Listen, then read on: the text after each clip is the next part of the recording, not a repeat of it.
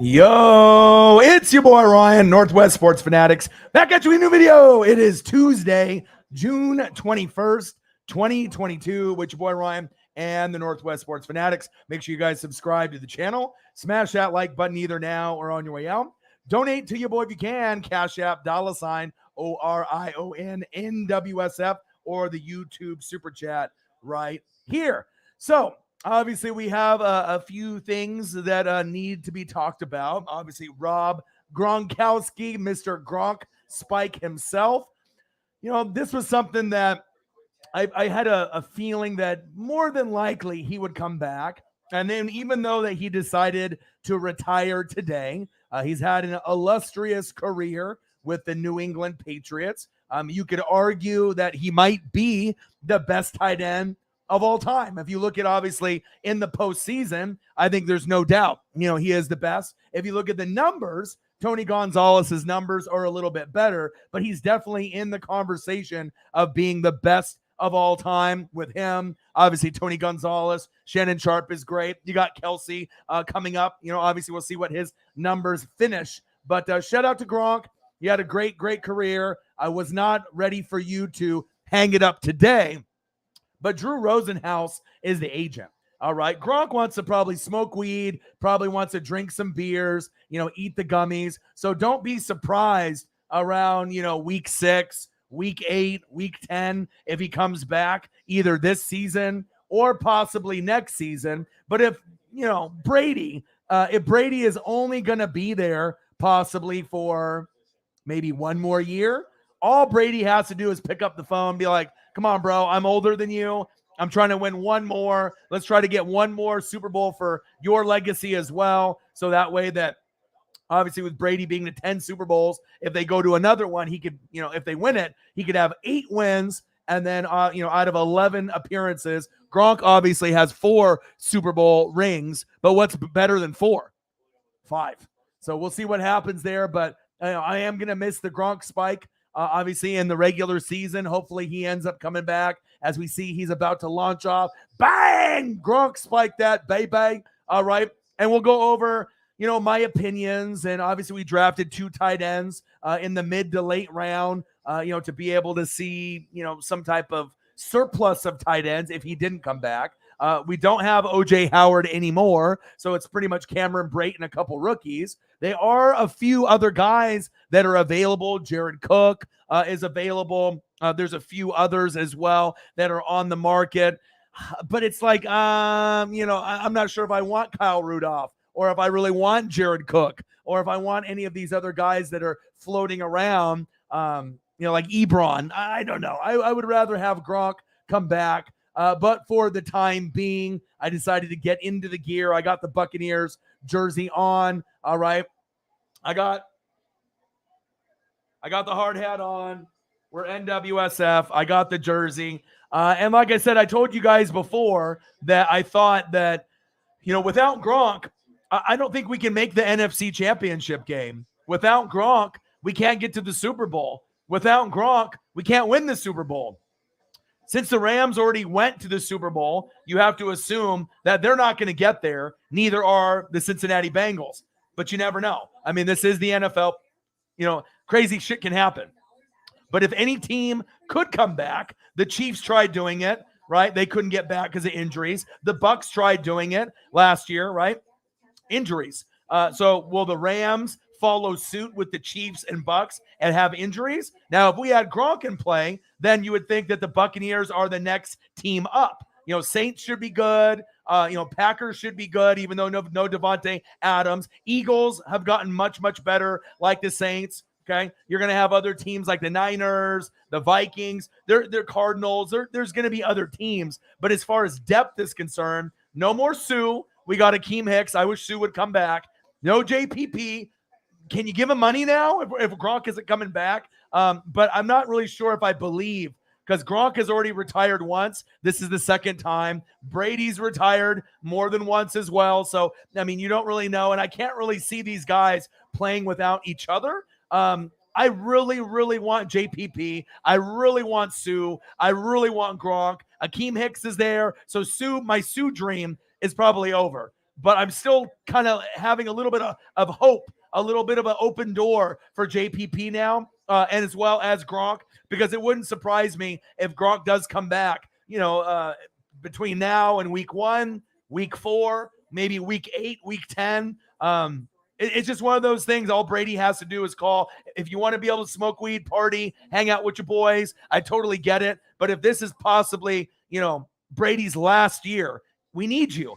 Even if you only get 500 to 800 yards and 5 to 7 touchdowns in the regular season, that's fine. But in the postseason, you are the guy that can get 1, 2, 3 in a game. And there's not a lot of check down guys that have better chemistry.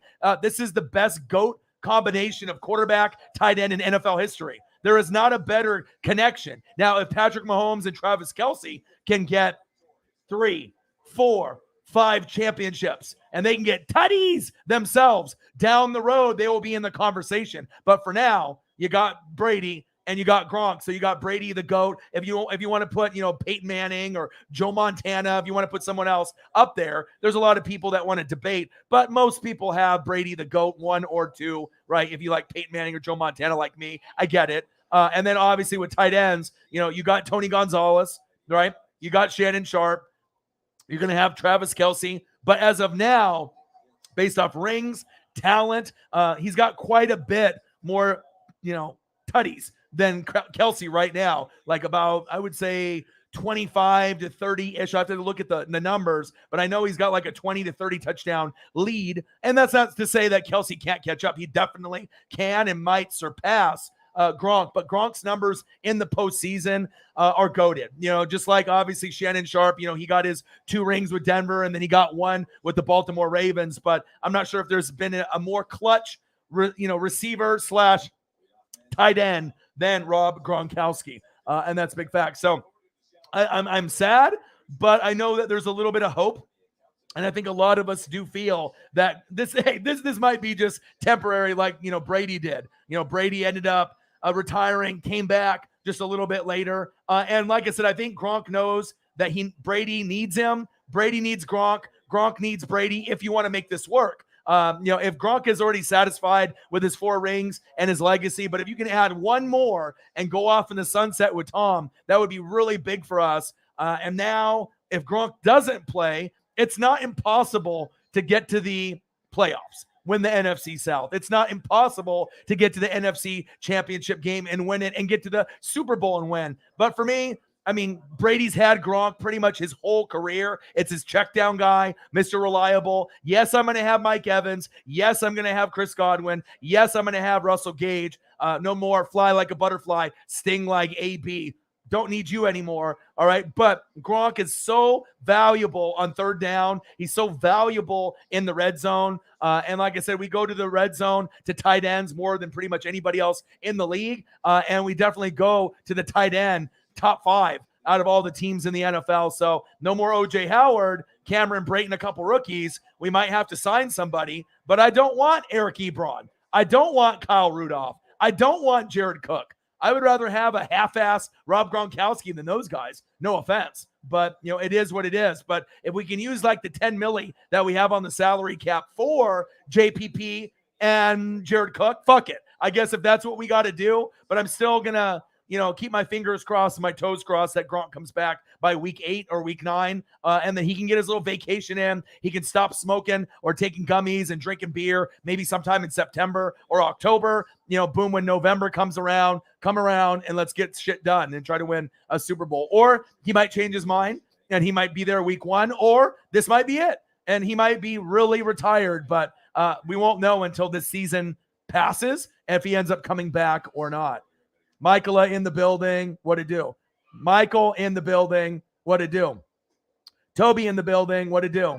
Sarah in the building, what to do? Let's get to 100 in donos. It's definitely the first day of summer here in Oregon, and we have not seen hot weather like this before. So we got about, it's nothing like you guys. You guys got the heat wave. You guys have 90, 95, 100, 105, 110, 120. We hit like 80, I think, today. So it's not anything what you guys obviously are used to. But for us out here, it's like, hey, it's the first day and we are going to get into the 80, 85, 90s. it's going to get pretty hot here in the next few days to few weeks, which is, I'm not sure if I like it. We have AC, thank God. I got it in the bedroom. The door is closed because of Paisley right now. I got a little fan here, but it doesn't really do the job. So hopefully I don't sweat too much. But at some point, this hard hat and this Devin White jersey might have to come off. And my Ric Flair, obviously, cutoff tee might have to be just worn with a regular hat. But we'll see. But I wanted to represent because of Gronk. NWSF in the building. Let's get to 100 and donos. That is the goal today. Let's get it. Michael is off for the next couple days. Awesome. I'll see you in here. And any kind of conversation that you guys want to have regarding baseball, all right? If you want to regard and talk about, NFL, your favorite team, the draft, whatever you guys want. But we'll definitely be talking about Gronk. And I'm watching right now the Mariners up 1-0 against the A's. Fucking A, we got to win. And I see that the Giants are up on the Braves 10-8 with bases loaded here.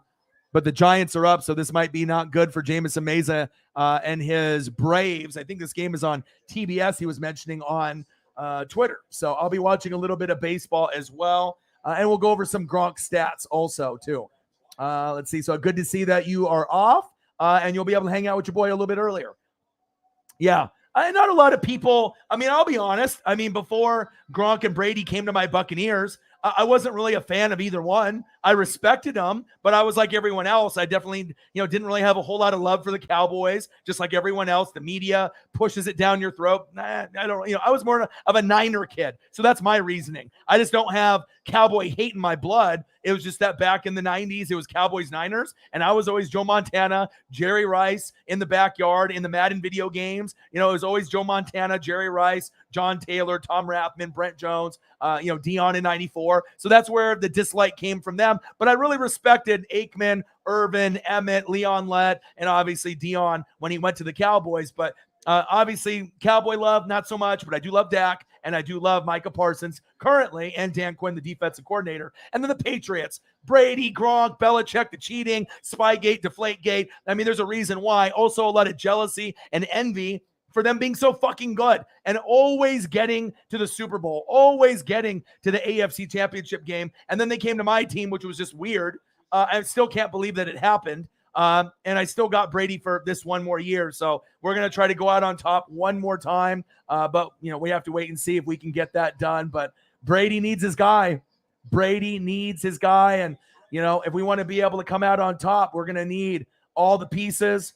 We want to be number one for one more year. After that, you know what I mean? If other teams want to get into the Lombardi mix, that's totally fine. But after this year, I don't really know how good we're going to be. We could end up being average. If we end up having Tannehill, maybe above average, we could be horrible. But shout out to Gronk with some of my favorite photos. Obviously, I want to showcase him in the Patriots. That's obviously where he started, as well as some of the Super Bowl matchups, as you can see there. And obviously AFC Championship game, Super Bowl, lots of the different patches that they've worn over the years. And then obviously my boy in the Buccaneers, in the pewter, together with Gronk, Brady together. And, I got to hit you up with the Gronk spike as well. Get it, Gronk. Bang. There we go, baby. And obviously I just want to have that feeling one more time. Tutties. Okay. But for now, it looks like it's goodbye for now, but I'm not sure if I really believe it. So let me see here. So it's funny how, though, I came to work just to be told it's my day. Hey, you'll take that, though, as long as you didn't have to drive too far. So you played $3 on video and got $10. There you go. There you go.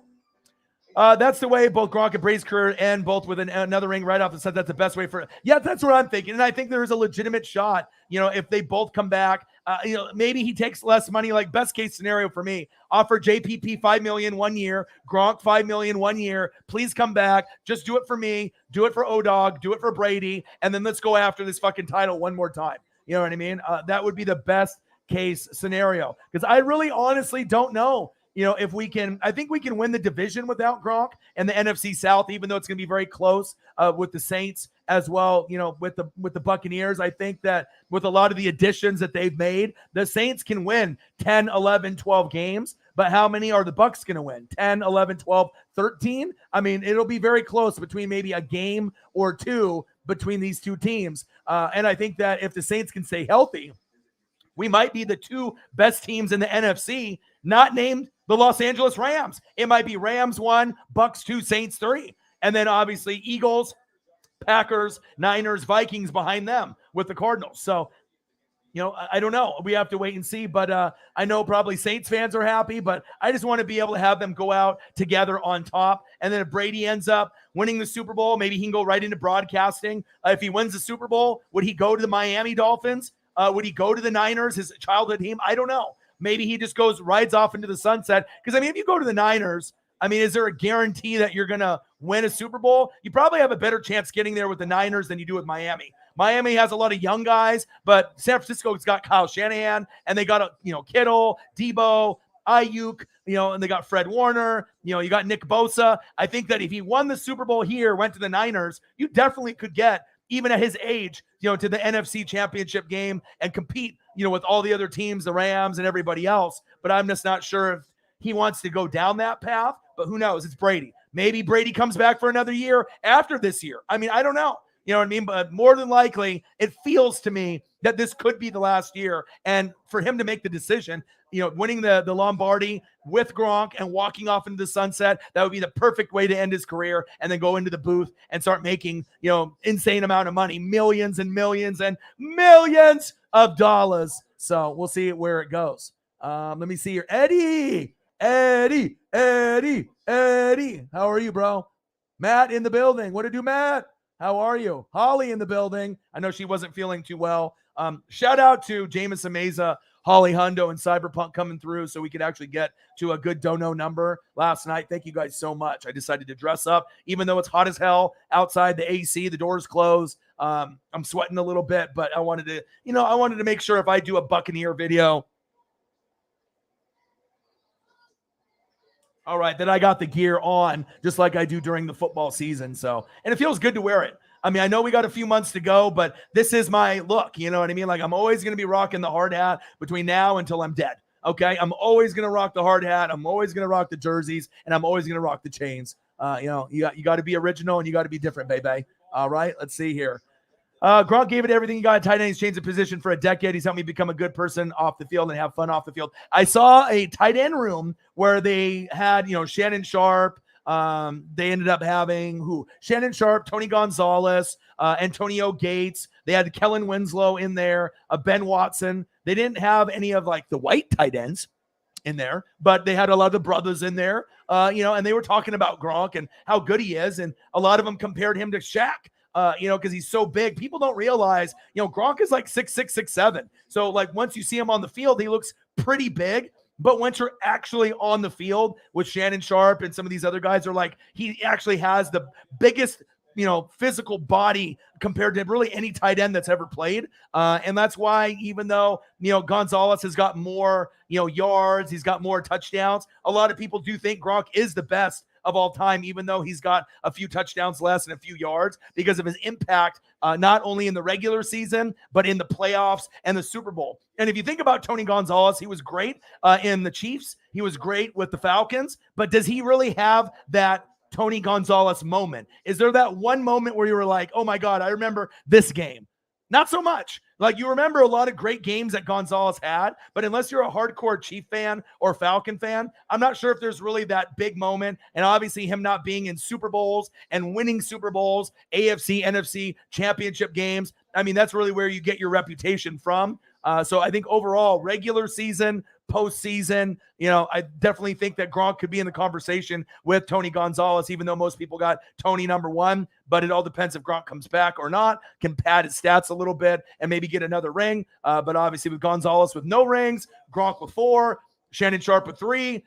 Kelsey's got 1. Kelsey's going to, go up the ladder board, but you could definitely argue Gronk is the best tight end of all time. And obviously Kellen Winslow actually changed the position because they were talking about him and Shannon Sharp when they got drafted. If they only got drafted by 3 different teams, Broncos, Cowboys, Shannon Sharp, and then one other team that kind of ran that style. Same thing for Kellen Winslow when they decided to, go to 12 personnel and to be able to use the tight end as actually a pass catcher instead of a blocker. So they took the fullback out. put another tight end in, and then you started seeing the evolution of the game because Kellen Winslow was saying that back, in his day, getting 20 to 35 catches was good for a tight end. Now if you don't get like 80 or 90 grabs and 8 tutties, you're a bum. So it shows you how far the game has come in the tight end position. So I'm not really thinking that this is goodbye, forever. Obviously Gronk wants to be able to make you guys believe, hey, bye, I'm gone, but I don't believe it.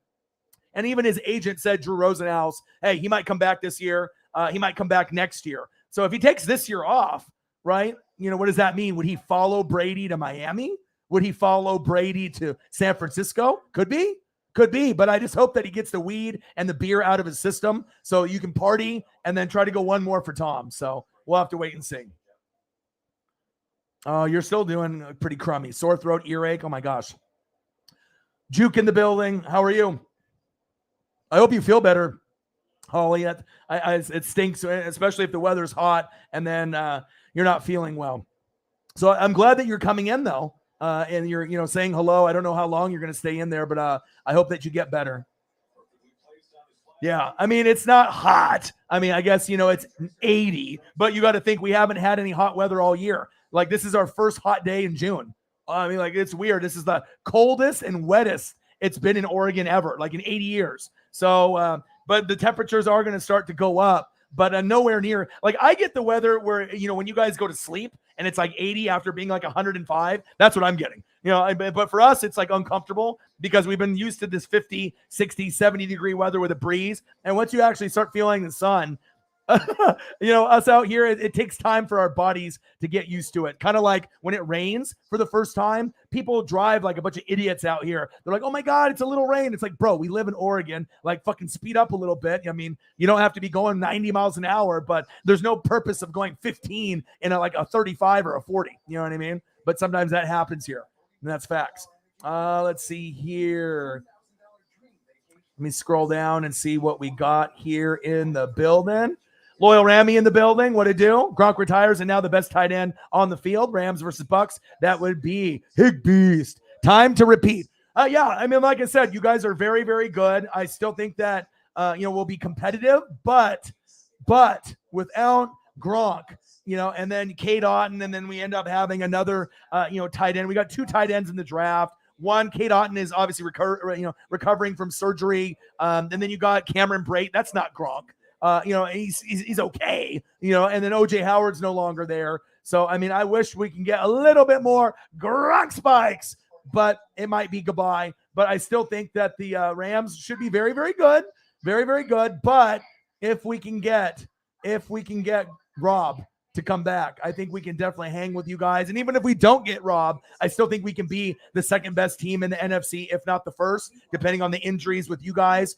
We'll see. Saints are going to be better. Eagles will be better, but I still got Rams and Bucs. As long as Stafford and Brady are there, you got to put them at the top. That's just big facts. Let me see here. Renee in the building. Cheers, kudos, and congrats. The Warriors, baby. I see you. I know, big win. Just make sure you get the Hennessy. The Hennessy. Get the Hennessy away from Clay. Anything is possible. And then he, was doing the Michael Jackson dance, and he knocked over that lady. Then he ended up losing his hat in the boat, and then he ended up dropping his one of his championship rings. Yeah, let's go. Life is good. Yes, I mean, you can't win it all, but definitely the West Coast is winning a lot. Have you noticed that? Dodgers, right? Rams, Warriors, the West Coast. They say it's the best coast. We do a lot of dominating out here. I just need to get some Oregon Duck love. And I have to, hopefully get Seattle, some kind of love at some point, The car thermometer read 100. Ooh, wee. Yeah, you're 80s. So I have nothing to complain about. So,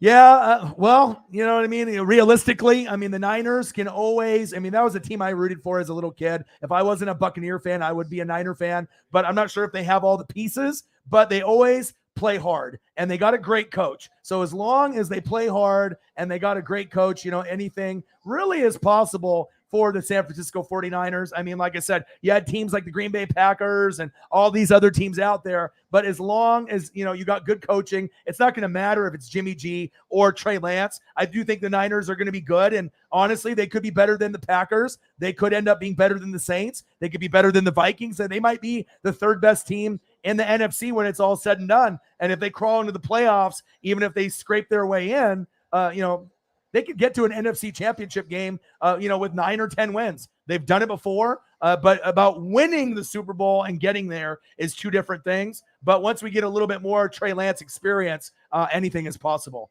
Or as Clay would say, anything is possible. So let me see here. I know I got a nice Nick Bosa for you that I'll throw up here for you.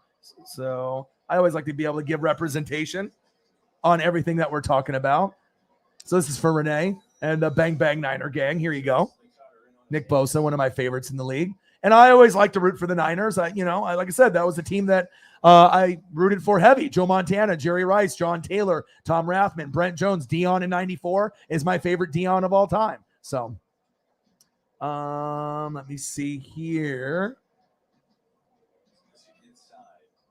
Nice. I did see everything on there. It looked amazing. I hope you had a great time. Let me see here. How hot was it? 91. Wowee. In Kansas, 97. Gosh, you guys are just getting it. And the AC doesn't work. Oh my gosh. That's crazy, bro. 85 in Maui. Look at Matt. Matt just living his best life in Maui. Wow. I wouldn't mind being in Maui right now. You had to deliver U.S. mail? Oh my gosh. Renee Cruz doing the damn thing. You can't afford it right now. Let's go over some of Gronk's stats here real quick as well. And obviously we know with Gronk, he's fantastic. And, you could argue he's the best. I mean, if you look at Super Bowls, he's the best. If you look at him in the postseason, he's the best. Regular season, right there with Tony Gonzalez and Shannon Sharp. Shannon's got 3 Super Bowls. Gronk's got 4. Tony Gonzalez has got more yards and more touchdowns than anybody, and he's been pretty much considered number 1. But Gronk is pretty fucking amazing if you really think about all the stats and everything that he's been able to put together throughout his career. So with Rob Gronkowski, and we'll go through some of the stats here. 4-time Super Bowl champion, all right? 4 times. 4 times an All-Pro. 5-time Pro Bowler. 2014, comeback player of the year. NFL 100th anniversary all-time team, and he's the highest graded tight end in PFF. Wait for it. Gronk spike in history. So what a career for my boy Gronk. All right, and I know I have some other stats here. 4-time Super Bowl champion, 4-time first team All-Pro, 5-time Pro Bowl, 92 receiving touchdowns, 3rd most by a tight end, most 100-yard receiving games by a tight end, 32. And obviously, I don't think there's been a more dominant tight end in the playoffs. I've never seen one more dominant. Shannon Sharp was good, helped them, with the Broncos and helped them, obviously, with the Baltimore Ravens. But there's been a lot of moments, like even the Super Bowl against the Rams, to get that big catch to help them win. He's always coming up big with big 3rd down receptions to be able to get shit done. So shout out to Gronk and his amazing career, even though I don't think it's over. We'll have to wait and see. Most TDs ever in a season by a tight end as well. That puts him over Tony Gonzalez with 18. 18 tutties. The most ever in one season. And then the best part about Gronk, where you could argue he's the best, he was the best blocking tight end ever. 6'6", big, beefy. I mean, he could play, tight end as a pass catcher, but, as a receiver blocker, I don't think there is anybody, even, you can go Tony Gonzalez, Shannon Sharp, all the tight ends, Kittle, Kelsey, no one blocked better than Gronk. So, what he did in the postseason, his dedication to blocking, all the numbers, obviously for regular season tutties, but his impact with Brady in the postseason, well, Brady wouldn't be what he is without Gronk, and Gronk wouldn't be what he is without Brady. It's like Jordan and Pippen. You have to have both.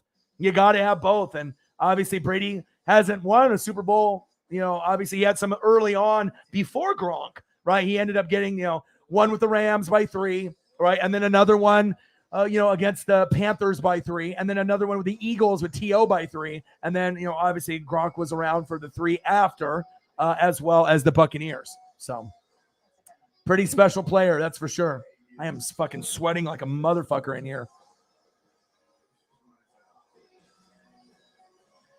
I might have to take this fucking jersey off at some point or another. It is hot, hot, hot in here. Message from a Golden Eagle in the building. What to do?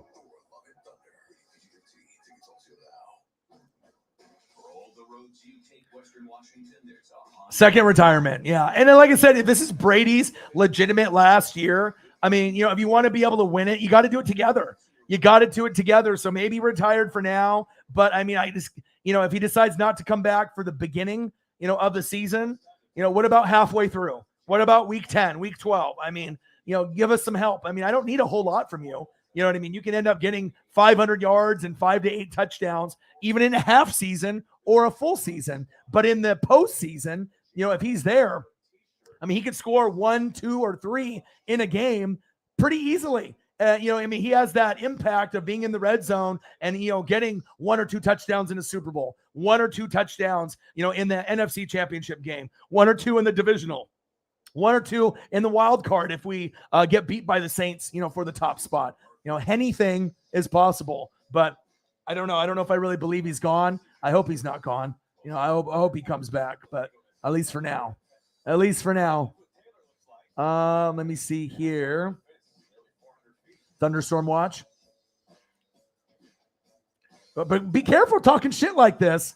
All right, the Rams retired Brady and Gronk. Get the fuck out of here. Fuck out of here, Loyal Rammy. Saying some bullshit comment like that. Fuck out of here. If we didn't get fucking injured, we would have beat y'all. You guys almost had the biggest collapse. I'm always pleasant, and I'm going to give you guys credit, but stop with the bullshit comment, okay? We didn't have AB. Godwin went down, okay? And then fucking Jensen, as well as Wirfs, were hurt. And you guys were up 27-3, and you guys almost fucking lost it. And we tied you. So, pump the brakes a little bit. Because if we would have ended up having one of those guys, we would have ended up beating you in that game. All right? 27-3, and you guys fucking collapsed. And it was 27-27. All right? And you're lucky that we went with that blitz, and then you guys ended up having that throw to Cooper Kupp. Fuck out of here with that comment. I hope you guys lose, and I hope we beat you in the NFC Championship game. All right, you got your Super Bowl. That's all fine and dandy. All right, but I'm trying to go for one more with Brady. All right, fuck out of here with that. Fuck out of here with that, Loyal Rammy. You already got your Super Bowl. You already got yours. And I got mine, but I want one more. And I know you do too. 5-2 Cardinals. There you go. I did see that. Seahawks pursuing Gardner Minshew. Better than Baker Mayfield. Better than Baker Mayfield, for sure.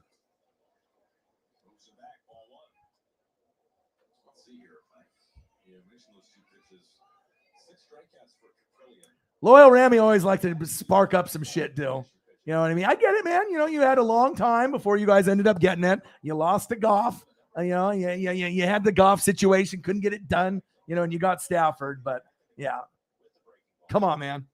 Come on, Loyal Rammy. Yeah.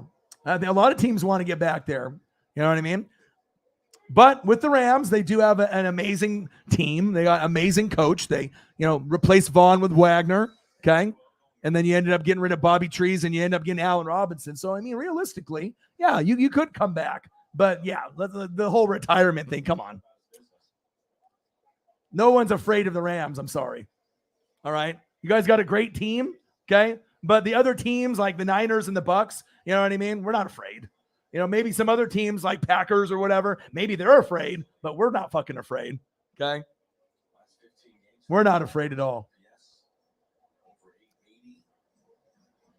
But I do want to be able to see Rams and Bucs in the NFC Championship game. I need payback. And like I said, they were 100% full strength, and we weren't, and we only lost by 3. So that really shows you how good Brady really is. With that team, it's not like you guys beat us 27-3. Okay. It's not like you beat us 27-7. It's not like you beat us 27-10. All right. We were down 27-3. all right, with 4 key guys hurt, and we came back 27-27. So remember that. Remember that. And,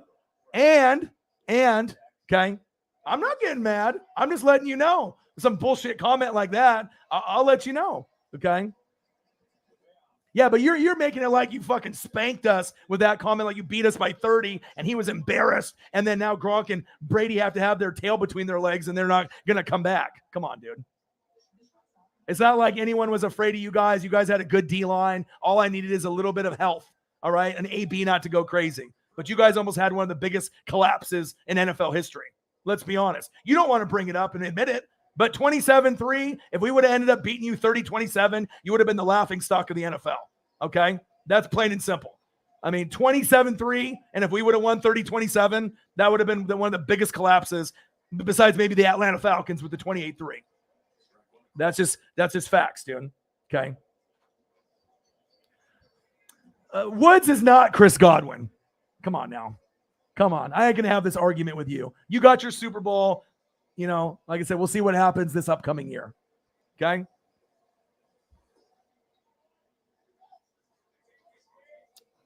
All right, we got A's and we got the Mariners. Mariners up 1-0. J.P. Crawford at bat. Gronk retired, but like I said, I don't know if it's going to be legit or not. But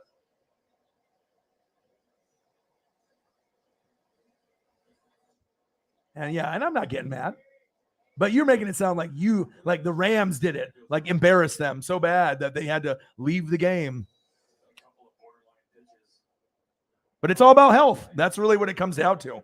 It's about being hot and healthy, okay? If you can be hot and healthy in the right time, that's what happens. Chiefs did it. They were hot and healthy. The Bucs did it, and the Rams did it. So if you end up having most of your key guys, especially your powerhouse guys, and they're healthy, and you go 4-0 in December, you have a really good shot to, use Uncle Mo and go all the way. So, but we'll see what happens. I mean, without Gronk, it's going to be tough. I know he's old, but I definitely want a rematch. And I don't mind, what we get, but we'll see. We'll definitely see. Jameson, did you end up watching the Braves and the Giants? Did you watch it?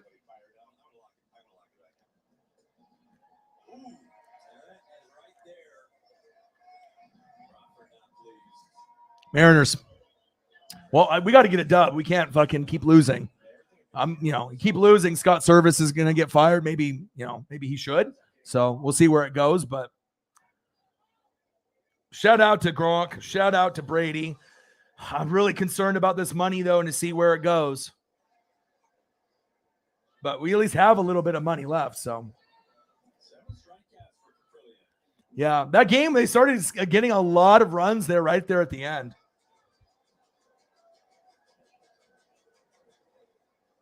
But we'll see where it goes. Gosh, it's so fucking hot in here. I'm just sweating like profusely in here. But shout out to Gronk, man. Great career. Still, people are going to put, Tony Gonzalez won. But, I mean, I guess if you're doing it based off what you did in the postseason, what you did in the big AFC, NFC championship games and Super Bowl, I mean, no one's better than him. But if you're looking at overall stats, Gonzalez has got, a higher number. Obviously, with the touchdowns, the tutties, and the yards. But I'm just trying to think of, like, with Tony Gonzalez, if he has that one defining moment. Do you remember a defining moment, Holly? Do you remember a defining moment for Tony Gonzalez or Falcons fans?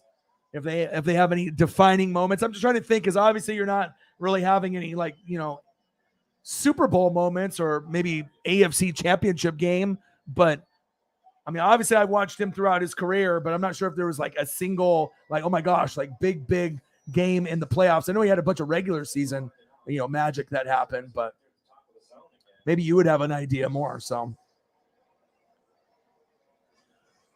that's a good question. I don't know. I mean, obviously the fans aren't showing up, for the A's. They don't want to put any money in. So it's 1-0 top of the fifth. I mean, they have, like, let's say 20 to 40,000, capacity. It's like they have like a couple thousand people there. Usually they show the crowd, and look at that. Like I'm watching right now, there's nobody there. Like open. There's like 5 or 6 people in the first 2 rows, and then literally like 1,000 seats that are open. Like they don't, they're kind of boycotting their team because if the owners, it's the one thing to do the money ball thing and do stats and analytics, but if you're never pumping money to win, and you know what I mean, then why are you paying money to support a team that's not trying to win? You know what I mean? So there's a lot of teams that are at the bottom that aren't, especially if there's no salary cap. I mean, you just got to get some millionaire, billionaire people. Like maybe if we could end up getting Phil Knight, if he bought the Blazers and maybe could take over for Seahawks and maybe get some Mariner, love in there as well. But I mean, obviously Nintendo, obviously with some of the Japanese corporate America, they own some of the Mariners, but they don't have big guys like Magic Johnson or a bunch of millionaire billionaires pumping in money to the Dodgers like they do. I hope that one day Seattle can get some big names, but we don't really have room for a ballpark here. You know what I mean? Like, I'm not sure if there's really a land, we got, you had the Moda Center and you obviously had a Memorial Coliseum, but I'm not really sure if we even have the land space for, a professional park, you know what I mean? But I know that if we did have the A's and they did come, I know people would definitely go, we definitely would sell out and a lot of people would come to see the other teams, mob through, to Oregon, but we'll wait and see. But I don't know. I don't think I see it happening, but I wouldn't mind it. So.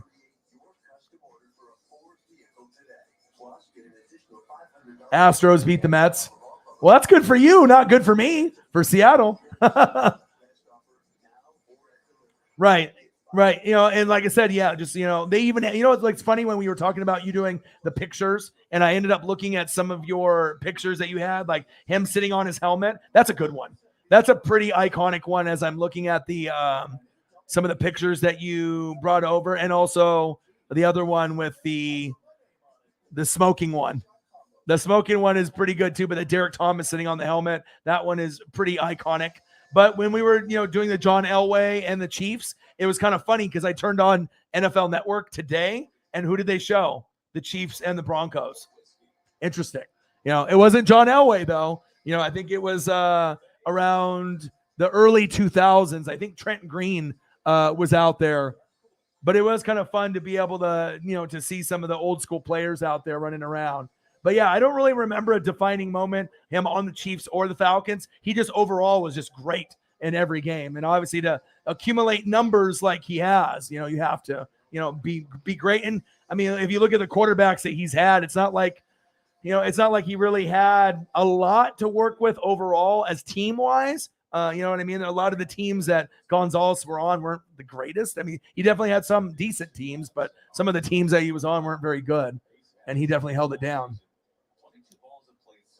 Yeah, and it's obviously that basketball, type style, him and Antonio Gates and, being basketball players. And I watched him at Cal, Gonzalez, and he could post up pretty well. And he definitely used his body to post up and kind of get position over some of the safeties and corners and linebackers that were trying to guard him for sure.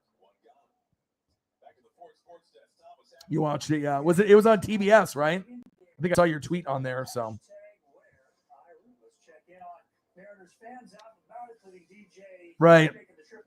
Right. Remember when you had Dwayne over the rainbow? Oh, Dwayne Bowe? Man, just thinking of like some of the older.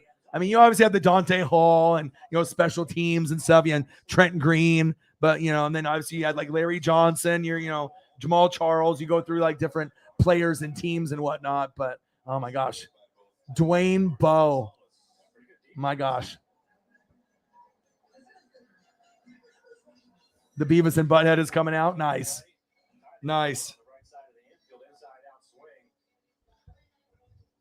Yeah, but Paisley still got the cone on her head.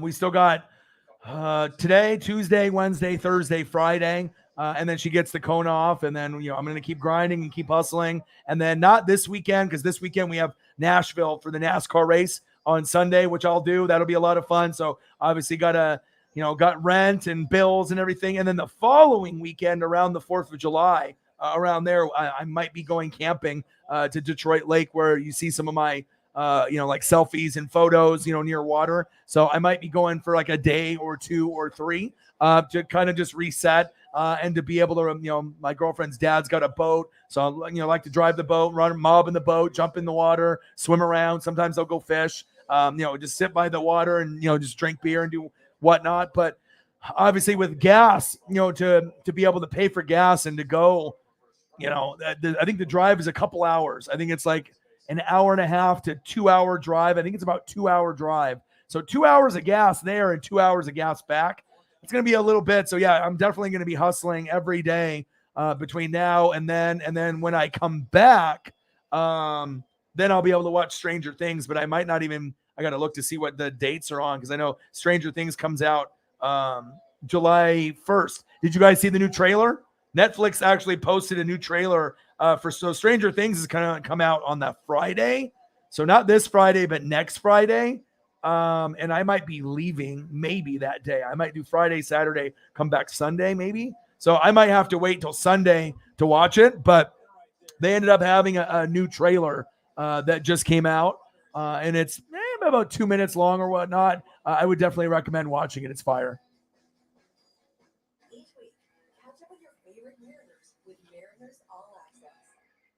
Damon Heward, Brock Heward's brother or cousin. Was it brother?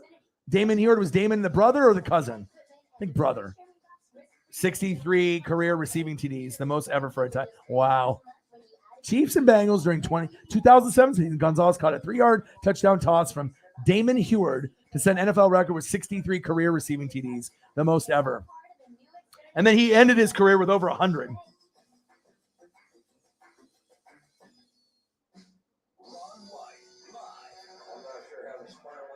Yeah, I mean, she's starting to, I still worry, though, because sometimes she's jumping off the couch on the bed. Sometimes she's like running around, and I don't want those, stitches to come loose. And I know there's probably going to be some crustiness there just because of it healing and whatnot. But it just still makes me worry that I think she was a little bit too active.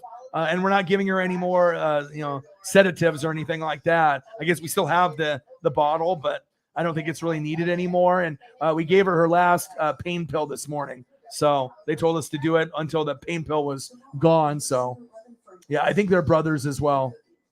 Nothing on the Cash App just yet, but we'll get there. We'll get there for sure. And then we'll see probably Cyber in a little bit. But in the meantime, we're going to hang out and have a good time. Any questions you guys want to talk about? Just wanted to obviously, we talk about Gronk obviously leaving. But I think most people, I would say most of America is probably 75% he's coming back. Now, he can say he's retiring, but like for sure, like forever, like I don't know if anyone really believes that. You know what I mean? Especially when we're a top 2 team in the NFC and maybe a top 4 team overall, with Rams, Bucs, and then Bills, and then another team, whether it be Broncos, or Chiefs or Chargers or Bengals, whoever that second place team is going to be in the AFC. But a lot of people think, Buccaneers with Brady, if Gronk is there, Rams, Stafford, Cooper Kupp, Aaron Donald, and then Josh Allen and the Bills. I think most people have those as like the top 3, going in. And so that's why I was really hoping, to be able to see a Gronk spike one more time. And then, it's goodbye for now, but maybe not forever. I guess we just have to wait and see. We just have to wait and see. Yeah, old school games are awesome. I still have VCR and VHS and all kinds of stuff. Like I just got a Julio ball and slammed a beer. Julio is up. 267, 8 homers, 30 ribbies. Come on, Julio. Anytime Julio is up, everything pauses in my life. Come on, baby. Come on, dude.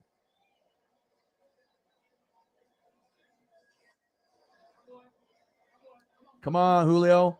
That's like the one guy, it's must-see TV for me. You got Mike Trout. You got Aaron Judge. There's certain guys that, Mookie, you get there. But Julio is our guy. Our team sucks, whatever. But at least we have a superstar now. You know what I mean? It's nice to be able to like, okay, every 10 to 20 years, we'll get a superstar. It was Griffey. Then you had Edgar, right? And then you had Ichiro, Randy Johnson, and Griffey at the same time. Then you had Edgar in the same era too, and then you had Ichiro, and now we have Julio. and it's exciting, man. And like I said, I'm gonna have to buy one of these rookie cards of his, sometime in the next 6 months. Spend about 100 or 200 on a PSA 10, 2019 Bowman Chrome, and just buy it and just take the hit with the money. When maybe in football season when the money gets a little bit better with the donos, I can put a little bit away and just for an investment piece instead of investing in Bitcoin or stock, and then just watch him get better and better. Let's go, Julio.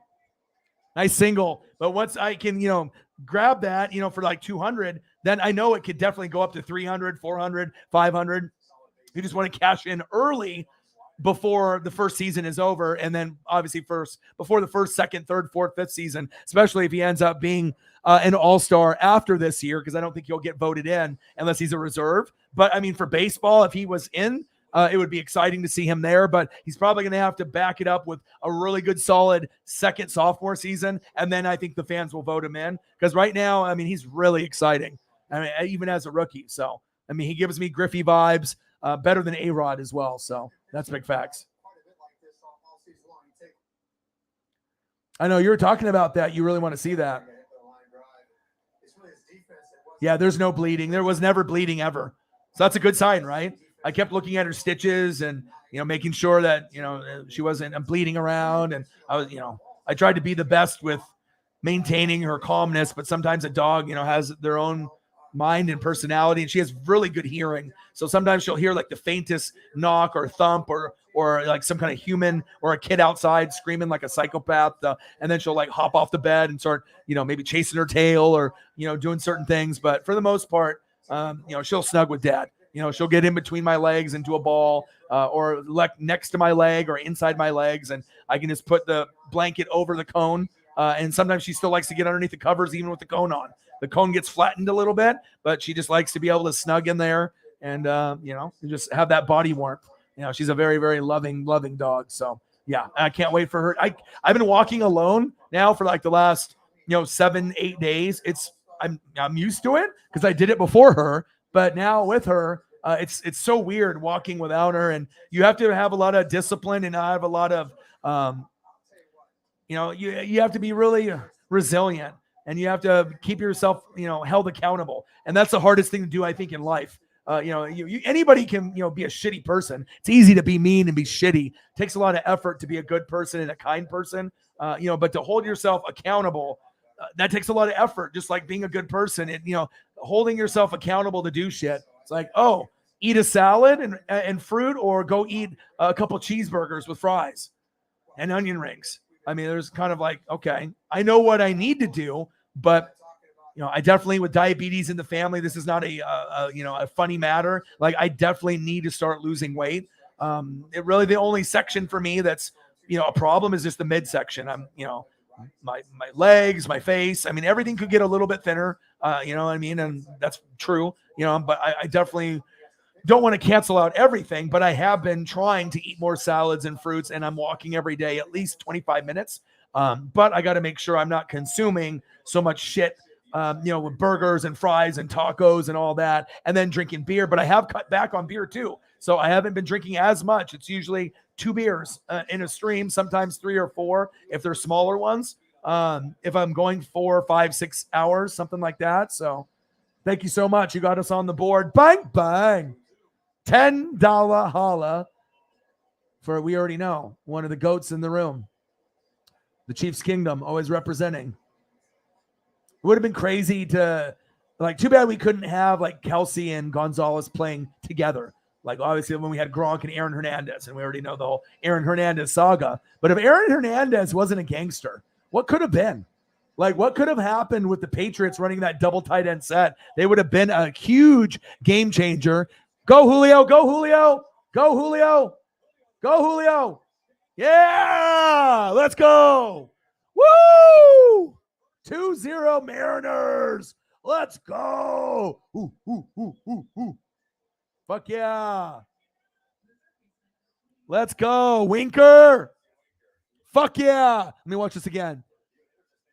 Boom. Who did he think he was? Todd Van Poppel? Get out of here. I saw a little clip of Todd Van Poppel. But when I was a kid, I remember getting his rookie card like in like 88, 89, 90. Go, Julio.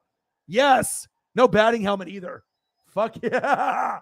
I got to stock up on Julio cards, man. Like, and it's cool for me to be able to get back into the card game because, like, it's one of those things when you buy boxes, you lose money. When you buy packs, a lot of times you lose money. So I usually just do rookie cards. So I just do strictly rookie cards because then I know I am going to get, whatever I decide to invest in. If I invest in a $10 card, they might go up to 15 or 20. I invest in a $40 card, it could go up to 50 to 80, unless it's graded like that one that's $225 at the card shop. If I can end up getting something like that, that'll definitely go up in value to probably $400 or $500 or more. They even had one that was $1,800, a 2019 Bowman Chrome. I think it's serial numbered, but it's $1,800 is what I mean. I don't have that much. But that kind of card that's worth 18 might end up being worth 10 grand in like 4 years from now if he ends up being like Griffey. So the card market is definitely crazy. And hey, I'm trying to get my dad's already in it, but giving him something like this as a present definitely probably got the wheels turning a little bit. But shout out to Holly Hundo, always supporting the channel. Chiefs Kingdom is the #1 supporters of the channel by far. And obviously Fly the Eagles fan base. Definitely support Saints fan base and a few other fan bases too. Shout out. Appreciate you guys very, very much. And now we get an appearance from Tommy, Mr. Townsend. Any donation Holly goes with a $5, a $10, a $20, a $50, a $100, you're going to get Tommy, even if it was $1. You got to have your daily ounce of Mr. Townsend. Like your day's not complete if you don't see Tommy pictures. Plus, you're not going to see him anywhere else. Off the wall. Go, go, go. Let's go.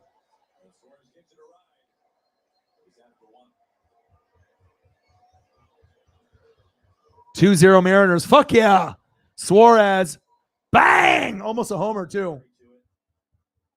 I don't have a whole lot to cheer about when it's the Mariners. When it's Mariners, Blazers, it's usually misery. You know what I mean? A long time for the Buccaneers, it was misery. So.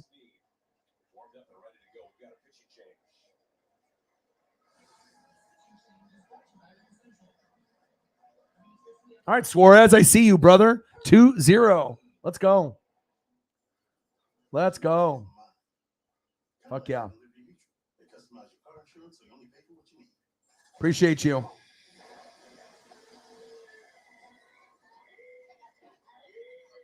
Bang, bang. Holly with the tenor. Appreciate you very, very much. Bang, bang. And obviously we had Mental Health Monday, and mental health is every day. So make sure you guys are doing the right things to keep your mental health up, okay? You got to get out there and get outside. And like even when it was hot, you know what I mean? Like when I went for my walk, it was still like 5:30, 6 o'clock. It was hot, still at the hottest part. But you got to push yourself. And sometimes if you need to hold yourself accountable and get that workout done, get that fresh air, get that exercise, listen to that music, go for a car ride, but not too far because gas costs a lot. You know what I mean? So, but sometimes you got to be able to have those little breaks. That's for sure. Got to have a balance. $10. Let's get to $100. Let's do it. Yeah, that it's got to be but I guess, if you are eating salads and fruits and you're a psychopath and you work out and lift weights and you do like 1,000 sit-ups a day and 100 push-ups and you're doing curls and you're running 5 miles a day, you probably are okay eating salads and fruits as long as you got a 6-pack or 8-pack that you can jiggle around and flex in the mirror, right? You see in like 4-pack, 6-pack, 8-pack, 10-pack, 12-pack, and we're not talking beer, all muscles. You probably are like, I don't even need that shit. I don't even need, you probably are, your mind will probably be conditioned to that point where you don't want to lose a pack. If you got 6, you don't want to go down to 5. You want to move it up to 8. So I imagine some people have crossed over to the dark side, right? Like with Star Wars, you crossing over to the dark side, eating salads and fruits. But you do feel better when you eat them. I know I do. Because it's like when I eat a burger or I eat the carbs, it makes me lazy and kind of feel like shit after. Like sometimes I'm like, this is good. But then I was like, all right, I'm going to have to go to the bathroom here probably like an hour or two. And who knows what's going to happen, especially if it's Taco Bell. Okay. Tasty going in, problems coming out. Okay. You know how that goes, right? But whenever I eat like the fruits or the salads, or if I get the mixed bowl fruit at like Safeway, you pay like $6 to $8 and you get cantaloupe, pineapple, blueberry, strawberry, raspberry, all the berries. All right. And you get them in there. That's actually pretty good because I can snack on that. And that's going to be healthier than me than eating a cheeseburger every 6 hours. Right. Even though the cheeseburger will probably taste better. But fruit actually, I mean, when you don't have it in your diet that much and you start eating it, it definitely tastes great, because it's one of those things. If you ate it every day, then it would probably lose a little bit of its luster. And then the salad, I think it's just, you have to have good dressing and you got to be able to have a little bit of toppings in there, but you can't have too much to make the salad unhealthy. It's like you have a salad, but then you have all kinds of chicken and all kinds of extra stuff, cheese. Then you got to have something. But I do a Santa Fe salad and it's got corn, chicken, and then Monterey cheese and then cheddar, not a lot. And then it's got a nice Southwest style, like dressing. And it's not a big portion, but it definitely will hold me over for a little. But sometimes I'm still hungry. And then I'm like, okay, what am I going to do? Eat a popsicle, because I was on a popsicle diet for a while. Like what I was actually doing, I was walking, 30 minutes to an hour a day. And I was consistent with it, right? And then whenever I got back, instead of eating or, besides drinking water, I would eat popsicles. So I would just get the double popsicle.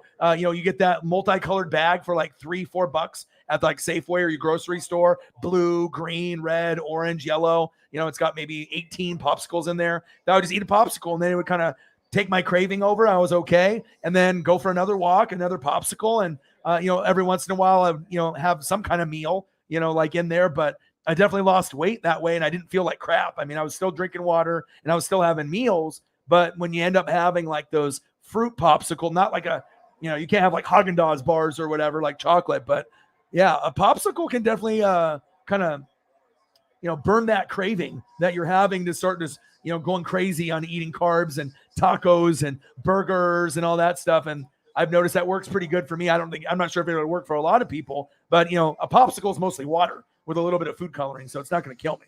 So $10 from one of the GOATs, one of the greats. And the best part about Holly is not only is she a really honest and like just a caring person, probably one of the most caring people on planet Earth, but just the conversations are always great. It's never a boring stream when she's in your stream, whether that's on the Grossi Posse, here on NWSF, or on RGR, or on any of the Chiefs, Kingdom streams that she's on. And I do really applaud you for that. It's uplifting. You know what I mean? It's like if I was going to have a co-host or have someone, I would want someone that can, have that vibe and have that conversation. You know what I'm saying? People would like to see you talk.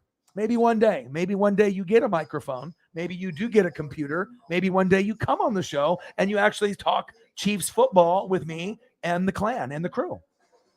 Something to think about, because we're going to have Brute Sane on. We're going to end up having Birdman 951, but I definitely do want to be able to have some of the fans, on, throughout, this upcoming season. And like I said, it doesn't have to be for a long time. If you're shy, you could be, 5 minutes, 10 minutes, but I think it would be good to be able to get, different perspectives, from fans that I'm close with, based off their team, a little, Chiefs insight for an insider, someone that reads or watches film like me or similar to me, or is always on their team. Cause you know how the hardcore people are. They're always reading about their team every day. At least I am. And I know a lot of you guys do too. You want to see, okay, all right. How are the rookies doing? All right. Are they making some good ground? Is McDuff doing big things? What are we getting out of Sky Moore? I know he's wearing the corner number, but let's get past that.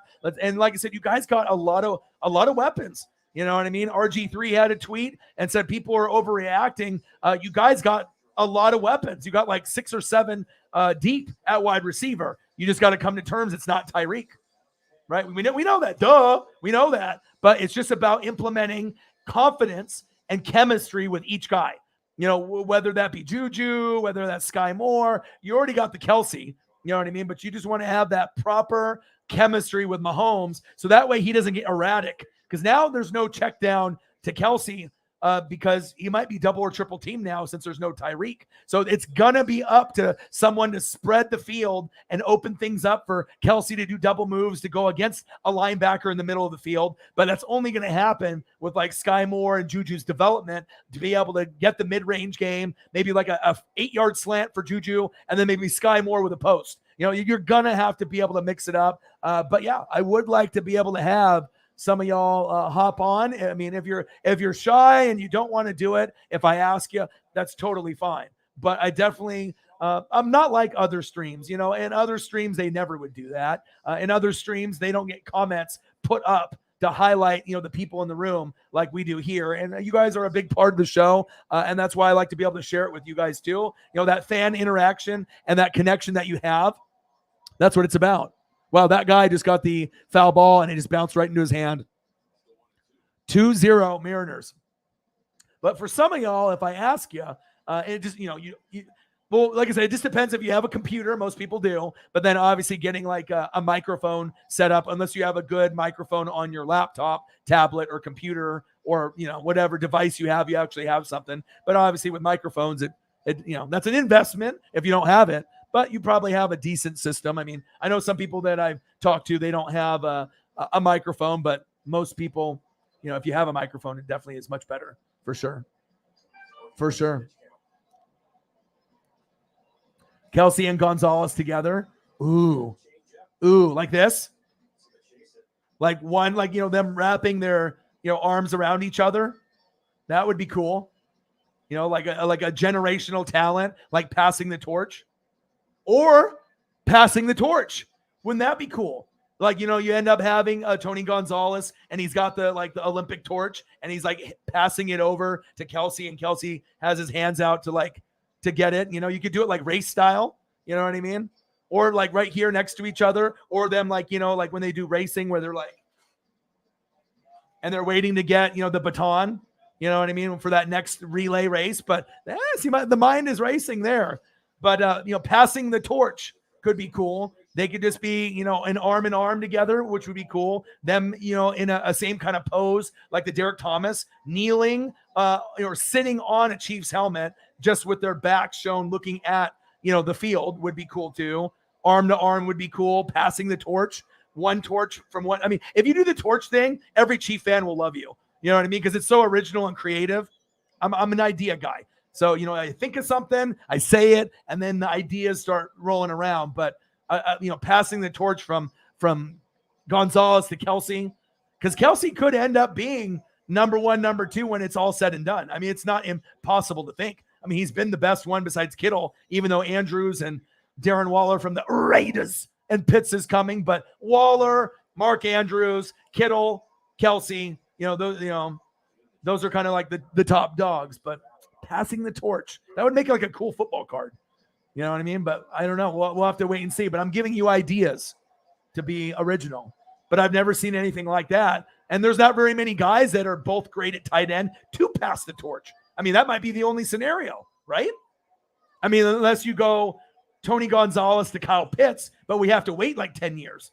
We have to wait to see what Kyle Pitts is, if he actually is top 5 and he ends up being like a freak phenomenon. Then you could do a Falcon one, but not yet.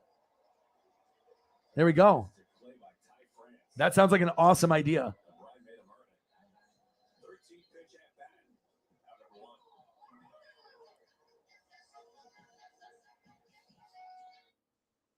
It's all good, Juke. What up, Jake? He said, I'm gone. Whiskey.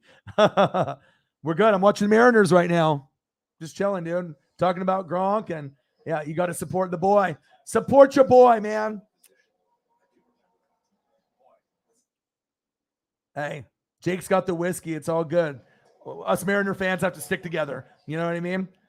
He's probably happy he actually found another person that actually is still doing it. You know what I mean? Like, and it's crazy. I saw a tweet from a writer in Seattle, and it was going over. I see some Cash App donos in here that I didn't even notice. I apologize. I'll get to those here in just a second. But I did see this article from this angry, disgruntled Seattle hardcore fan, right? And it went over all of the Seattle titles division titles, championships, and some of these teams have been created after the Mariners, obviously. And literally every team in Washington, soccer, baseball, football, basketball, everyone, has like accomplishments except for the Mariners. They literally have 0 and 0, 0 and 0. Like I was like, my gosh. And it was from a certain time point. I'm gonna see if I can find it in here, but I was like, gosh, man, that's like, I see where this guy is, why he's angry, but here it is. List of accomplishments by Seattle pro sports franchises, Seattle, since the Mariners last made the playoffs since 01. So we haven't made it since 01, okay? And this guy says, it's understandable if Mariner fans refuse to be a fan or stay patient anymore. All right, listen to this. This is kind of depressing. So let me put Julio up at least. So that way it's not as depressing. All right. Okay, let's go. All right, so Seahawks. And I'll get to the Cash App, and I saw another donation in there. I'll do that real quick. So Seahawks, let's see, 9 division titles, 14 playoff appearances, 1 Super Bowl title. The Sounders, who's soccer up there, 13 consecutive playoff appearances, CONCACAF Champions League title, 2 MLS Cups, 4 U.S. Open Cups, 1 Supporters Shield. Soccer people, you know what that is. The Storm, 17 league appearances, 4 league titles. I believe that's WNBA. The OL Reign, 2 Supporter Shields, 5 playoff appearances. Seawolves, 3 playoff appearances, 2 MLR titles. Silver Tips, 15 playoff appearances. T-Birds, 13 playoff appearances, 1 WHL title, which is like AAA baseball and hockey. So under the NHL is the WHL. The Portland Winterhawks are in that division as well. And then very last but not least, Mariners since 01, because obviously in 95 and 97, we were pretty good, as well as 01. But since 01, Ichiro's rookie year, 0 division titles, 0 playoff appearances. We have the biggest slump out of any team in major league sports, like baseball, basketball, that's not good. You know what I mean? And of course I got them and the Blazers and then the Buccaneers, but thank God we got good. And then the Ducks at least give me a little bit of a positive light. But isn't that crazy? That's crazy. Let's get to some donos and let's take care of that because they probably donated like an hour ago and I'm an idiot and I just noticed it now. So thank you guys so much. All right. So it looks like one of them was about 14 minutes ago and then another one was about 10 minutes ago. Shout out to Holly Hundo with a 20, as well as my boy Eagles John with a 20. Thank you guys so much. That's going to help out tremendously with bills, gas. I mean, I'm going to have to really work hard. I might have to work harder than I have on the channel this month and next month. Like I might not be missing any days unless I go on vacation, or I'm sick. Like I'm really going to try to grind it out. That's big facts. I'm just going through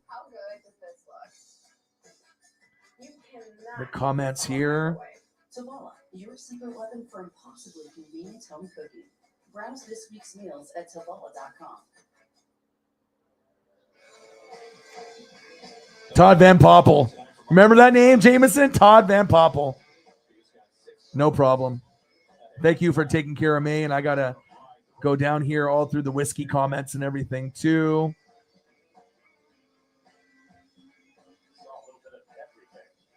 Oh, yeah. You just got to keep with it. Keep practicing. Keep with it. I can't wait to see it. Show me, too. Pizzle. Hey. What to do, dude? How are you?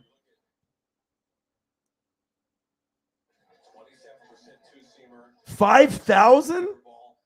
5,000? 5K? So what do you do? Do you do like 1,000 a day, 5 days a week? Like every day you do 1,000? Like you're just that dedicated to your stomach that you're going to do that? If you do that, then you can eat whatever the fuck you want. If you're jogging, eating, doing, you can eat whatever the fuck you want if you're doing shit like that. But most people won't do that. So I did have a point when I was in my teens and 20s that I was like that. But I don't think I did that much. Maybe 1,000 a week. Maybe overall over 5 to 7 days, 1,000 to 2,000 maybe, but never that much.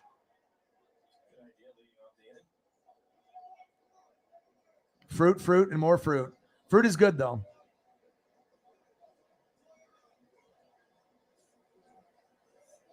Go off feel. Working out is big. You got to do at least 20 to 25 minutes.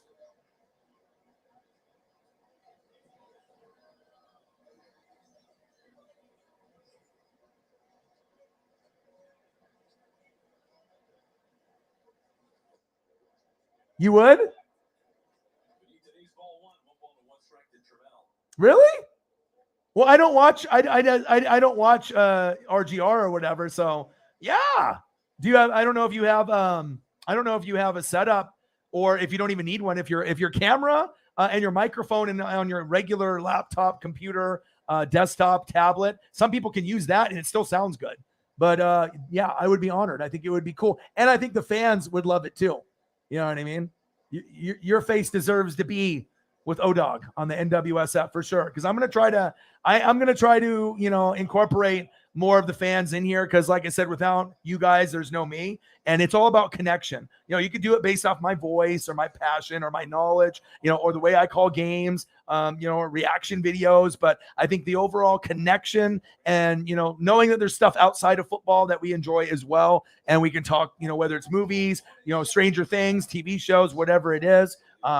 But that bond and that connection is very, very, very important. And I want to be able to showcase as many people's comments and as much as I can on the channel, as long as I have the right people that are going to be professional. I can't have my, stream get taken down or get some kind of strike or some kind of ban or whatever. But if I was going to ask people, obviously I know that they would not go overboard. So, but yeah.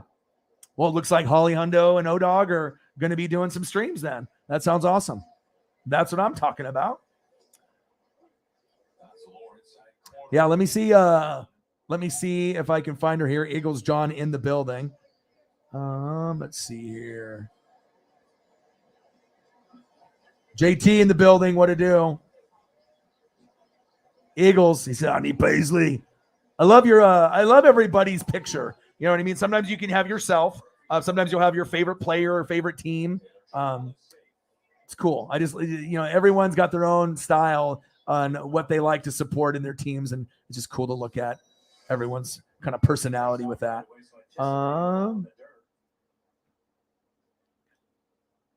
See, I should be one of those guys in a boardroom though. If they're looking to make like action figures, what kind of poses, you got stuff on your social media team that you want to be able to bring out. I mean, I feel that, there's just certain people that are idea people, and you might've been one of those people as a kid. Sometimes people participate, in class, but they're not really doing it the right way. But yeah, I think I've never seen it before. I'm always thinking about stuff like that, or like Sports Illustrated, or a football card, or a picture. What would I want to see? What would make me look like, ooh, like I want that. You know what I mean? But I think that if you could do it, the passing the torch, you just have to figure out what pose, and if they have their helmets on or if they have their helmets off, and him passing the torch, from one tight end to the next. I mean, that could be a football card. That could be on the cover of Sports Illustrated, but you're probably not going to get that until Kelsey, like, let's say you guys win like 3 more Super Bowls and Kelsey's, been playing for a long, long time. And then it would make sense, because then it would be like maybe Kelsey at that point is the number 1 tight end. Or you're just doing it from chief legend to chief legend, passing the torch in that regard from back then to now. But I mean, there is a chance. I mean, if you guys can get to 4 Super Bowl rings, there is a chance that people will be talking Mahomes and Kelsey right there at the very top with everybody else. You just need to get a few more to get up there, because you're already going to be getting the love. Like if you never won any more after this, like just a one, you're still going to go into legendary status. But every Super Bowl you get after this one, it keeps growing and growing, and you start surpassing some of the other people, maybe catching up to Shannon Sharp and getting the 3, Super Bowl wins. Obviously that he had 2 with the Broncos, 1 with the Ravens, and then getting Patty Mahomes some more championships too. But I thought so. I thought that would be something that you would like. You see how my brain works?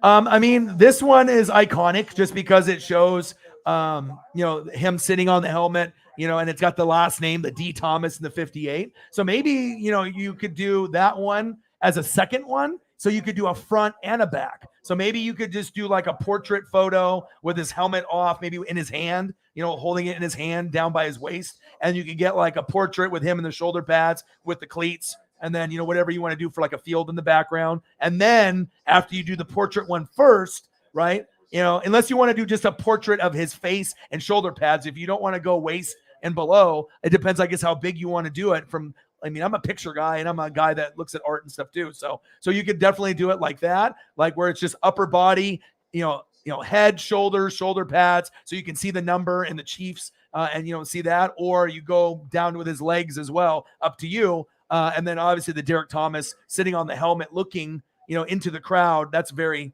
iconic as well. But I think that if you like the face portrait, or if you just want to do his face, face and just a little bit of shoulder, so you can see a little bit of like number on the shoulder pad and do mostly face, or all face. I mean, you could do that too. I think that's a great idea for sure. All right. I need to put in some more donos in here at the bottom. I got ideas for days. Just like with the Coca-Cola can that Cyberpunk is working on for the winter. It's actually working for Coca-Cola, and they have to have some idea, and you can't use the polar bear theme. Why not penguins? Why not wrap Christmas lights around the Coca-Cola cans? Like for the artwork on the can. I think that would be very unique. It would be very special. They could market it that way. And I think it would do big, but we'll see. We'll see if he ends up recommending that as an idea. I told him if he recommends the idea and they go along with it and they actually do the can, I told him to autograph the can and send it to me. Cyberpunk 53, and then send me the actual finished product. And then I just keep it on my desk here as a souvenir.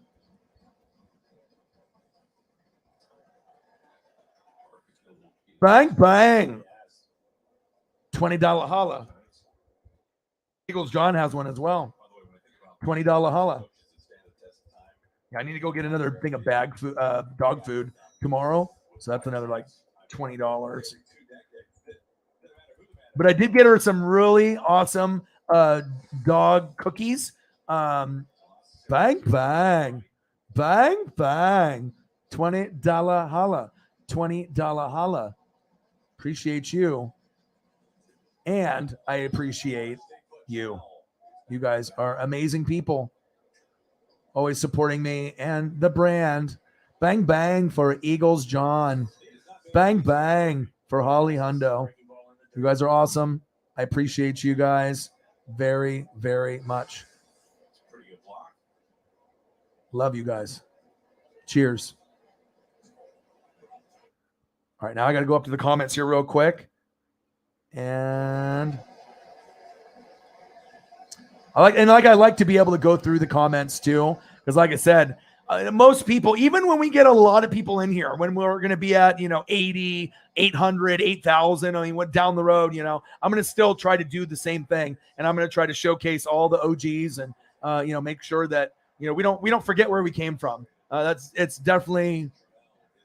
It's gonna, it's been a long process, 10 years for me. And I feel like I'm only like 10% into my journey. And I'm not even lying. Like right now, it's like, I'm not satisfied being at like 19.8 or 19.9 or 20. You know what I mean? I want to be able to, get to the 50 and the 75 and the 100, the 200 to 300, go from 3.5 million views to 5 to 10 to 15, 20 million. Like it's not going to happen overnight. And you definitely have to get a little bit lucky or collab. And then just keep working hard and stay disciplined. And, if you are a good person and you have a great work ethic, it's a matter of time before great shit starts to happen.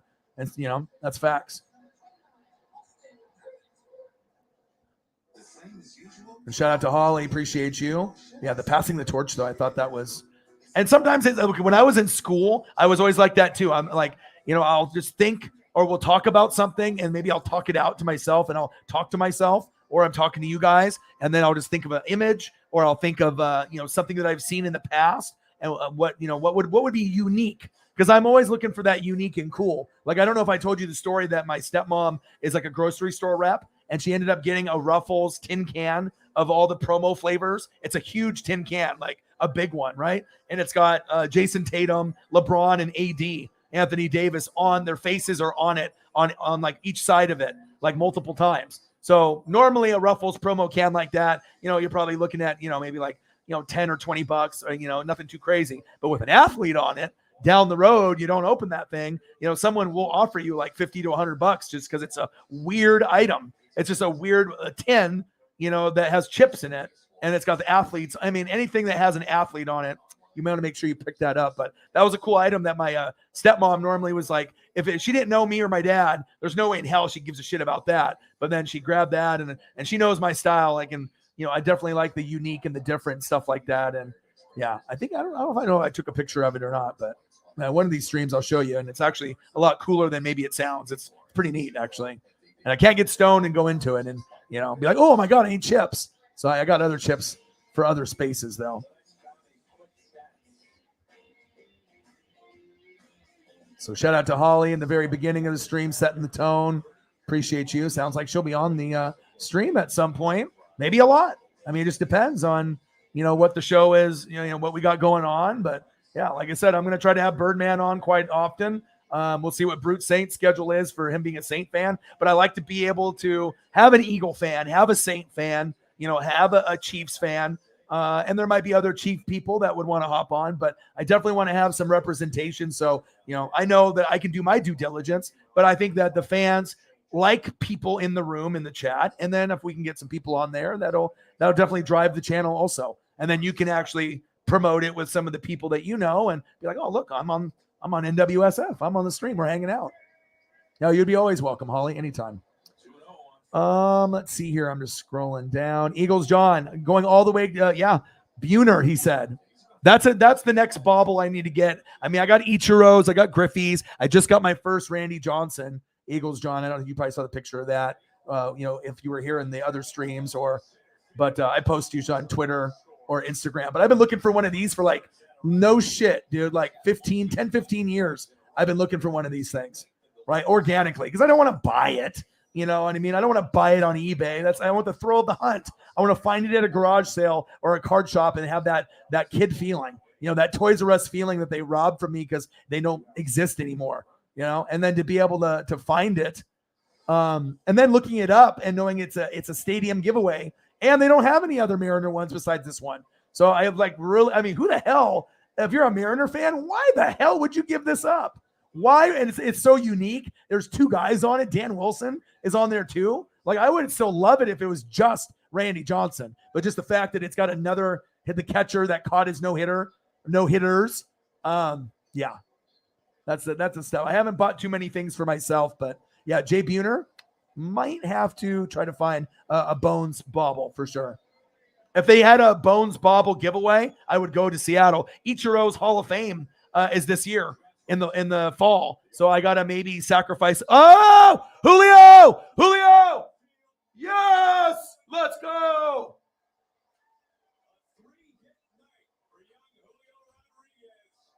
Let's go, Julio with a bomb, his 9th of the year. Let's go, and I can't believe I saw that live. Fuck yeah, woo, yeah, my dude, 5-0 Mariners. Let's go. Julio. I mean, I haven't been excited like this except for like Ichiro, back, and that was 20 years ago. Then Griffey, then Edgar, then Randy Johnson. God, he crushed that. Woo! 111 exit velocity. Good night. I might have to go put my Julio jersey on. My goodness. 8th 3-hit game this season. 8th. And he's a rookie. Oh my gosh. Awesome. That just made my day. 60 in donos. And obviously goals are adjusted now. So now with, the way the economy, I mean, normally we were doing like 200 and, anything over that. Awesome. But we kind of had that as like where our starting point was. But now with everything, I mean, we got to cut it in half. We just got to go like 1. And then hopefully we get there. If not, we don't. Back. Gone! Oh, shit. Pruitt. What happened? Winker with a bomb, back-to-back homers. Are you kidding me? What the fuck just happened? What? What? What? Oh my gosh. Freaking Winker.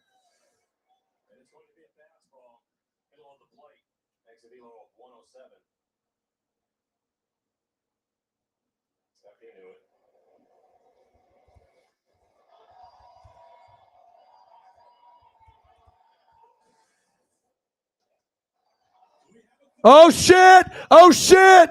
Oh! Back to back to back homers. You got to be kidding me. 3 homers in a row. Julio, Winker, and Suarez. Oh my God. Holy, I've never seen 3 in like, fuck. Can't even tell you the last time I saw 3. Oh my God. That was awesome. Oh my God. My team sucks, but that was something cool. Oh my gosh. I don't think I've got this excited since my God, maybe since the Bucs were playing. Woo, baby.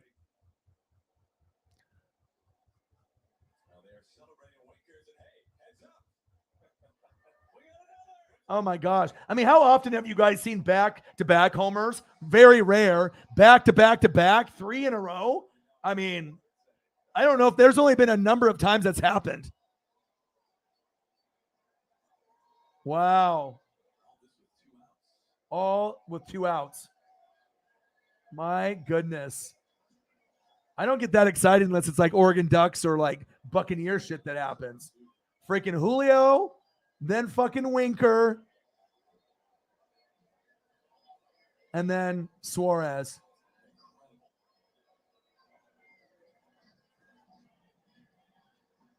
Oh my God.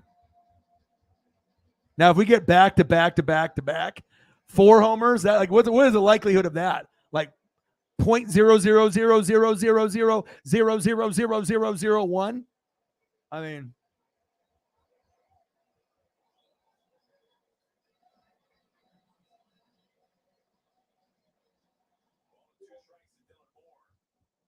Dylan Moore, come on, baby.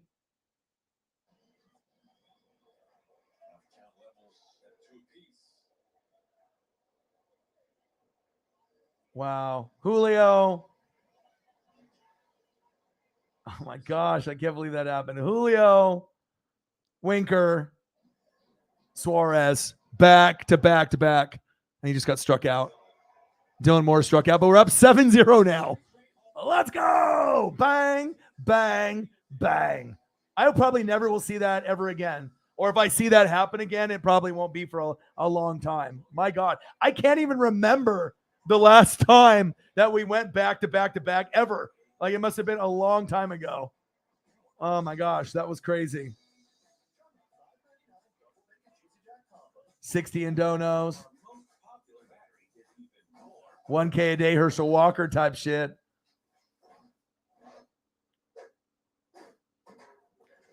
Yeah. Yeah, anytime.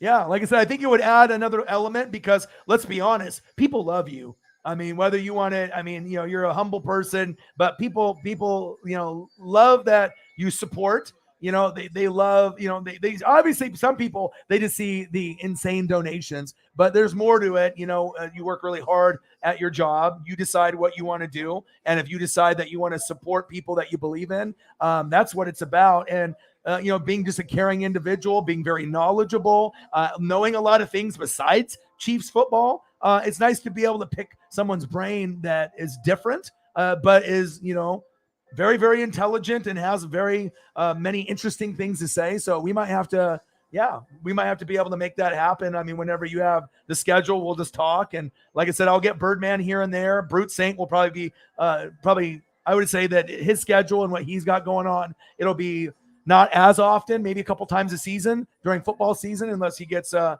feel for it. But yeah, Birdman will come on, and then we can definitely have you come on, and that would be awesome.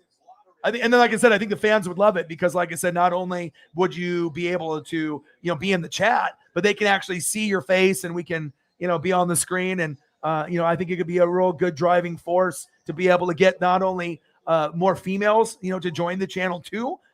So because I mean, let's be honest, I mean, out of a lot of the YouTubers that are out there, unless you're got like, She Got Sports, you got like one girl that is kind of doing it, you know what I mean? For the New York Giants side, you know what I mean? But a lot of the people, there's not a lot of female representation. I mean, I imagine there's female channels out there, and you know what I mean? I imagine there's females that get featured, just like when you came on that particular stream. But yeah, I'm excited. I think that would be something that would be good for female representation for you. And I think the fans would love to be able to interact with you that way too.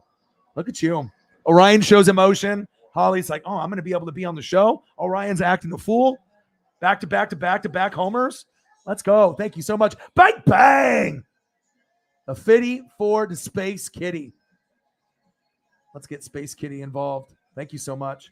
Yeah, but I think it would be awesome because, like I said, we are starting to grow more of a female audience. And like I said, Zini Panini has been in my fantasy football league with 9 other dudes that are all quality fantasy football players. And she's even won the championship in my league. And like, I'm going for the championship every time. I'm not trying to take it easy on anybody. Girl, guy, I don't care how old you are. If you're in the fantasy football league, I'm trying to win. And it's just nice to be able to hear, like, obviously you can see Sarah with her Colts knowledge, Iowa Hawkeyes, anything in between. You got Holly with obviously the Chiefs Kingdom and many other things with Kansas, and obviously the Jayhawks, Rock Chalk Jayhawk, all of that. And then Zini Panini with the Eagles. I mean, you get a lot of these people, coming in, and it's just nice to be able to get, different perspectives. So yeah, I definitely would like for you to be able to hop on whenever you feel like you want to. Just send me a message or whatever, and boom, you just have to have the StreamYard, and then boom, I'll post the link. You click on it, and then boom, I can bring you in. So as simple as that. As simple as that. Appreciate you. Thank you so much. Bang, bang. All right, let's go find Space Kitty. The files have gotten bigger and bigger now, so I'll have to see what I have it listed under. Kitty, Space Kitty, S Kitty, Kitty S. Space Kitty. Let's see. I have it under Space Kitty. I do. Space Kitty. All right. Thank you so much. Appreciate you. Yeah, but I think it would be awesome. You know what I mean? Like, mods need to be able to be featured too. You know what I mean? Because there's a reason why people get selected to be mods, because the channel, owner respects the hell out of them. They know they're loyal, that they got their back, that they're going to defend the channel to the death. You know what I mean? If anyone's doing something fucked up and grossy, yeah, body slam them out of the room. Big boot, big clothesline. That same thing that goes here. People are being a fool on NWSF. You can regulate, and yeah. Appreciate you, but yeah, that'll be something I'm going to definitely try to expand, because like I said, the channels are about connection, and what kind of connection you have with fans, and what's a better way besides putting up a lot of the comments by having fans come on. I know no other channel is willing to do that, but I definitely am. So, because I'm not anything without you guys. And plus it would be cool. I mean, I know if I was like watching someone and then you ended up creating a bond with someone and then you were a mod and then they asked you to be on the channel, like how cool is that? That would be amazing. You know what I mean? And we got a great group here. A fitty for the Space Kitty. Mariners never do anything good, right? Never. Ooh, back. Gone. Oakland A's get their first homer. Wow. His first career home run. Someone give him that ball back. Now there's all these negotiations with kids getting balls. Like there was a guy on the Astros, a kid caught the home run ball, and he asked for a Verlander autographed jersey, and they kept saying no. And then he ended up getting like 6 tickets, 6 batting practice vouchers to watch him do batting practice, Jose Altuve autographed baseball, and then he eventually got the Verlander game used jersey from that game, and he signed it. I was like, okay, this guy's a good negotiator. He's doing big things. But sometimes you want to be able to get that first ball, right? Because to the fan, maybe they keep it, maybe they sell it, on eBay. But when you're a baseball player, that first one, you're willing to do whatever, and the teammates are nice enough to be able to give up stuff on their end to make, that player's dream come true. Because some players don't know how long they're going to play. They might only be in the league for a little bit, and that way they have that real special memorabilia. So thank you so much. Appreciate you. Always supporting the brand. You and Cyber and the goats that go big for me. You guys are awesome. It just can't describe. Say bang, bang, bang, bang, bang, bang. Touchdown, Holly Hundo. And the Chiefs on a fake punt pass from Tommy Townsend. What a run from the punter. 50 yards, like $50. Bang, bang, bang. Saw back to back to back in Boston. But who was on the team? Can you name off the superstars that are on that team? So we can have a flashback on what kind of greatness was in Boston in 07. I mean, are we talking like Manny Ramirez, David Ortiz, Nomar Garcia Parra, Noma?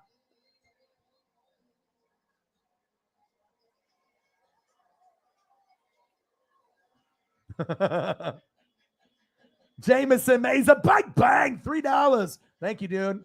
Appreciate you. Every dollar counts. Don't let anyone tell you that it doesn't. Cash App obviously is something that definitely helps the channel out tremendously. And like I said, it's nice because usually you'll get a little bit of half and half. Obviously sometimes I'll need more on the Cash App side if I need just immediate funds to buy dog food and food for the family. But usually we end up normally about half and half, which is nice. So that way I can, support the family, give back to the fans if I have enough, and then live, with everything being so crazy, and then have something for next month for rent. And that definitely helps out too. So you guys are awesome. Jameson Mesa, bang, bang, bang, bang, bang, bang, bang, bang, bang, bang. Sarah with a 99 center, $1, bang, bang.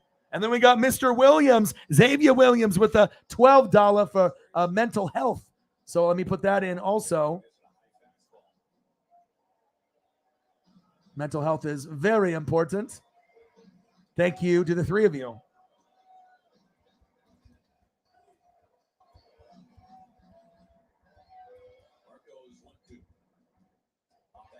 Yeah, I'm wondering how much 2 hours worth of gas each way is going to cost. Because we have kind of like an SUV type thing. So it's not a car, it's not a truck. It's kind of like a Pathfinder type ish a vehicle. Mr. Williams, $12 dono for the mental health. Bang, bang. Thank you.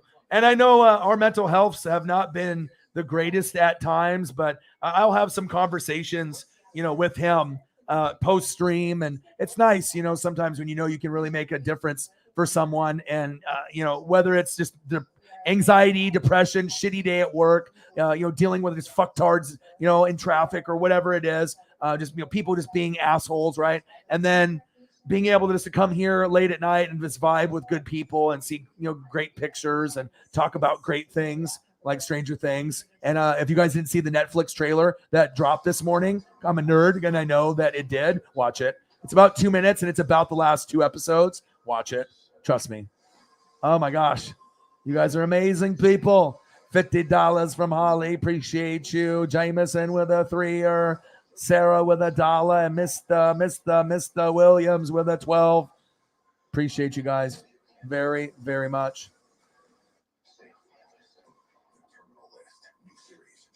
We're going to start with each person now. We got to go through. Okay, let's go through where we were at. So we'll go here for all the representation. And then we got to go Tommy. You can't get enough Tommy. Tommy, we're putting it into the universe. So this isn't the last time that she will meet Tommy. This, what would be the coolest thing ever is that if you guys actually become friends, you know what I mean? Which isn't that impossible. If we talk this into the universe, you never know. Maybe even one day we'll have Tommy on the channel. Could you imagine that? That would be something else. Orion, Holly Hundo, Tommy on the screen. Wouldn't that be wild? Hey, never say never. Never say never. Appreciate you. Cheers.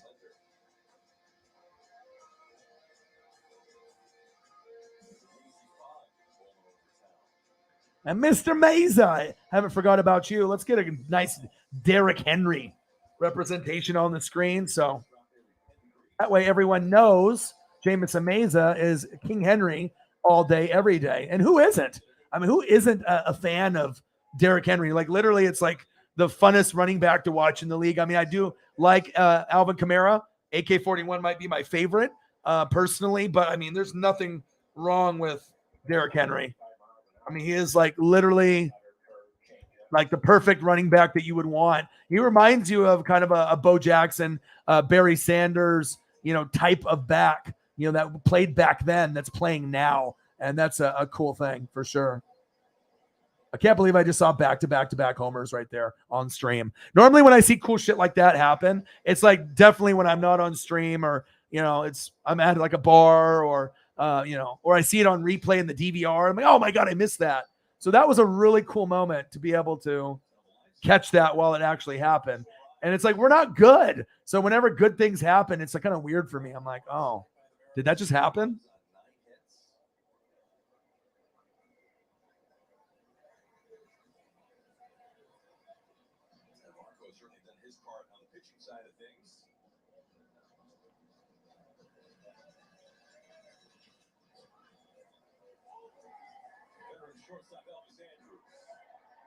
King Henry, built like just a fucking tank. Upper body strength, got like a DK Metcalf, AJ Brown, like upper body strength, maybe bigger. And then his lower body, he got the quads. He might not be Quadzilla like Dylan, on the Packers. But I mean, I don't know if you guys watch him or follow him on social media, or if you like have Twitter and you see sometimes other people that you're friends with retweet stuff. But yeah, his workouts are legendary. Like he does more weights, more reps, and more physical shit that I've seen than really almost anybody else. And there I got another photo there for you, Jameson. I got two. I got the kind of the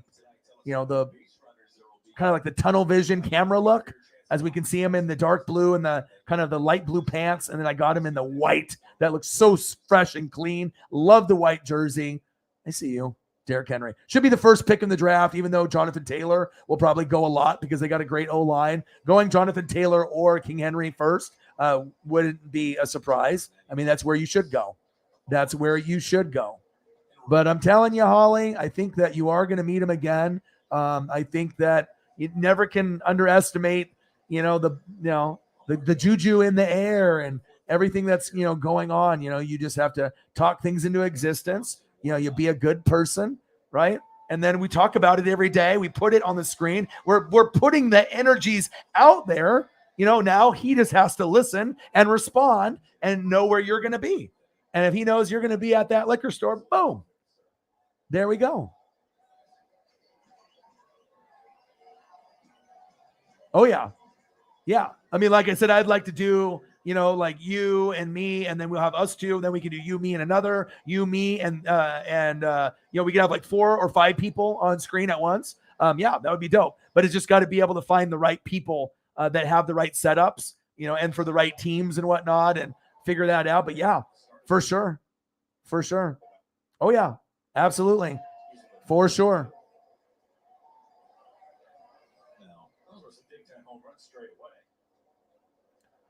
Let's go, baby. Let's go. The dono train, the dodo train, all the trains. Average NFL career is only 3 years. I mean, I know most guys don't get, because your rookie contract usually goes, like 4, sometimes 5 years. And some guys don't get past that point. But I'm not sure if it's the average, but I know he ripped it. He ripped it, Cal. Go for 2. Go for 2, big boy. Slide. Safe. Let's go, Cal. 7-2 Mariners. There we go. Let me get distracted there. But yeah, I think it's somewhere in that range. I know it sounds short, but I think it's into the 3 to 5 year range. Maybe for certain players, it might be higher. Certain positions are higher than others. Maybe like safety, corner, kicker, punter, depending on how you're being worked. But like running back shelf life, you have to think is probably the shortest. With all the physical contact, I imagine running back, O-line, D-line, those guys get roughed up a lot. but I would assume running back is probably the position that ends the quickest because you're getting fucked up all the time and you're getting hurt. So that's what I would figure. He already is. Who doesn't recognize him? You know what I mean? What a great person to get with Brad on one side. So now you got Smith and you got Goddard in the middle. So, I mean, it's all about just Hurts developing and getting chemistry on that O-line and then hoping your guys like Jordan Davis and Nakobe Dean can be amazing for you guys, which I think they will. So.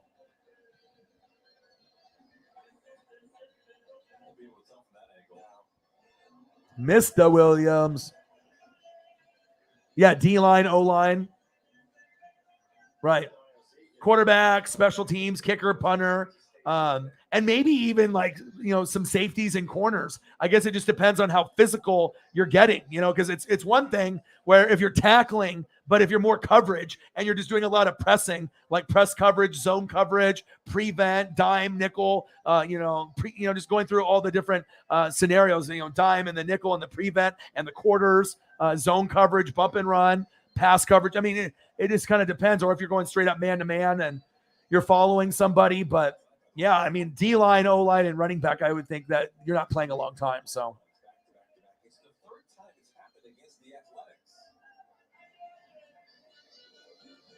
I'm telling you, I mean, if I talk about it, we talk shit into existence. I mean, we already did, right? I mean, you're not getting Tommy Townsend pictures on any other stream.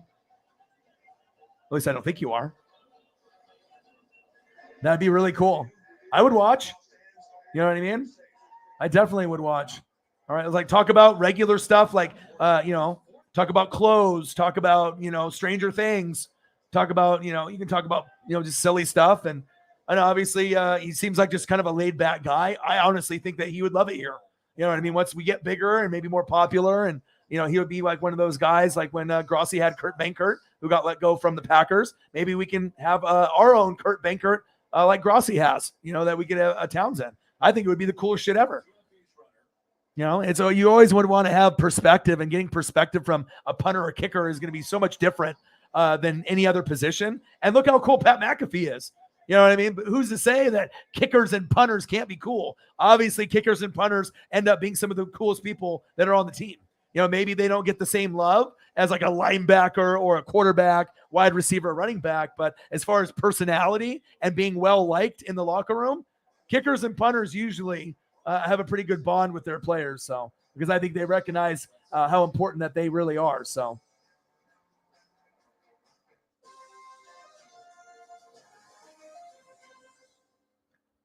It's time to get back out and see America. And there's no better way than in a hybrid electrified vehicle. And Toyota's got more than anyone else. Like this electrified Highlander hybrid that has a driving range. Yeah, it's about chemistry. I mean, I know they're all boys and they're all great. And they all are, successful on each of their channels. But like I said, it's sometimes you have to have chemistry and, you have to be able to vibe. Anybody, you can do a show on your own and, you can showcase your personality and do that. But if you can be able to vibe energies, because obviously with me, I'm already going to be high energy. That's just who I am. I'm always on, I got to do the laundry. I got to do this. I got to do the dishes, got to walk. I got to read. I got to do film. I'm always, go. But I try to get the most out of my day. But you're right. Sometimes, you got to have same kind of energies. If you're quiet, then, one quiet person, one loud person, or two loud people, two quiet people. It definitely is a combination. And then so with those people, right? So you got Tom and you got 5 Point Vids. So you got Packers and Giants, right? So if they're quiet, and then obviously Scooter Magruder. I mean, we already know Scooter Magruder is funny as shit. He does the Cowboys. Tree is Steelers. And then you got Perna. What would you say? Do you think Perna is quiet or loud or somewhere in the middle of Scooter and Tree? Start investing today. Public.com. I guess maybe quiet when he wants to be with Tom, like when they do GPS, and then loud when he wants to be, maybe when he's, with the other guys. But yeah, I think you're right, though.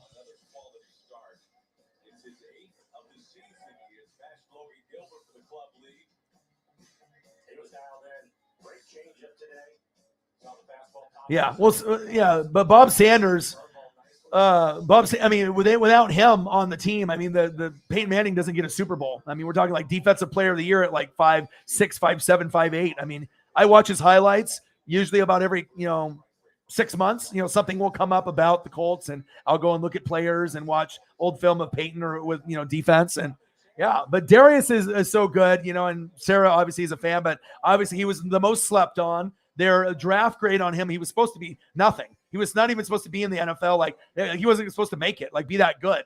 And he ended up being the best. And I got Devin White. I mean, you could argue, Devin White right there with Darius Leonard as the top two. I feel they are. And then obviously after that, you got, Fred Warner, you got Bobby Wagner. And I think Micah Parsons right now has surpassed Wagner and Fred Warner. I think I would want Micah third, like right next to Devin White and Darius Leonard. I think those are the three most talented, but Fred is very good on the Niners, and Bobby Wagner still has a little game, and there's going to be others that you could throw into the mix depending on if they're, standing up or if they got, 3 fingers in the dirt and they're playing D-end or like a linebacker, like Von Miller. Von Miller can play linebacker or D-end. Khalil Mack can play linebacker or D-end. I mean, some of these guys are pretty versatile, so.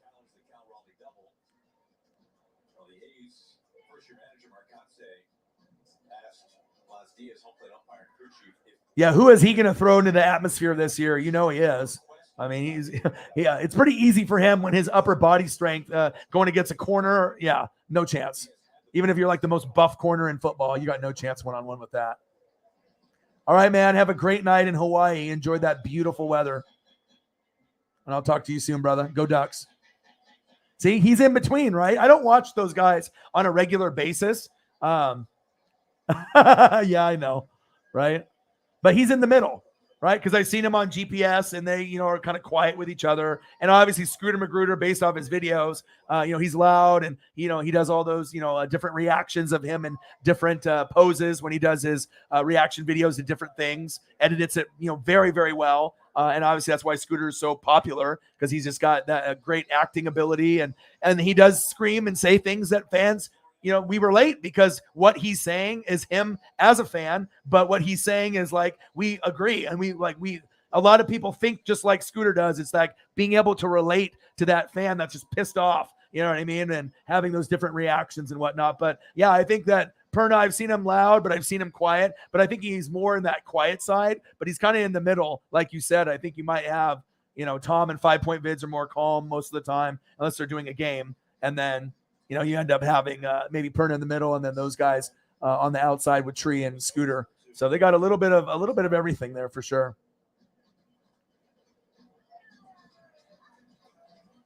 Yeah.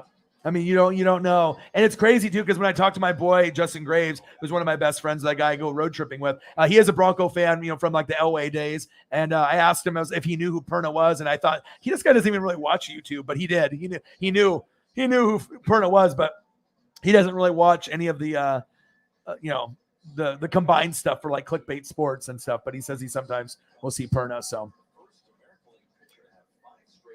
yeah, and I honestly totally agree with that statement too. As great as Devin White is,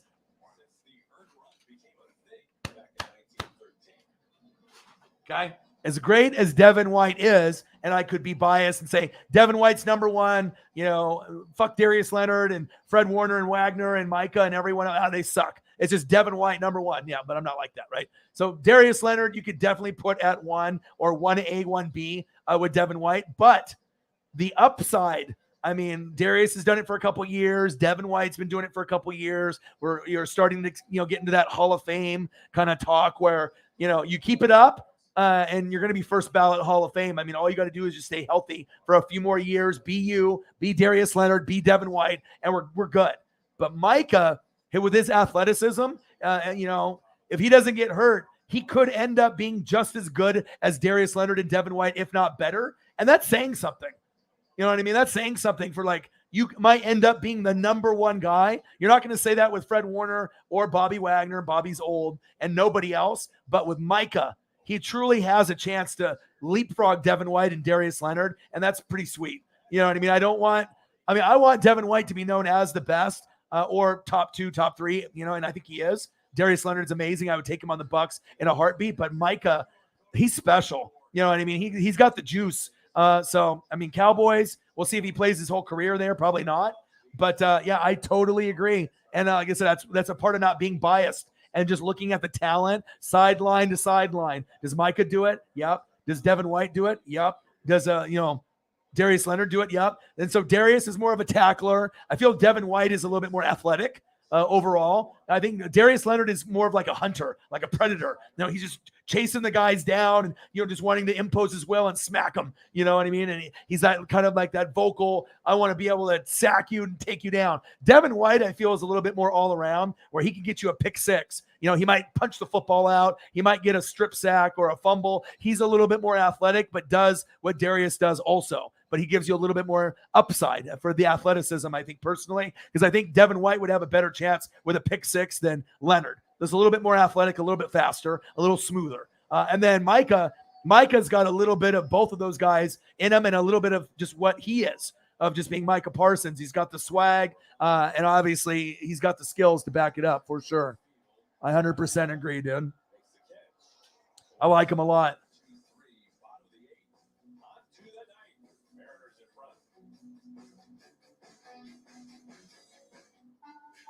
People today, they could spend half their lives over. I need to drink some beer. How often do you guys watch the stuff?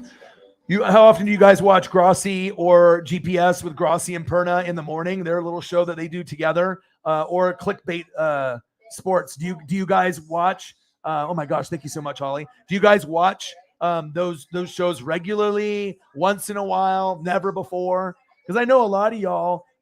Some of y'all would obviously come from that side, and then some people that were in this room have either joined since learning about the whole raid, or already were subscribed before, or were thinking about it. Thank you so much. Appreciate you.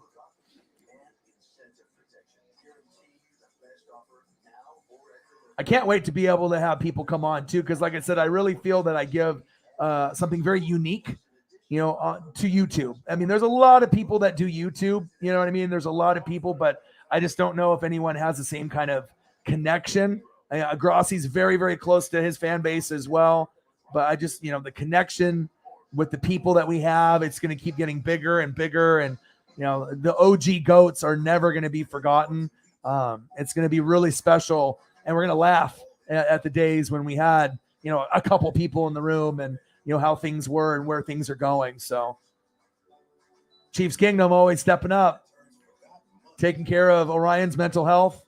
You never know what you're going to get in a stream. I'm only going to give you the best of the best of the best. You want to be entertained for 2 to 5 hours? Right here. And if you don't want to talk to me, guess what? There's plenty of people in the room that you can talk to that are way more interesting than me, like Holly Hundo. Okay? You got options. You got people. Some of the coolest people that I've met have been in here. You guys are awesome, and I appreciate you very, very, very much.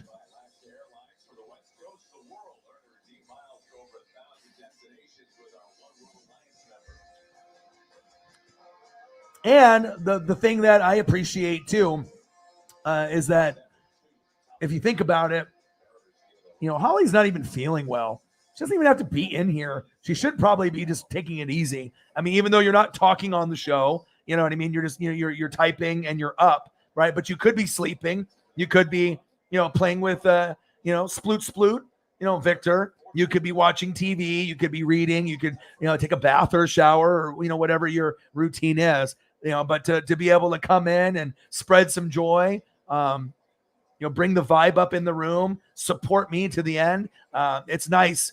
It's like I said, I always look forward to certain people being in the room, regardless if they donate or not. It just so happens that you get interesting people that are heavy hitters that, take care of your boy, that I truly love and appreciate. But it's always a good vibe with certain people in the room. And I appreciate you guys. You guys are awesome. Thank you so much. Holly Hundo, always being a Hundo and always being a Holly. That's like the opposite of a Karen.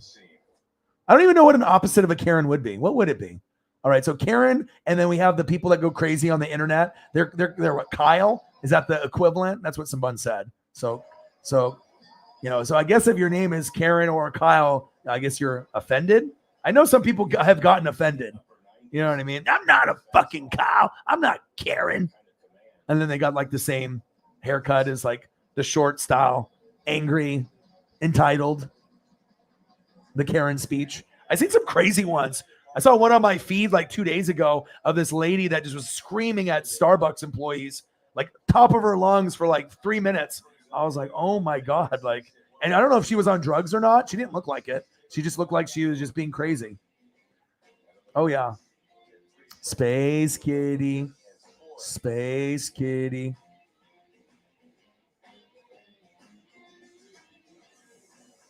Let's find Space Kitty. Space Kitty. And then they had like the Sheldon song where he does a little kitty song. I don't know it word for word though. Something kitty, purr, purr, purr. And then it was obviously the girl that's in there. She's like always getting pissed off, or he's either singing it to her when she's sick, or one of the other people on the show. But I know there's been like probably 5 episodes when he sings the kitty song. Good old Sheldon, super smart. Warm kitty, something kitty. I'll be able to get the words down later tonight. I'll find it. I'll probably watch an episode and it'll just be on there. I know a good purr, purr, purr. That's what I know for sure. Space Kitty. Thank you so much. Another fitty.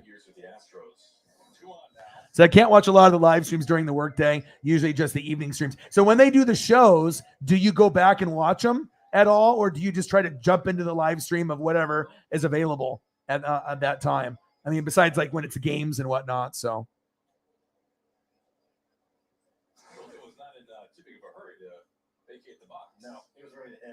what do you think about when they do it all together, when they have all 5 of them? Do you guys like that format? Or is it you rather like the individual format for them? Obviously, I guess if it's individual, it's easier probably to watch, because you don't want to have to talk over each other, and let alone if you have like 5 people, it's like if everyone wants to talk, then you could have people like talking over each other. That would be probably pretty challenging when you have more than 2 people. So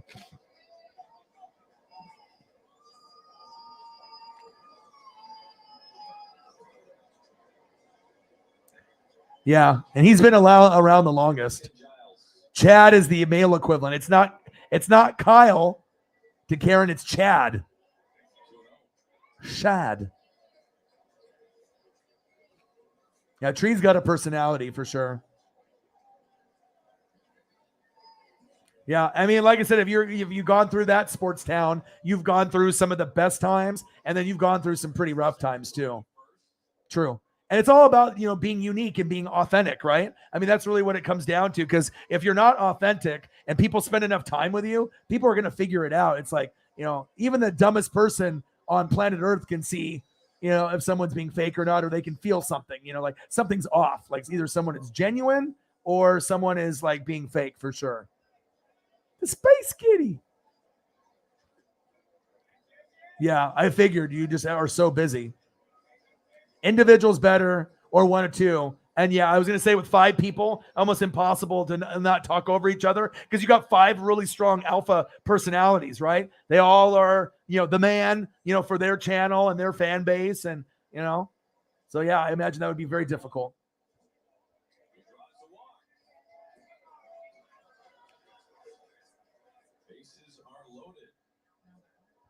You guys are awesome. 7-2 Mariners, and it's the top of the 9th with the bases loaded. Suarez is up. Come on, Suarez. Bases loaded. We can get 4 right here, and you already hit a homer earlier. Come on, baby. Let's get a grand salami. Let's get a grand salami. Come on, Suarez. Salami time. Salami me. Suarez.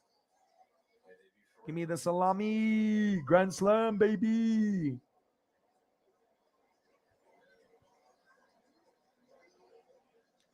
Let's go, baby. Suarez. Eugenio. 13 dingers. But he's only batting .228. But he's got 36 ribbies and 13 homers. So he swings for the fences.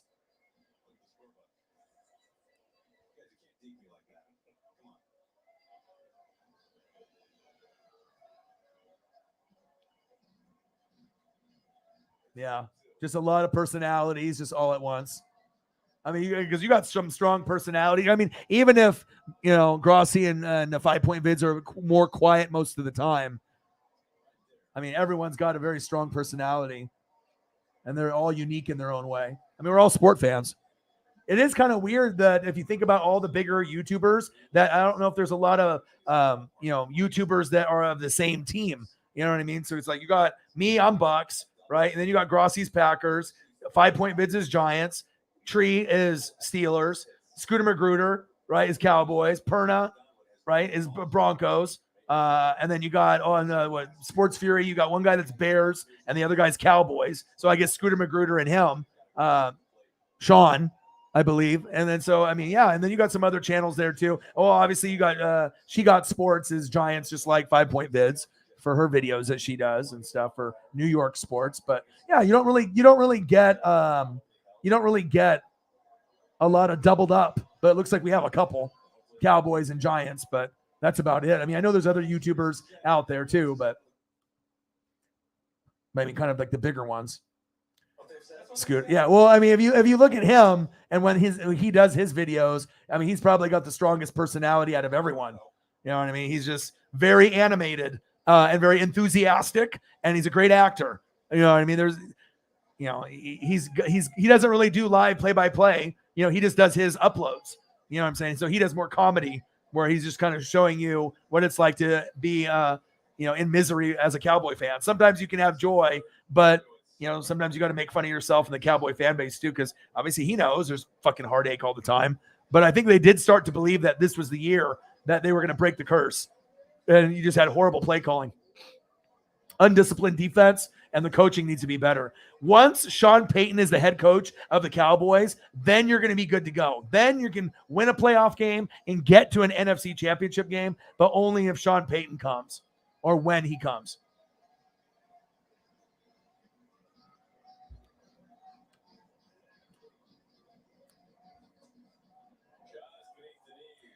He's super funny. I mean, like I said, out of all of them, I haven't really watched anything on the 5 Point Vid side besides I've seen him on like clickbait. Obviously, I've seen Grossi. I've donated to him, 8, 9, 10 times, to show appreciation and support for the posse and for the raid, and how grateful I am for that, and the people that I've got in my life with it, like Holly. That definitely was awesome, and a few other people too. And then Perna, I don't really watch Perna. I mean, he'll come up in my feed or whatever, but I sometimes will see GPS and stuff. But a lot of times I'm with Paisley and I got other stuff that I'm doing, like working out and stuff. But yeah, I don't really watch anything regularly because obviously I'm working on my own channel and stuff. But I would say probably Grossi the most. And if it's not, with some of his stuff, then probably Scooter. Obviously because he just has skits. What it's like to be, a Cowboy fan, and then, has his little reactions and his little 5 seconds of, his reaction until he cuts the camera angle to a different angle and a different comment. Yeah, he definitely has the most personality for sure. Jamison Meza, the super sticker, my boy. Appreciate you, dude. I wish the Braves could have won. And that's a nice thing too. It's like when you become friends with people, you start rooting for their teams. You really start to root for their happiness. At least I do. You know what I mean? I know Saints fans fucking are miserable as fuck, and I could be a total dickhead if I wanted to be, but that's not me. I do respect a lot of the players that they have on there, and I know even some Chiefs fans have some love for some people that they wish that were, still there. So, but yeah, definitely the support. Eagles, Saints, Chiefs Kingdom. You guys are amazing people. Appreciate you very much, and all of the rest. You know who you are. And Jamison Meza, Titans, baby. King Henry, baby. See if I can find another one for you.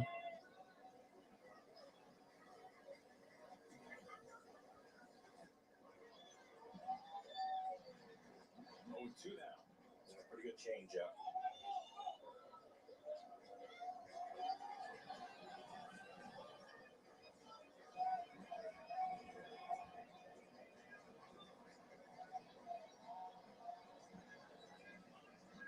I'll see if I can find the a good one here. I would say probably the last 10 days or so, we're seeing more changes. Hold up. It's making me reformat. Let me see if I can get some representation for Mr. Meza. Mr. Meza, Jameson Meza. I was trying to get some representation for Meza. For my boy, Jameson. Yes, I got it. I had to reformat it 3 times.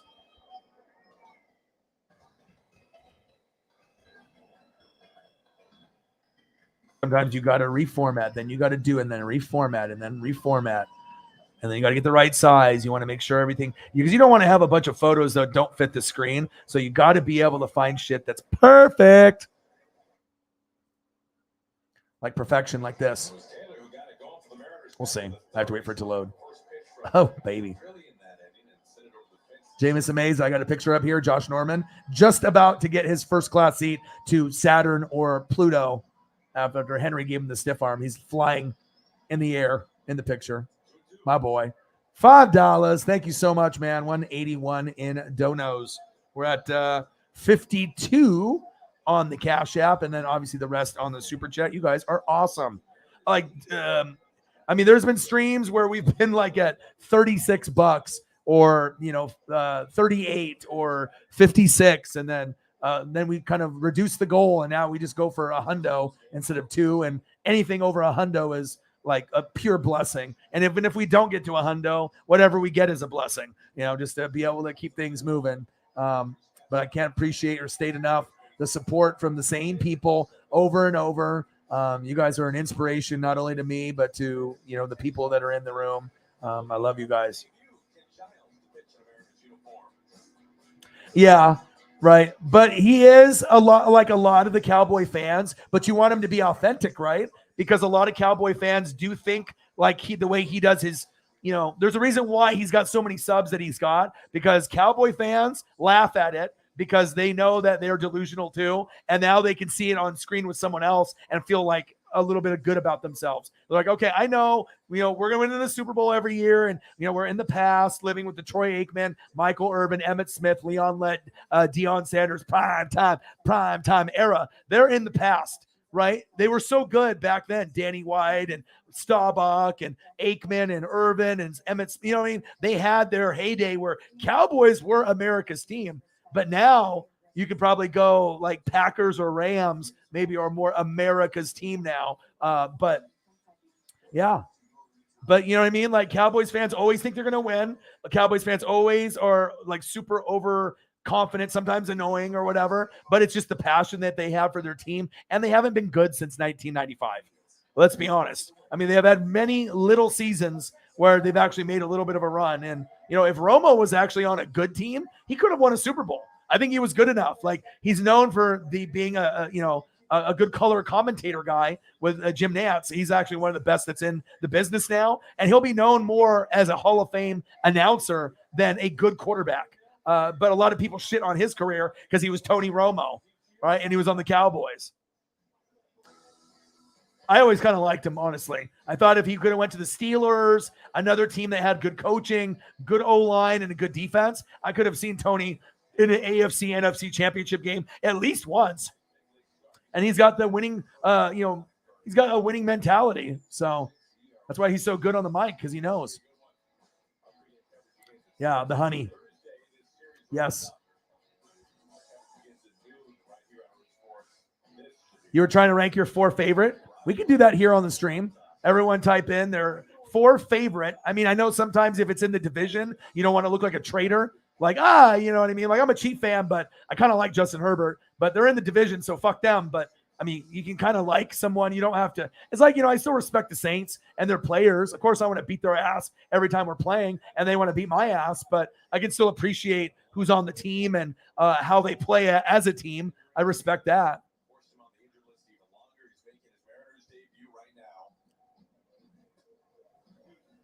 Oh, absolutely. So that's why I feel that any support that I get, I'm so like, I understand, you know what I mean? Like, I know there's going to be times where it's going to be, only the GOATs are going to be able to help, and maybe it's a reduced amount, but it's something. And then sometimes they're not going to be able to, and other people will step up. And I get it. Everyone has got their battles. I just got to be able to, grind it out this month, next month. And I think August on will be fine, because we're going to be back into football. And people are on vacation and other things, but I think I agree. Yeah, economy isn't the greatest, but for me, I'll just buy less gas. I'll just buy less food. You know, like I'll still buy shit. I just got to buy a little bit less. So.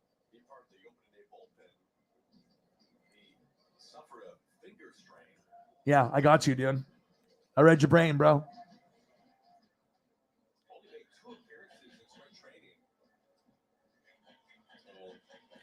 Right, but the super for Chiefs fans, I don't think the Chiefs fans are annoying at all.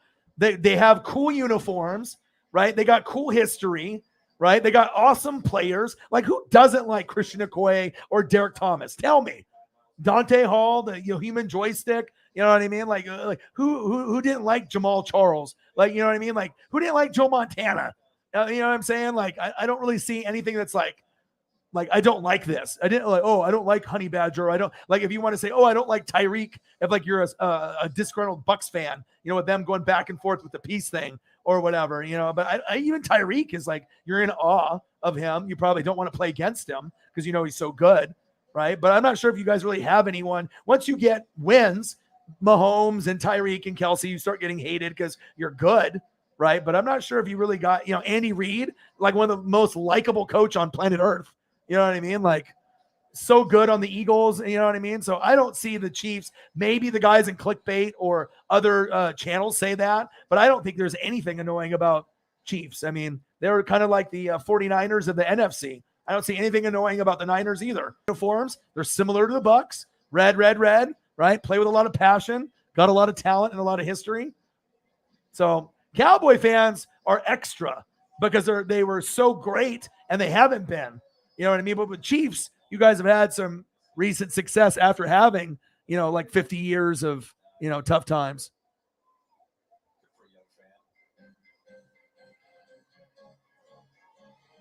Yeah, things are going to get better. So I'm just trying to budget accordingly. You know what I mean? Trying to tell the girlfriend not to overspend on, you know, we got to make sure that we're not just, you know, you're not on Amazon and you're just buying all kinds of random shit that you don't need, you know, because a lot of the females, you know, they got the Amazon app, right? And then they, you know, you start going through there and you start buying this and that. And all of a sudden it's like, you get all these packages at the door. And it's like, do we really need that? Like, you know what I'm saying? Definitely food and other things are going to be important, but and I get it. Sometimes you got to, you know, splurge on yourself, buy something for yourself. But I think Amazon Prime, that could get like very, very tricky, you know, especially if you're drunk, if you're like drinking wine or if you're on booze or beer and you're making drunk purchases on Amazon. I know people that do that too here in Oregon, where people are just boozing it up or they're smoking and then they just make all these dumbass purchases when they're like faded. And then most of the people aren't going to return the item. They're just like, oh, whatever.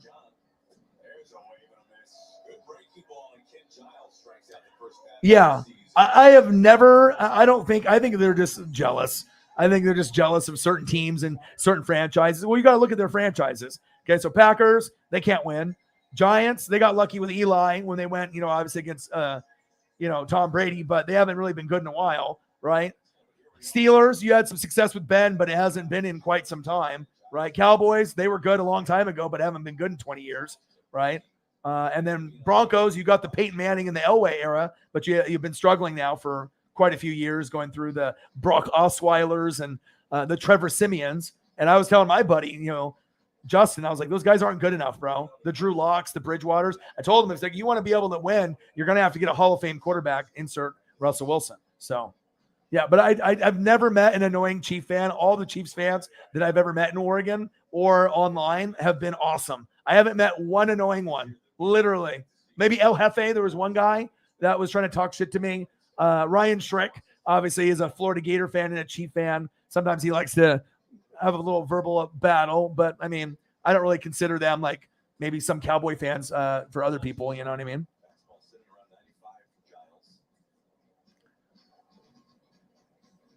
I think they're great fans. I think they have one of the best fan bases. And like I said, I have nothing negative to say for any of them because I've never met a bad one. Like even the ones that have been cool with me, they've given me things like those Neil Smith nose stickers. I got that as a gift.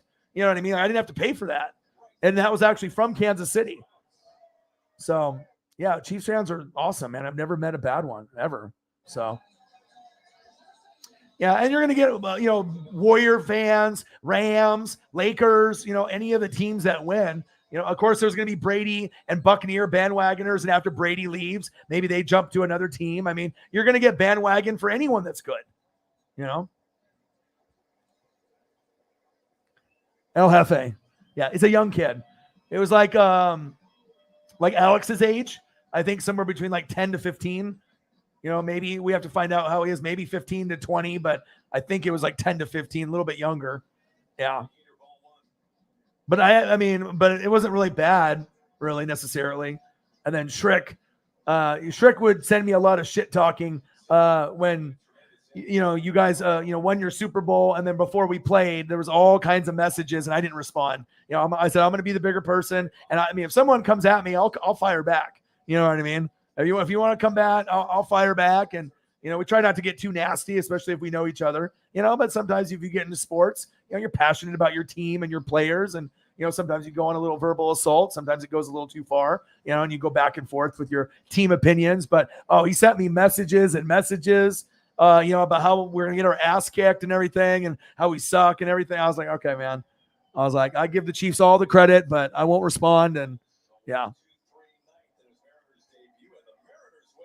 Mariners win, baby.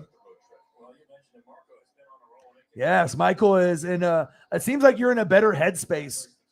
I appreciate you. I think things are, like I said, you'll be really shocked on what it is, to be a part of a family like on YouTube for a channel. I think it's really good for mental health. I really, think it's like almost being in a gang. It's like you got your own little Sons of Anarchy, Mayans MC. We got our own little Stranger Things kind of clique. And, it's like once you have something special, other people do get jealous, outsiders, but it's all about the people that spend the time with each other, that make the effort and, share the stories, and we build the bonds together. We bring each other up, not put each other down. And I just feel really sad because I feel like a lot of people out there are so negative, like not only here in Oregon, but just everywhere, just everyone being a hater, people wanting to put people down, not support people. And then when we can bring the room up and you can get better mental health from just being in a chat room and me doing a show, I think that's awesome, because I know I've made a difference for a lot of you guys, and you guys have made a big difference for me too,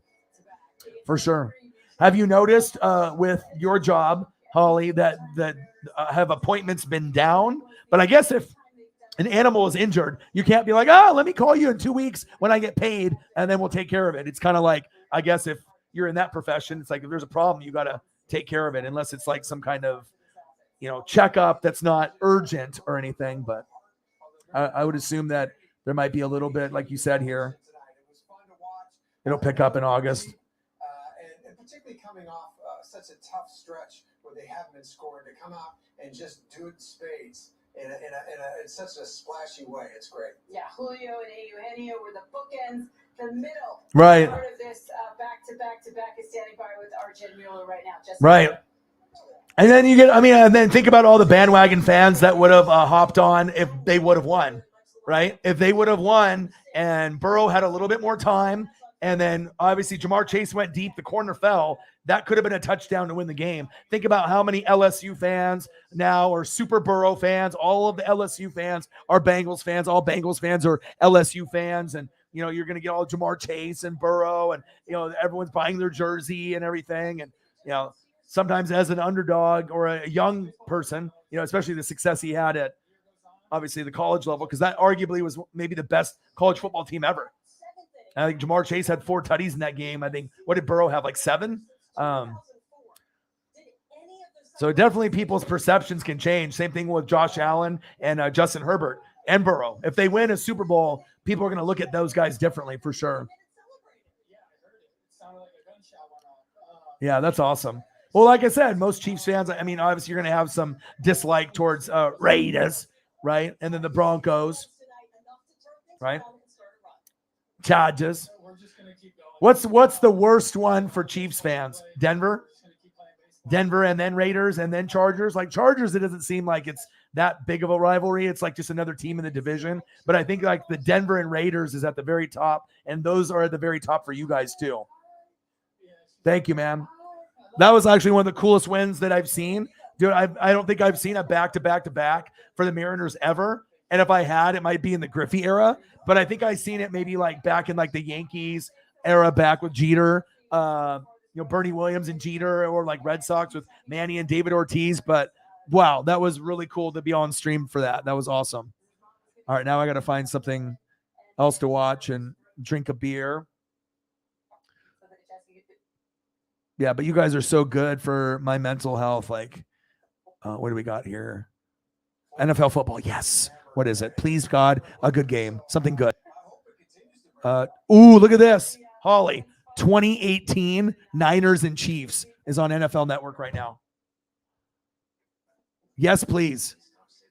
Yes, please. See? You never know what's going to happen, and then boom, they're on TV now. I get two of my teams that I like watching.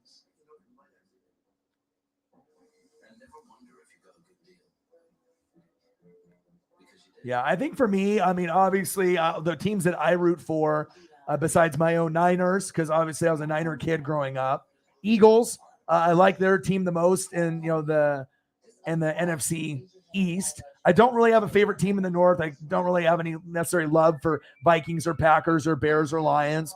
You got the Rams and the Seahawks. I'm not really a Seahawk guy. I mean, it was just nice to see them up north do well, but I was actually more kind of Niners than Seahawks. Otherwise, I would have been a Seahawk fan. I live in Oregon, but I didn't have the connection. They didn't have defense, and I like defense. And the South, it's just Tampa. I mean, I can't like the Saints or the Panthers or the Falcons, but I respect the teams. And then obviously I root for the Chargers and the Chiefs in this division. I think the Broncos and Raiders are going to be very, very, very challenging opponents. And then Colts on the South. Obviously, Preston, one of my best friends, is a Colt fan. Now you have Sarah as well. So I always like to root for them to see how they're doing. And then the North, I don't really have any affiliation with the Bengals or Steelers, Ravens, or Browns. I just enjoy watching that division. The black and blue, they beat the shit out of each other. And then nothing with New England or Buffalo. I don't really have any, I get that Josh Allen's good and, Belichick, Miami, and, the Jets and everything. I mean, I would like to see the Jets and the Lions and the Jags not suck anymore. I like to root for those bottom feeders to do good. But yeah, I would probably say Eagles and Niners are the ones I keep an eye on for sure, besides my team that I enjoy watching a lot. And then obviously I enjoy watching, the Chiefs and the Chargers probably the most. And I can watch Colts games easy, but Chiefs and Chargers for sure with Herbert. Herbert's going to be my number one. But, I mean, I've been watching Chiefs football for a long, long time, too. Steve DeBerg going, Christian Okoye. They, like I said, you got the kind of same kind of color scheme as Tampa and the Niners, and there's always exciting. I don't know it's about the teams that wear the red, but, I mean, I don't know about all the other teams that wear red, but I'll tell you what, Chiefs and Buccaneers, okay? Niners. Yeah, we got some players. We got some players. We all got Super Bowls under our belts. Yes, please. That's what I'm talking about, because I love to be able to watch, football. It's TJ Hawkinson player choice, so he's actually had some pretty unique games that were on here. But they had Chiefs and Denver on, which was pretty cool. This has Mahomes. I saw Alex Smith earlier today. Mahomes, Kelsey, first down, Chiefs. And obviously they're doing a tight end showcase. This is going to have Kelsey and Kittle because it's TJ Hawkinson's favorite position because that's the position he plays. So he's showcasing all tight end games. And they also had a Lions one against the Cardinals when I think the Lions were up big. Maybe he was playing in it. And then the Cardinals came back with Larry Fitz and Christian Kirk. But, I mean, does it get any better than Kelsey and Kittle in their prime in the same game together? Yes, please. Yes, please. So what do you think about that idea, Holly, about the passing the torch? I know sitting on the helmet, portrait. Oh, Tyreek going up and getting it. First down, Chiefs. Like the Tyreek breaking out party. 2-0 Chiefs and 1-1 Niners. So this is week 3.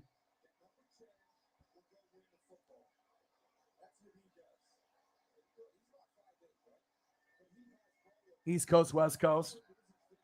I mean, out here in Oregon, we don't have a team, so we get everybody. So you'll see like the bandwagon people, but we got an Eagles bar right down the road. Lots of Seahawks and Niners, Raiders, just because of West Coast teams. Chargers for Herbert and Ducks fans. You know, a lot of Ducks fans converted to be Herbert fans to the Chargers wherever he landed. If you didn't already have a team, nice defense. And I really do like the Niner colors and the Chiefs colors. I like my Buck colors with the pewter, but then the gold with the Niners and the helmet and the pant. I like that. And then I like the color scheme with the Chiefs with the stripe. It's just very clean and classy. It's not like too over the top. It's just like a very classy red look. And the logo with the arrowhead, awesome, right? The color with the yellow stripes, sick. And then they have the patch that comes with the jersey. That's what you want. You want a jersey that comes with a patch. Otherwise, you have to pay extra for it. Mahomes with a keeper, tackled. Awesome. I'm living my best life right now. Gronk, you'll be back. You know O-Dog loves you. Okay. I won't buy your jersey, but I really do appreciate the hell out of you. And you might go down in history as the best ever. I mean, if we're talking about postseason and Super Bowl, you are the best ever. And you're the best blocker. So I guess if you want to talk about the most overall dominant Shaquille O'Neal in the tight end position, it's Gronk. You know, there might be other guys, you know, that scored more points than Shaquille, like Kareem Abdul-Jabbar and, you know, these other guys. But, you know, maybe that's like a Tony Gonzalez. But I think most people now will have Gonzalez 1, maybe Gronk 2, and then Shannon Sharp 3. But you got like Mike Ditka and a lot of the old ones. Touchdown, Conley! 20-7. Wow, Ware's on the team still. I love seeing the old one. I seen an old one that had DeAnthony Thomas too, and I kind of got giddy for a second when I saw DeAnthony out there on one of the older games. Gronk spike it, baby. Bang, baby. One more time for O-Dog. Bang! Gronk spike. See how pictures tell a story? If you know what you're doing. O-Dog needs that touchdown, baby. Spike it.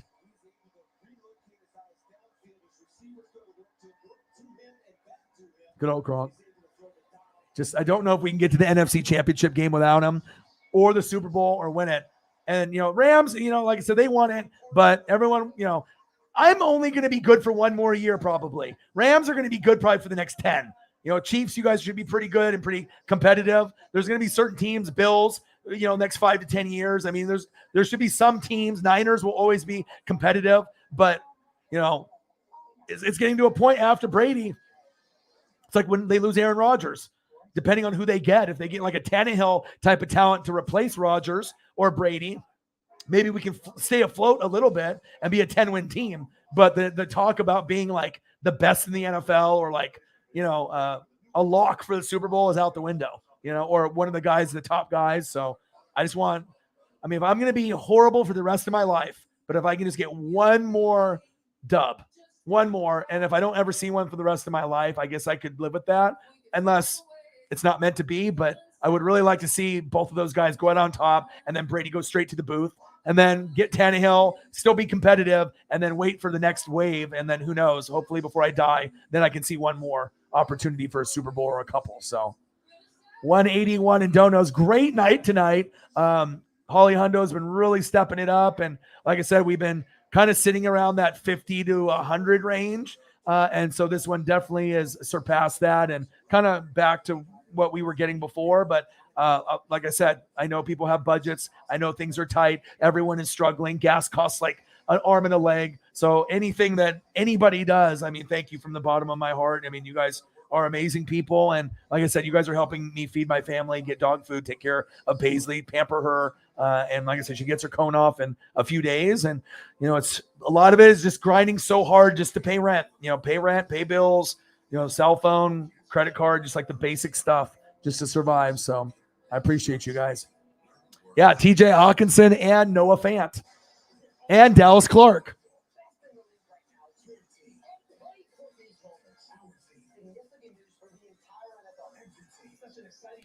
So I get the Shannon Sharp idea, but after seeing him on Skip and Bayless, yeah.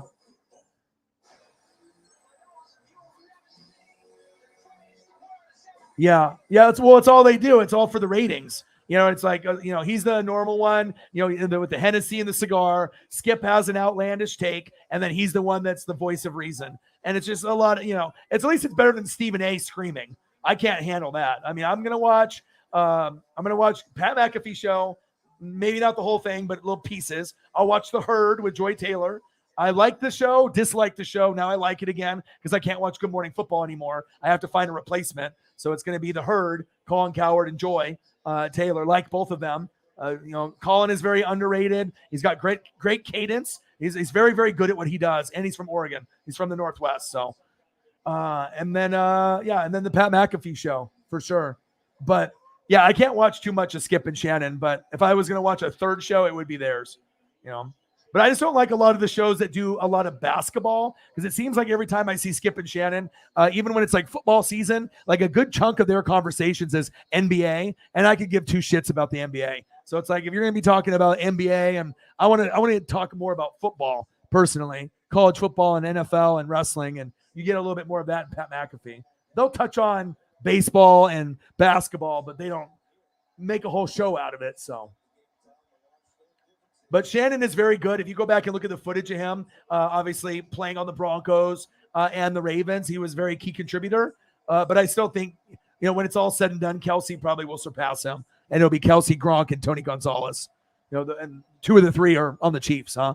And one's a Buccaneer. Hey, love it. And a Patriot. Jimmy G going deep and complete.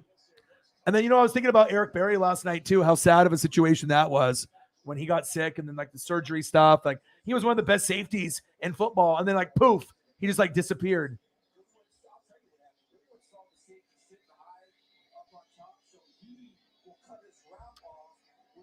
Oh, my gosh. I'm, like, in pure joy mode right now. Chiefs and Niners on TV after my Mariner game and that big win, back to back to back. I get to see Kittle and Kelsey. And it's awesome that a tight end is showcasing it because I do like the tight end position a lot. I mean, obviously, that and the wide receivers and running backs and quarterbacks get all the glory. So I definitely would do defense and O-line first. But I do have an appreciation for tight end. I played tight end, back when I was a kid. Didn't play very long, though, because I ended up breaking my leg. And I stuck with basketball instead because I was better at it. But I could have made a little bit of a name for myself and if I would have stuck with the football, but I knew my voice all along was going to be the right path for me to go to. What happened with that? Yeah. I mean, obviously his career is over now because it's already too many years have passed now, but I hope he's doing well. You should look into that or I'll look into that. And then we can trade some stories maybe after, doing some research after a couple days if you've read anything. And then you can hear the crowd. That's another cool thing, too, with like the Atlanta Braves and then the Kansas City Chiefs, the chop. It's like one of the coolest things in sports. And then the little chanting and everything. It can be very intimidating, for sure. I mean, that's why the Chiefs, the Seahawks, and the Saints have like the loudest fan bases, just based off that passion. We like to get drunk and faded and cheer on our teams in the Northwest. We're loud out here. We got a lot of passion for our teams out here, even when they suck.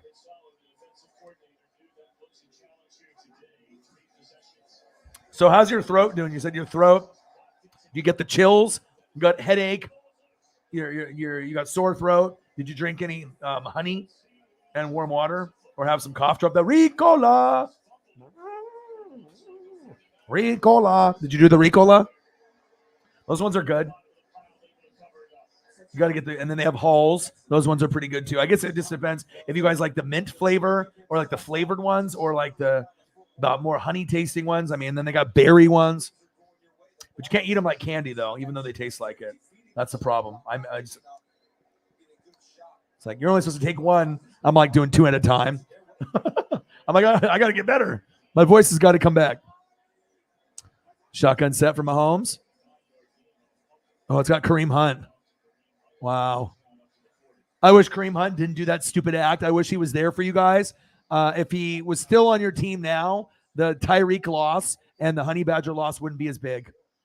It would be like people would talk about it still, but I mean, to have that solidified back and to have him and Clyde, and anyone else that you wanted, Daryl or whoever, you had like a combination of guys.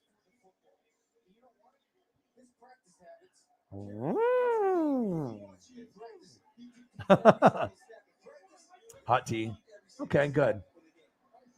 Yeah, I'm excited that you actually Yeah, I didn't know that you were actually on some of the other streams and stuff. So when you go on there, how often do you go on there? Just like if they ask you to go on there, or are you like a regular on there, or just like if they ask you or you're in the room and they decide just to put you in the room if you are available, or how does that work with the other one?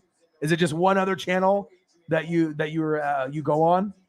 Because that's good, because at least you don't have to be like very first time, even though I know you would do great. So.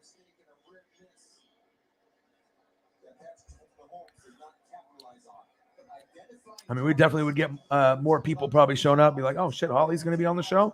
I'm watching. I'm going to ask Holly a question while she's live. 5:35 left in the second quarter, 21-7. Mahomes scrambling, gambling, hit him with a skirt and a slide in a late hit. Late hit by Foster. Wow, Reuben Foster. Remember him? The Alabama protege that was supposed to be like the next big thing. Oh my gosh. There's a reason why they went late drafting guys like that. And then if you have like a criminal past, or you have, issues off the field, either with physical abuse or stealing, or you're just doing some drug stuff or whatever you're into. But yeah, definitely if you have baggage, a lot of times those players, it ends up catching up to them sooner than later. You might be able to run away from it for a little bit, but it seems like some of those guys that have those troubled pasts, or sometimes they have the wrong friends. They get caught up and with more money in the NFL, and then bad shit happens. So what do you feel about Shannon Sharpe? Do you like him? You don't like him? I mean, obviously if it's Broncos, you're not going to like Broncos or Raiders or Chargers, but I feel the Chargers aren't really that. It's not like as big of a rivalry. I mean, maybe San Diego Chargers, but the Los Angeles Chargers vibe is a little different.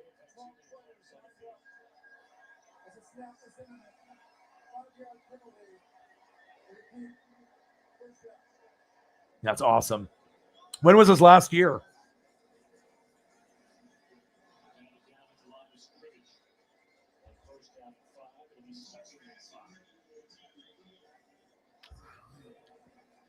That's horrible. I mean, I hope I don't get diabetes, and I mean, we'll see. I hope I don't get it, but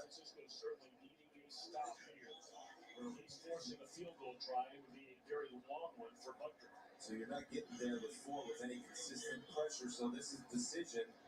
I got to make sure the front door is open. My buddy, 3 homers in a row. Said boom shakalaka. All right.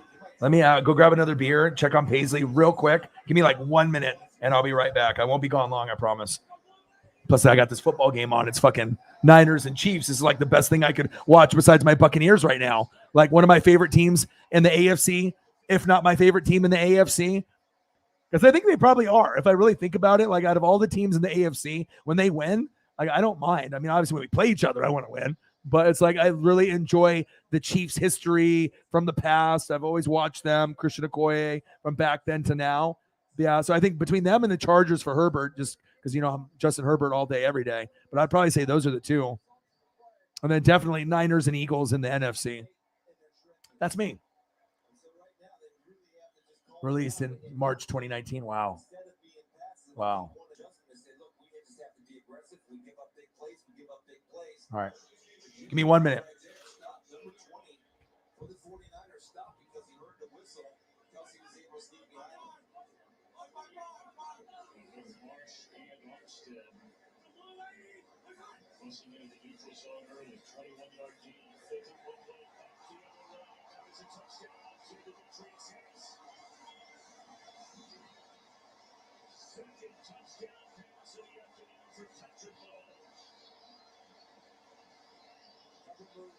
This is on the rookie, Fred Warner. You get this type of release, your eyes are going to go back to the quarterback. Anytime you're in this area, every team in the country does a double move release. That's the linebacker. You get released up inside. There's nobody running free. Do not disrupt the timing of the route by jamming a wide receiver, and it's too easy. And right now, the 49ers are only getting beaten mentally and physically. 3:37 to go until halftime. 4 possessions, 4 touchdowns, 2 on the through the year. And that's 12 touchdown passes this season to tie an all-time NFL record set by Peyton Manning. In the first 3 games of the season, and we have over a half to go.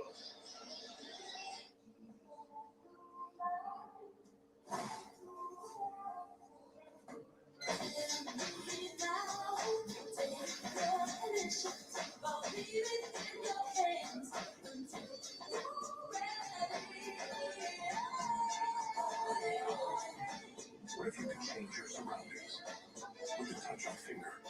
Now you can. Biometric ID inside the innovative new C-Class.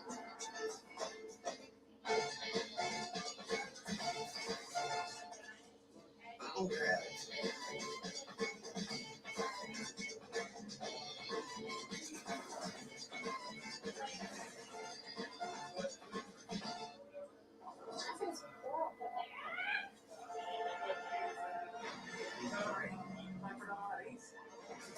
Welcome to the new Primal Burrito or Biscuit with Prime Rib. Oh, yeah, we do. Parties. See Jurassic World Dominion now in theaters. There are 16 million children struggling with hunger in America. This is a serious problem, but one we can solve. Visit feedingamerica.org to help. Together we can solve hunger. Together we're feeding America. We're heading to the beach for another Twisted Tea drop. We're surprised. Real Twisted Tea fans who love the smooth and refreshing taste of Twisted Tea Bar Iced Tea. Real fruit tea, 5% alcohol. What's up?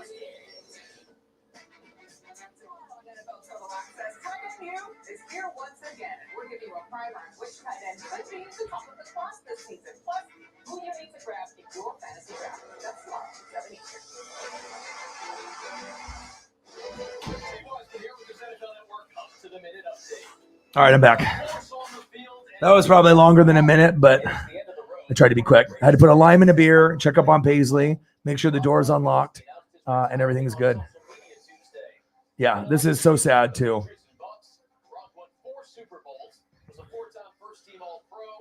Yeah, just that was not fair how all that happened. I mean, he was so good. He was so good.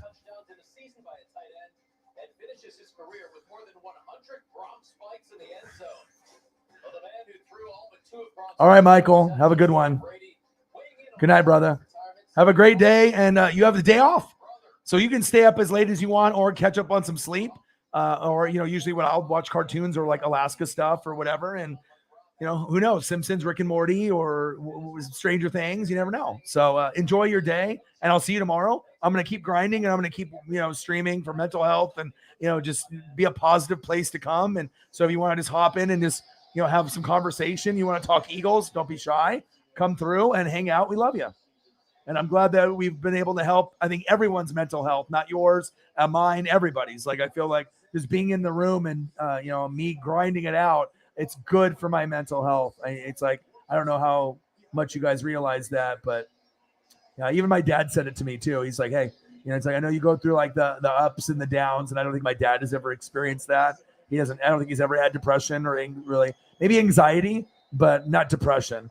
As far as I know. I mean, maybe I should ask him, and if he has had depression, and he's never told me about it. So he's usually a kind of happy-go-lucky type of guy. That's the hero right there with the Fernando. I mean, it was such a cool card. I almost wanted to keep it for myself. I won't lie. I don't own anything like this. An autographed jersey patch game used, numbered to 15. Awesome. Yeah, but I think the Shannon Sharp and it's like the argumentative sports takes. I think people don't like watching those shows anymore. Like, maybe that was a cool thing like 10, 15 years ago on like SportsCenter, ESPN, but it's more of like, we want informative, and we want to be able to not have like horrible hot takes and just arguing and yelling. You know what I mean? Just to have like an argument for, like, it has to be legitimate, like, talking about, a certain topic, not just one crazy bandwagon, nutso topic, and like a realistic topic, or someone coming up with some crazy shit that no one really believes. Like, Cowboys are winning the Super Bowl every year. Like, no one really believes that. I mean, maybe some Cowboys fans truly believe that, but I told him too, for every birthday, 6 days after Christmas, that I have not come to play, as far as gift wise or a birthday or Father's Day, I felt that, obviously I had to, Cyberpunk had a nice donation that night to help us, get to the number. I'm not sure if you were there that night. I don't think you were, Holly, but he was able to get me, I think, like $85 on the Cash App, so I could actually go towards that gift, because that card usually runs like 100 to 130, and they had it very reasonably priced at 100. And I was like, I'm never gonna pay full price at a card shop. I'm always gonna negotiate. I was like, this is for a Father's Day gift. Will you work with me? And I could have suggested 90, but I already kind of had ESP, knowing that he would go down $5 or $10 to get the sale. And so, when he said 90, I was like, that's exactly what I was going to ask, but I didn't say that. And then I was able to get this card pretty much for free. So that's how you negotiate. You know what I mean? I talk him down a little bit, then I get something in return for free. And then boom, everybody wins. And then obviously I've gotten the baubles. These are cool. I mean, I love Randy Johnson as much as Griffey. Like, Griffey's my number one in baseball, but Randy Johnson's number two, hands down. I love Edgar Martinez. I love Ichiro. I mean, Julio now is up there with Griffey and Randy.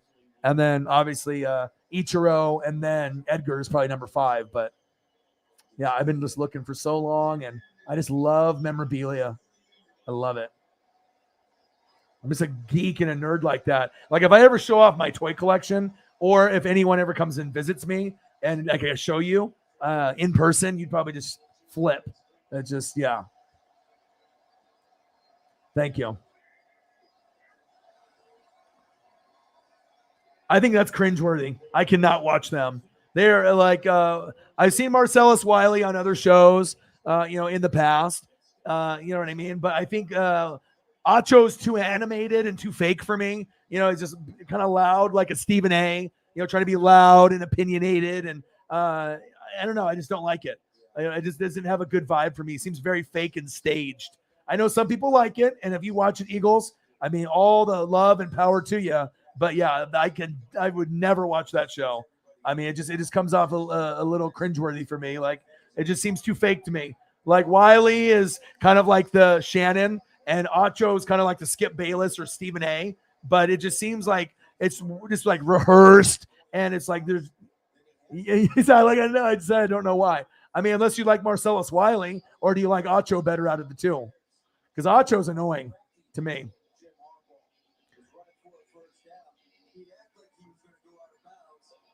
But everyone has their favorites on, whatever the style, the way they talk, their cadence. Like, a lot of people hate Colin Cowherd. I love him because I think that he's really intelligent. His cadence on how he talks is better than anybody else in sports talk.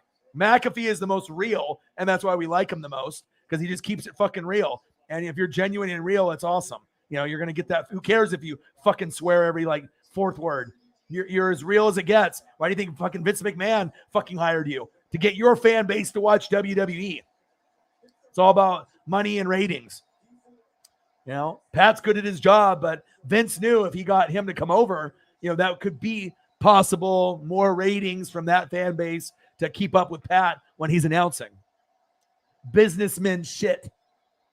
Making that dollar, knowing how to get ratings. 28-7, Chiefs. 2 minutes left, Jimmy G. Good defense, but who was that? 2-2. Scandrick. Oh my gosh, I forgot when he was on there. And then obviously he was on the Cowboys. The Orlando Scandrick. I don't think I've ever given him something as cool as that before. That might have been the coolest gift, but I had to do something in return because he gave this to me on my birthday. And that was the coolest gift that I've ever gotten from him besides my Nintendo. When I was a kid, I was like insanely crazy. Like, getting a Nintendo or a Genesis, or getting a system was like such a big deal. But I mean, I always get cool gifts from my dad, but this definitely was the coolest one. I mean, and now obviously he's got a lot of autograph photos himself.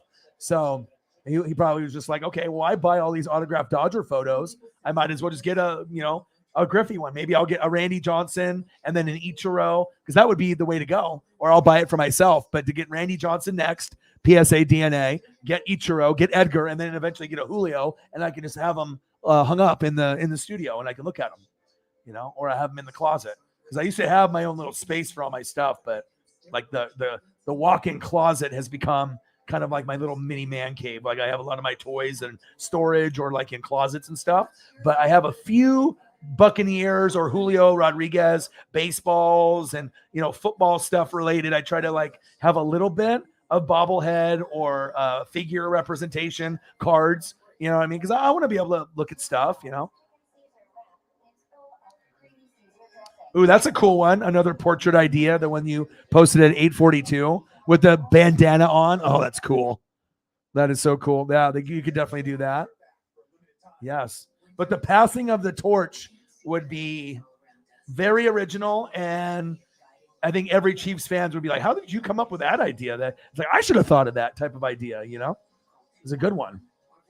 And it would make sense too. Now, and even maybe in the future if Kelsey ends up being number 1 overall.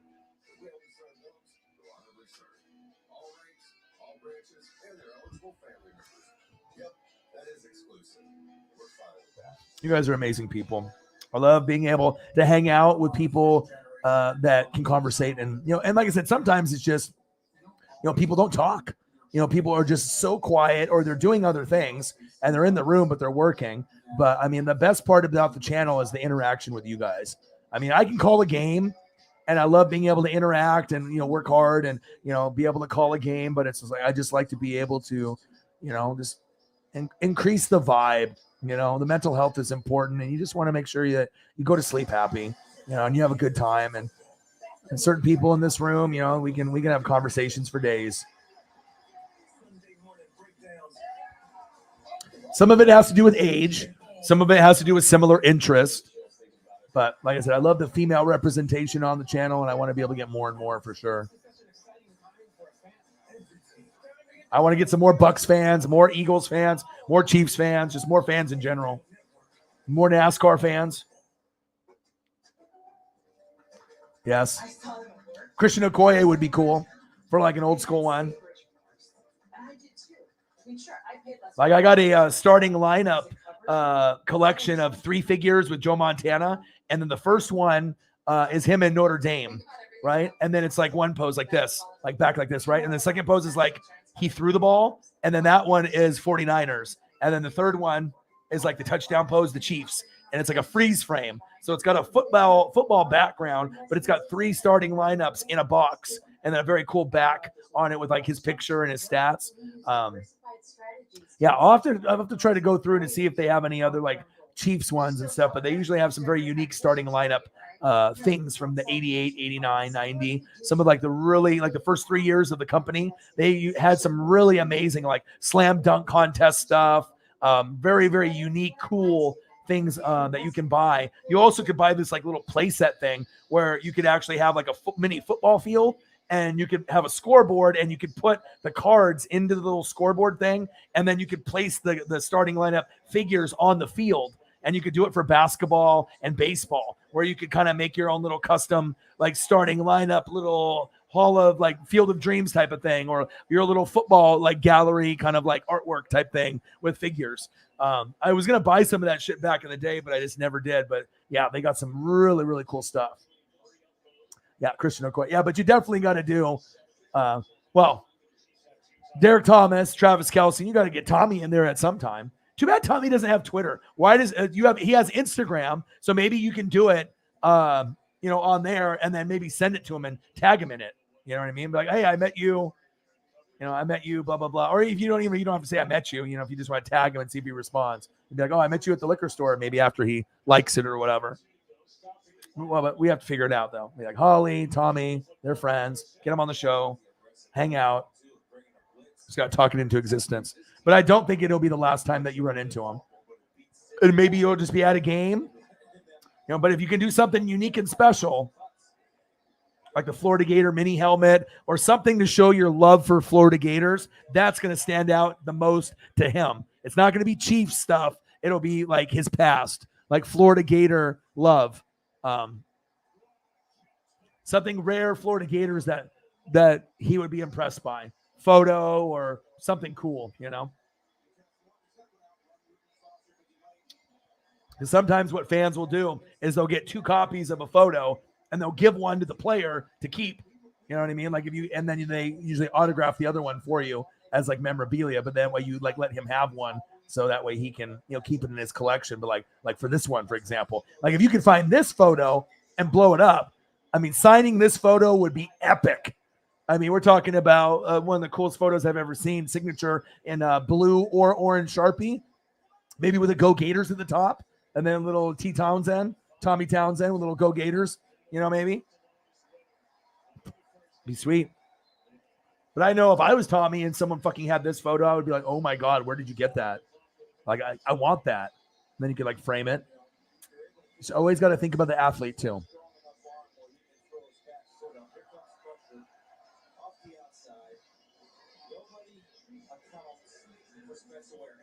There we go. Yes, that would be sweet. So you got a defensive player, a tight end, your favorite player, and then the coach. Beautiful. Beautiful. And then you got to do an offensive lineman. You can't forget about O-line. You know what I mean? If you're going to get punter or kicker in there and defense and coach, you got to do an O-lineman, whether that's Creed Humphrey or, you know, one of your, Rofe, like one of the old school guys. There you go.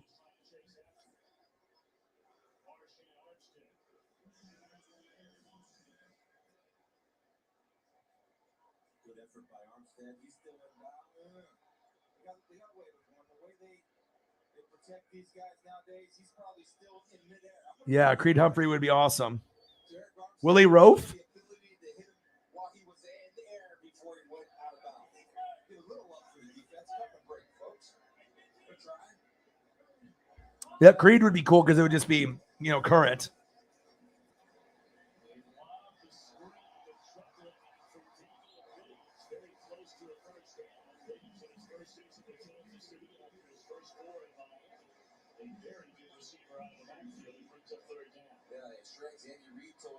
Will Shields at guard, that would be one.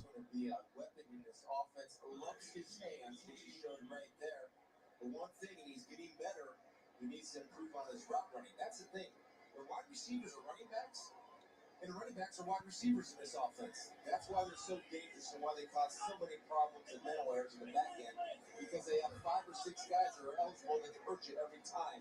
Will Shields was awesome. Will Shields and Willie Rofe for sure.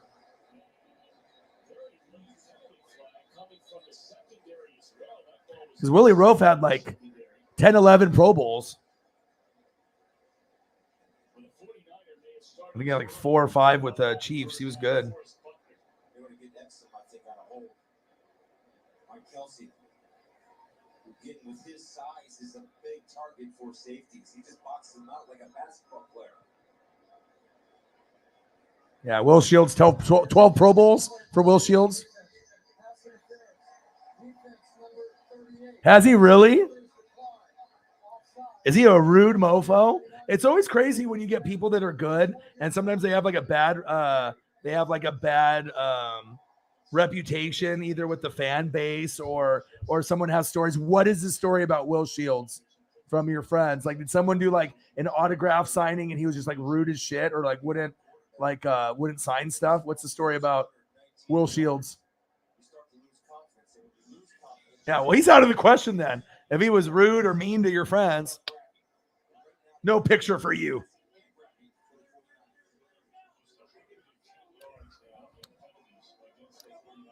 $28-7 Chiefs. Nice pump fake by Mahomes. Mahomes is so fun to watch. Man, Mahomes, Rodgers, Wilson, as far as the older guys, you know, Mahomes isn't old, but he's been in the league for a little bit. And then you got the newer guys with the Josh Allen and Burrow and Herbert. And then we can't forget about Tom and Stafford, Brady and Stafford. And then you got the next tier of like Dak and Lamar and Kyler and Carr. So Will Shields, no picture for you. Sorry, bud.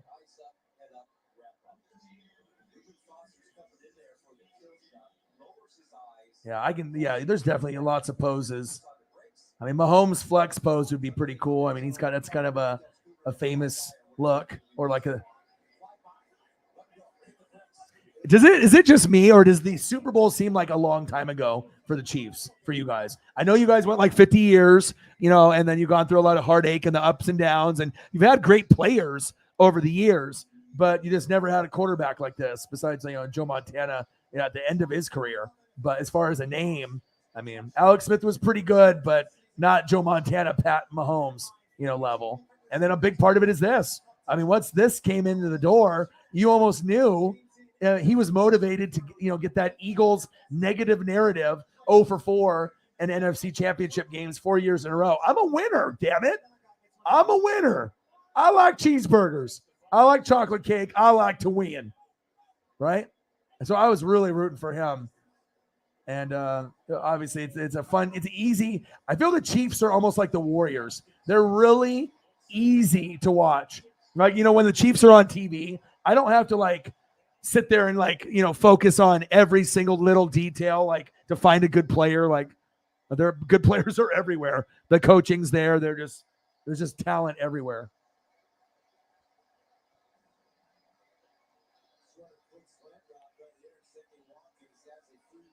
Wow, really?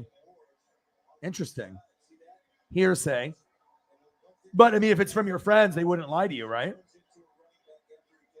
But the Super Bowl win seems like such a long time ago. Like even the Buccaneers win. I mean, even though it was just 1 year after yours, but I guess it's like, what have you done for me lately? It's like you get the itch, and once you get one, you just want another, Yeah, that sucks. About the Will Shields thing. Well, let's erase Orion's recommendation for someone off the top of the head you're thinking of who could be a drawing candidate.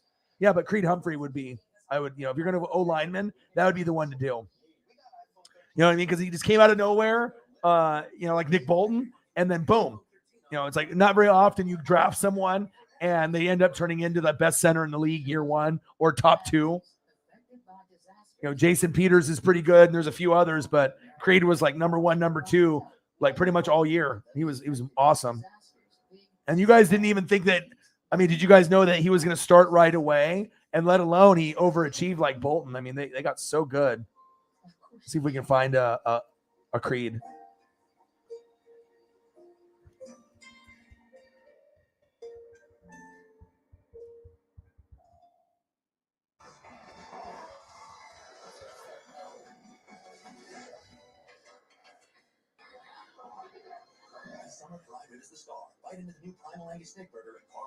Okay, I want to do an Oklahoma photo just to see this like country boy. This is like someone I would want on my fucking team, like on the Buccaneers. I'm going to show you a photo you've never seen before. Some Creed love. All right, ready? Look at this beefy guy. Look at this beefy McWhat now.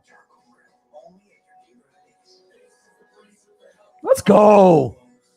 I went to high school with guys like this. Like, you know what I mean? Like, just those beefy dudes.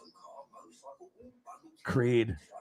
And Oklahoma, they always have good players from their even if they don't compete for championships anymore, and they're not the same team. There's been some teams that have fell off a little bit compared to some of the big SEC teams. I get it. Or like Ohio State or Michigan, like the Big Ten. And then some of the teams converting from the Big 12 to the SEC, which is stupid. But your boy, I've never put this one on the screen. This is a nice one right here. My boy, Creed Humphrey. Sweet photo. I love it. Yeah, especially if you did a Creed Humphrey photo and you tagged him in it on Twitter, if he's got one. Oh, he definitely would like it. I doubt Creed Humphrey's getting a whole lot of love on the internet. Beefy McWhat now. Remember that? Beefy McWhat now. He's one of the guys. That's what his name is. He does the donations. He'd come in and drop like 20 or 50 or 100, but you just never know when he's going to show up.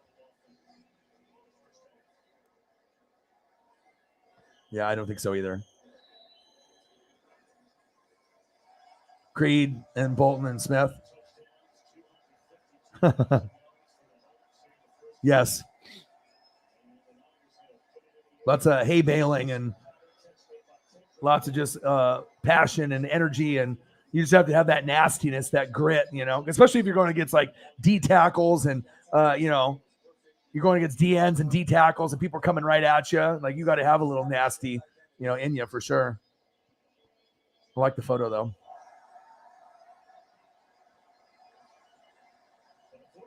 So you didn't answer. I don't know if you answered my question on there, but how often have you been on that other, the RGR or whatever? I don't know if I didn't see it or if we like skipped past it. But I mean, how many times have you been on there? Just like a couple times? But that's good. That's like, if you've already been on camera and you're used to it or whatever. Like for me, it's easy just because, like I said, I did phone sales for like 20 years of my life. So talking to people and being on camera and stuff is not a big deal. Just used to talking with different types of races and ages of people. So I'm not intimidated by really any scenario. So he's heady. He's a heady man. Let me see. Creed, Humphrey, Chiefs, Harry. Should I put that? Doo-doo. When I put Creed, Humphrey, Chiefs, Harry, it's a lot of Patrick Mahomes pictures for whatever reason. Let's take the Harry out.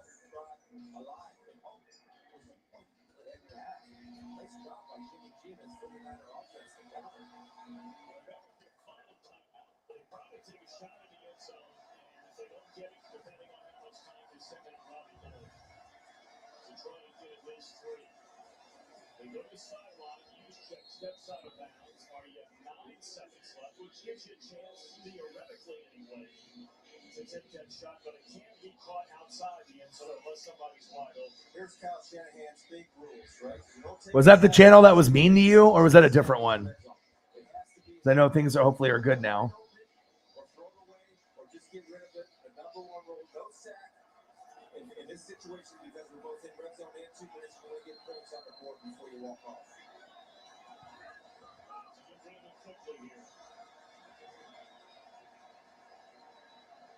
3 times.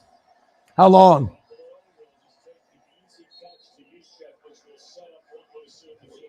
Like you were on like for like 10 minutes, 5 minutes, 30 minutes, an hour.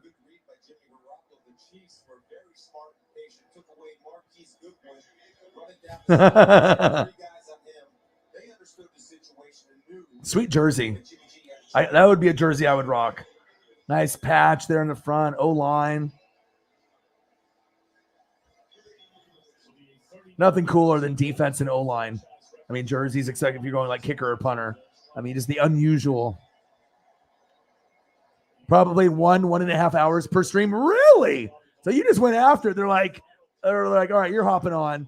And it wasn't like just for like a couple minutes. You're just like, all right, I'm just going to be myself and vibe. And okay, well, shit, then that's not even going to be a big deal. You can hop on. You can hang out with me you got other obligations and you'll have other things. And, Victor and his splooting and getting ready for work and everything. But yeah, so you could definitely hop on for like 30 minutes to an hour or 2 hours or whatever your time schedule's like. Okay, that'd be cool. Well, at any time, obviously, I know you're going to have obligations with like Grossi Posse and stuff like that. But maybe when I do a Chiefs game, maybe you can like do the Chiefs game with me. You know what I mean? Like I'll do the play-by-play and the color, and you just you interact and just with the people in the chat and just react how you would if you were watching the game. I'm not sure if you have a TV where your computer is. I assume you do. You know what I mean? But if that's something that you would be interested in, if you want to actually do a game when I do Chiefs, if you don't have other obligations with Grossi or friends or family, or you're going to, go to the game yourself. But, if you ever want to talk Chiefs or do a Chiefs game when I'm doing it, and hop on, you don't have to do the whole game if you don't want to. But if you want to hop in when I do a Chiefs game for Monday night or Sunday night or Thursday night, that would be interesting. Could be some fun. See you scream at the computer screen when you guys do good and bad. I mean, my real emotion comes out definitely for Ducks and Buccaneers. If you really want to see the true emotion come out in me, I mean, you'll see me definitely with the Ducks and the Buccaneers for sure. I think the fans would love to see you too, regardless if it's just in a show. But if it was during a game, I think that they would really enjoy that. But obviously, that's up to you and your schedule and what you got going on. Owen, when you came into my life, it was a whirlwind. I just can't do it. We didn't know what the future would hold, but we knew you would always be a part of it. Adopting you. Yeah. Well, just be yourself. Just be how you are, like when you're in here hanging out. You know, it's like pretty much the stuff that you type in is what you'd say. And, you know, I think it just everyone just being themselves, you know what I mean, is being comfortable hanging out with me and we could have a good time. I think, like I said, especially if you're one of those people that are very instrumental of the success, you know, of the channel, I think people would enjoy seeing, you know, even someone like a Cyberpunk, you know, on a stream, you know what I mean? Like, or seeing Shep or seeing certain people that are in the room. You know, I think people would really, really enjoy that. Chiefs fans would enjoy it. And I think just people in general for sure. So, and like I said, it's just us hanging out and just be like just watching the game, you know what I mean? But I want to get people involved. And like I said, if I can get people involved that support me to the fullest, the least I can do is like, you know, I can do everything by myself, right? But you don't succeed in life by doing things by yourself. You have to be able to ask for help and branch out and build connections. And I think it would be fun. You know what I mean? I think it would be it's not going to be something that you're probably going to be able to commit to every time because sometimes you're going to go to the game. Sometimes you'll be having Grossi mod, you know, restrictions where you're going to probably spend some more time there, but maybe drop in here. But yeah. Oh, Peter Schrager's on the sideline. Boo. Boo, Peter Schrager. But I think it would be cool.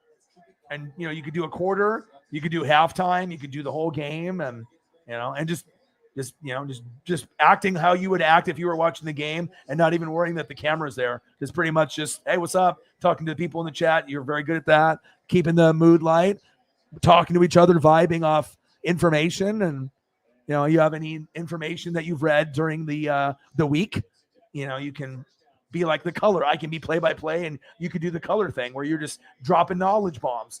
Oh, I was reading, you know, this with Sky Moore, blah, blah, blah. You know what I mean? And just dropping stuff. And I think that would be good because especially I know you read about them almost every day. I mean, a lot of hardcore fans do. So, and I definitely like the male-female dynamic. I mean, you know, obviously me being Asian and, you know, you can have a different dynamic with different people. And I'm really friends with everyone with different races, different ages. But I definitely want to get more female representation. And yeah, I think it would be awesome. I think you would do really good. And I think fans would love it. I honestly think that, you know, they could talk to you in the chat, but being able to see you and just, you know, you being able to interact too, I think would be good too. Cause you are a GOAT. And then you have a lot of knowledge on your up here. We got it here.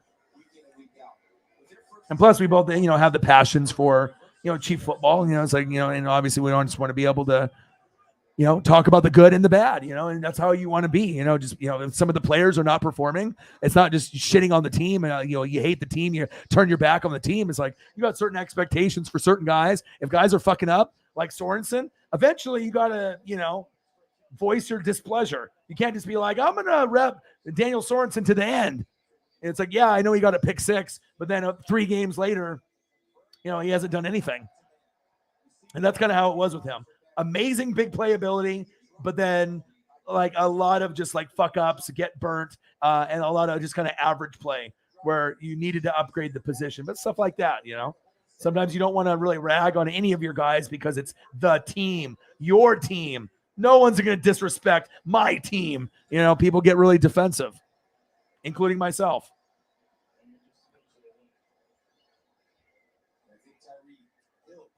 Your stupid cats are being stupid. Yes. Yeah, and then that's why for me, like I can give credit to Saints and Panthers and Falcons, and it doesn't even bother me. But when I go on like Twitter and Instagram and I see like these Saints pages and Buccaneer pages, they are just so ruthless. They give no fucks. They're just like straight middle finger all day, every day. Like no credit for any of the players on other side. Just like pretty much like, fuck you, fuck you, fuck you. I mean, I don't know. It's just too negative for me. It's like, I get it that you love the team and there's rivalry, but there's like to a point where it's not healthy, where it's like it's like even people like with Patriots and stuff, they like, it's like you're just wanting Brady to lose, or just like there's just a lot of hate towards. I mean, I get it with the cheating and stuff. That'll make you feel a certain way, but sometimes people in rivalries just go a little extra. I just appreciate greatness, so.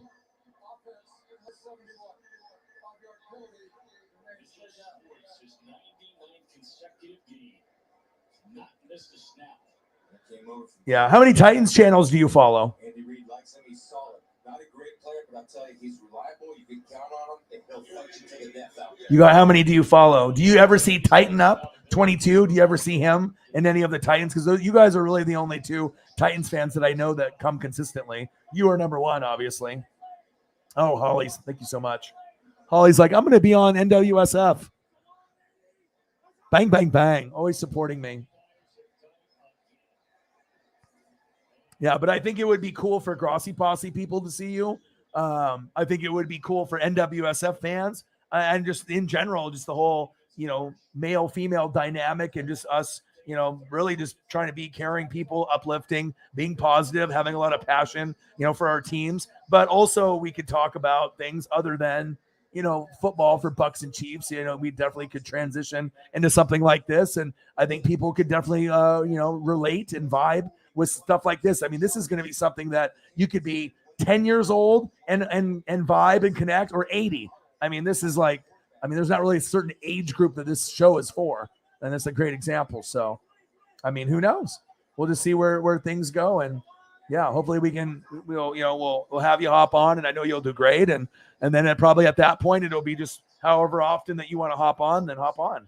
And then, we can build the channel and we can have awesome interactions. And obviously it's better to have more than one person, when you have 2 or 3, as long as you're not talking over each other and whatnot, and you can vibe. 2 is kind of the sweet spot. If you have 3, you really have to know each other. But if you have 2 people, it's like, 1 or 2 people, like for me, obviously I can do the hosting, but I think just being able to bounce ideas and thoughts and just being able to see 2 people interact, to a game would be really cool. So be, anytime you feel like it. And obviously, you got other obligations with Grossi, your job and everything else, but I think it would be amazing and it would be a big surprise for a lot of people. And I think it would definitely draw people to be able to watch. And like I said, maybe we can get some more females, we can get some more NASCAR fans, we can just start building other, fields. Like if I have to build a little NHL field and NASCAR, maybe try to keep doing that, which I am going to do this Sunday.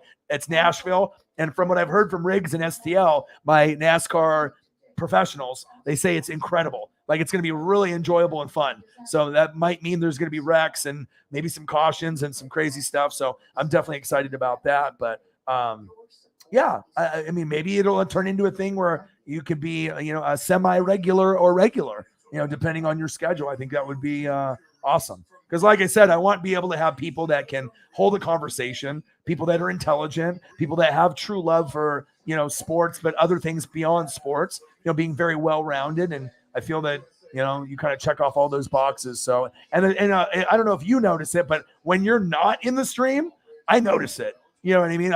The vibe is different. You know what I mean? Other people will talk as well, but sometimes if like Cyber's not in, you're not in, and some of the other people aren't in, sometimes the conversation, I'm not sure if it really gets stale, but sometimes people don't know what to say, or they just, I guess, watch me drink beer and do gummies and just watch a game. But I would rather talk with someone during the stream if I'm going to be doing this for 3 to 6 hours or 7 hours. So thank you so much. Holly Undo, always doing big things. We're going to have her on the show. And maybe, who knows, maybe it'll be a regular thing. I hope so.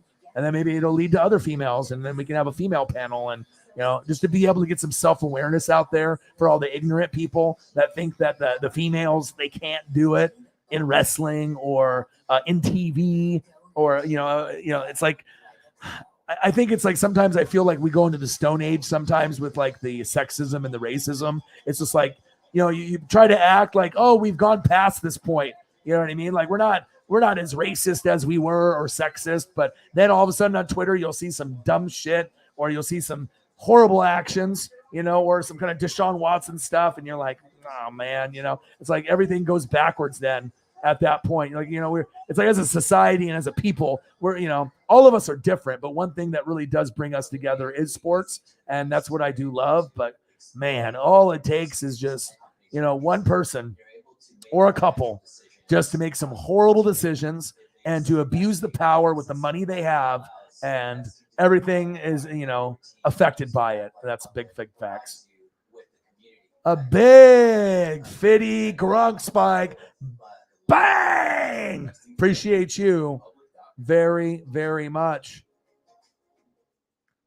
Let's go. 50 for the space kitty. 50 for the space kitty. And I'll get there. We're going to go through all the greatness. All of the greatness. Hey, I hate to spill the beans, but it's never too late to switch lenders. At Need Loans, appreciate you holding it down. Maybe we'll get Cyber to come in. Hours after submitting your application.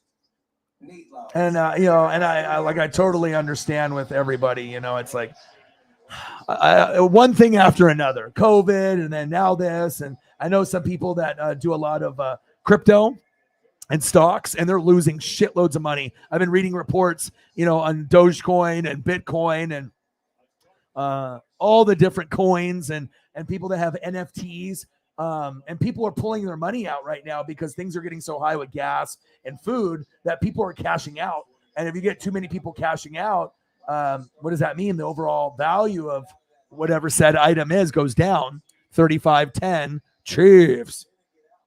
So I don't have too much investments in that stuff because, I didn't predict necessarily that you're going to have this type of recession, but hopefully we get past it for sure.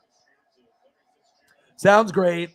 Happy to support. And I'm going to be really excited to have you come on. I think it'll be awesome. I think it'll be eye-opening for people, to see, you on the screen. And also I think really big, it's like not only who you are as a mod for Grossi and me, and not only your love for Chiefs Kingdom and animals and a lot of other things as well, but just female representation on YouTube. You don't see it.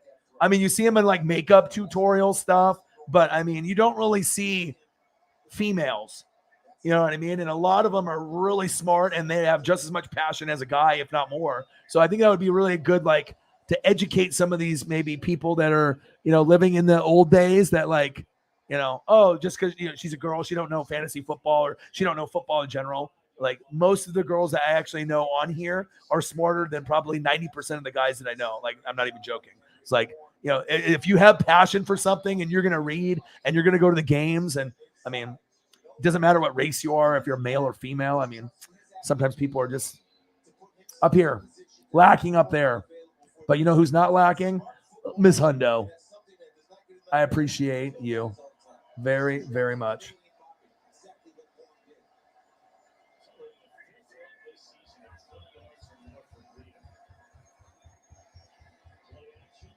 Play action pass. Pass incomplete to Kittle. But I can't wait until possible vacation. I'll go to this one. I brought this one up a few streams ago. Let's do this one. Good old running Tommy. It's always good to be able to have. And like I said, it's kind of funny too, because the team that I actually watch other than Oregon is Florida. Just kind of weird how all those things kind of tie into each other. Because like I said, that's the reason why I'm a Tampa Bay Buccaneer fan. Besides the Warren Sapp and the Derek Brooks, is because I loved Florida football with Danny Werfel in 96, Ike Hilliard, Jaquez Green, Rydell Anthony. And all three of those players ended up going to the Buccaneers. Rydell Anthony, Jaquez Green right away. And then Ike Hilliard, after he went to the Giants, came to Tampa. So I definitely have a little love for Gator football too. So you got 5 Titan channels. Wow, you rock hard, bro. And you spend a lot of time here too. Absolutely. Well, I think it would be good. And then also we could help promote some of the females that are doing big things too. Like your friend that does the mugs or your friends that do the chief artwork. If we can get you on here and then I can plug, maybe their website or maybe they send you a picture. I can put it on my Twitter and then I can bring it over on the stream. And then while I'm doing a game, we can promote her website or her new, like, Travis Kelce mug. It's like, you definitely get the right eyes and ears, here. And we're not going to show stuff that's not cool. We're only going to show stuff that's, definitely interesting and not a waste of time for anyone. So, yeah, I definitely would love to be able to help out, any of your other friends, or if we got other channels that we can help boost, definitely. I wouldn't mind that either. You know what I mean? Like who knows? Maybe we can have you and me, and then maybe we can have RGR hop on, and maybe we can have them hop on too, and we can just have a Chiefs little combo. You know what I mean? They'd probably be surprised someone like me that isn't even a Chiefs fan that has the Chiefs knowledge. So you never know. Things can definitely open up, but with a lot of the females that are on the channel, and it'd be nice to be able to get some more representation. And if you see a female on screen, maybe there will be some other females that be like, oh wow, maybe that would be something. Or maybe we can get She Got Sports. Maybe we can get her to come on at some point. Holly reaches out to her, hey, you want to come on NWSF, and you can promote your channel, and we can just vibe, and we can talk football a little bit. You can talk your Giants, and we can talk our teams and whatnot. You never know how things can go. He did. Yeah. I'm excited that you're actually down for it, because I didn't know how you were going to react towards that. You know what I mean? I didn't know if if that's something that you did, or if you, because you don't really seem like the shy type that you would just, you kind of go with the flow type thing. And if you're a sport fan and, you're used to crowds and, with Kansas and Kansas City Chiefs, I was like, I don't know. Like for me, when I go to games, like I'm like chest bumping people, I'm high fiving, I'm dapping, I'm drinking beers, I'm cheersing. You know what I mean? I'm eating the dogs, and I'm a real social. When I'm at a game, like I love to be able to interact with the fans and make memories for us to remember in the future, for sure. This is a cool one for Creed right here too, with the Washington Commandos. He's like, get down, Commando. Pain is there on the right, you can tell.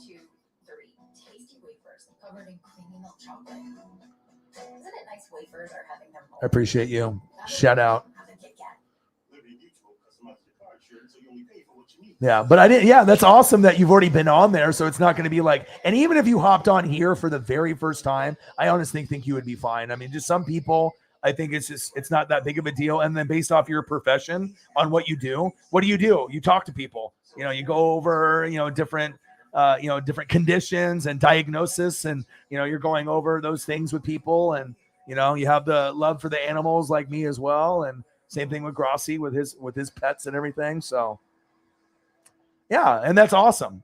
Because whether you know it or not, I think a lot of people on the posse side and the NWSF side, they love the interaction. You know what I mean? So I think just taking that to a next level would be amazing. Plus, I'm going to need someone I can vibe with, Yes, I love it. This one's pretty good too. Country boy. He looks like a country boy. Looks like he'd be really loyal and like a good friend, though. You know what I mean? Like his eyes and stuff. Like sometimes you can just tell with people's like eyes if they have the honest eyes, like if they're a shady person or if they're like a good soul. He's got kind of like those honest eyes. Like I might be a big giant, but like I'm kind of a softie inside. And if you have a problem, I got your back. That's what it looks like with him. That's the vibe I get when I look at this picture with his eyes, and kind of just the vibe that you get looking at the picture.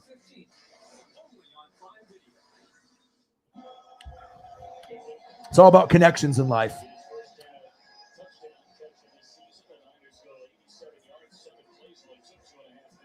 Yeah, we got to support each other with the mental health. It's important. Bang, bang. Holly stepping up.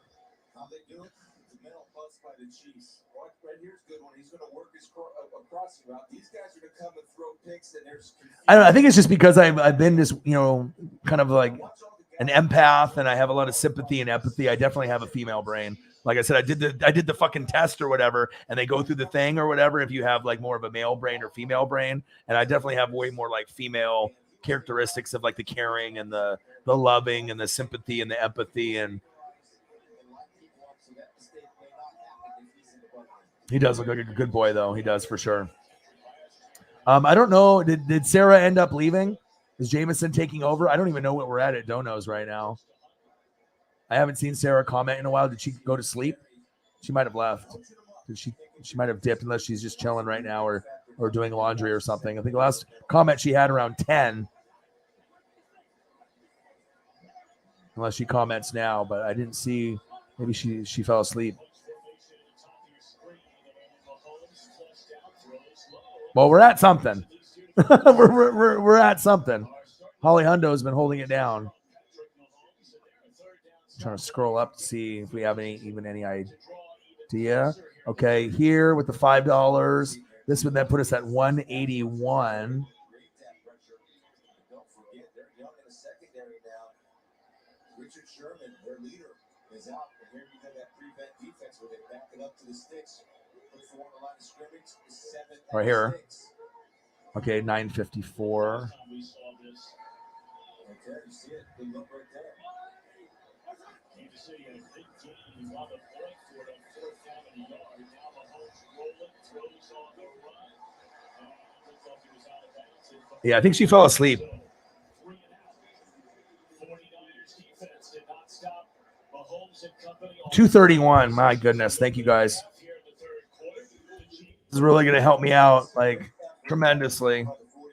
It definitely makes up for some of those streams where we hit, like 38 and 55. I mean, there's some that I would, be at like 6-hour stream and we'd be at like 60, or we did like a 5-hour stream and be at like 38 or, or a 3 to 5 hour stream and be at not like 55. So, and you just got to take everything as a blessing. So.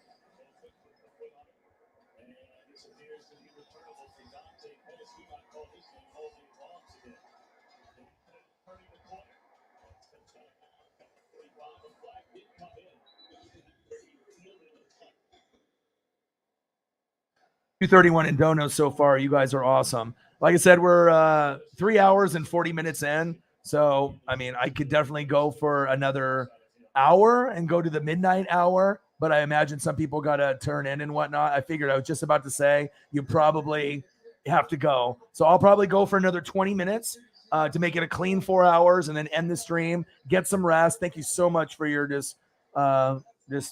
your support is just unmatched. I mean, you and Cyberpunk are literally the backbone of this fucking channel. And maybe I can get both of you guys to hop on if Cyber is not camera shy, and then we can get you guys to come on. And shout out to Jameis Meza stepping his game up as well. But thank you so much, Holly, for doing what you do.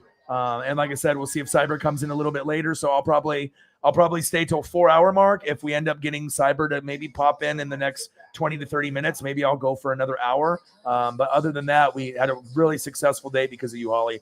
Thank you so much, as well as everyone else that donated today. Appreciate you. Have a great night. Feel better. And I'll be back tomorrow and I'll be grinding it out. So thank you so much for your support. It means a lot. And the conversation is always good. Obviously, you need to be able to live and you need to be able to survive. But I mean, that's the best part for me. It's just the donos are just cherry on top, but just to be able to have great conversation and uplift the room. That's what it's about. I can't wait for us to be able to record together. I think it's going to be phenomenal. So, and it might be a regular thing where you might see O-Dog and Holly Hundo together. Could be the new duo. You never know.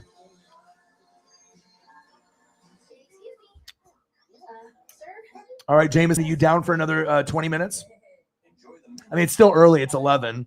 But, like I said, I feel that there could be some people popping in, a little bit later. So I guess we'll just play it by ear, even if it's just you and me. And then, like I said, we can go for another 18 minutes. We'll see where we're at, if there's anything new on people or donos. And then if we just want to call it, we can just call it in 18 minutes and I can just go eat and hang out with the dog, or I can go for another hour and then we can get closer to the 4 hour and 30 minute mark or 5 hour. But I guess it just depends on where we're at. So $52 on the Cash App and then $231. I mean, this is the best day that we've had in a while.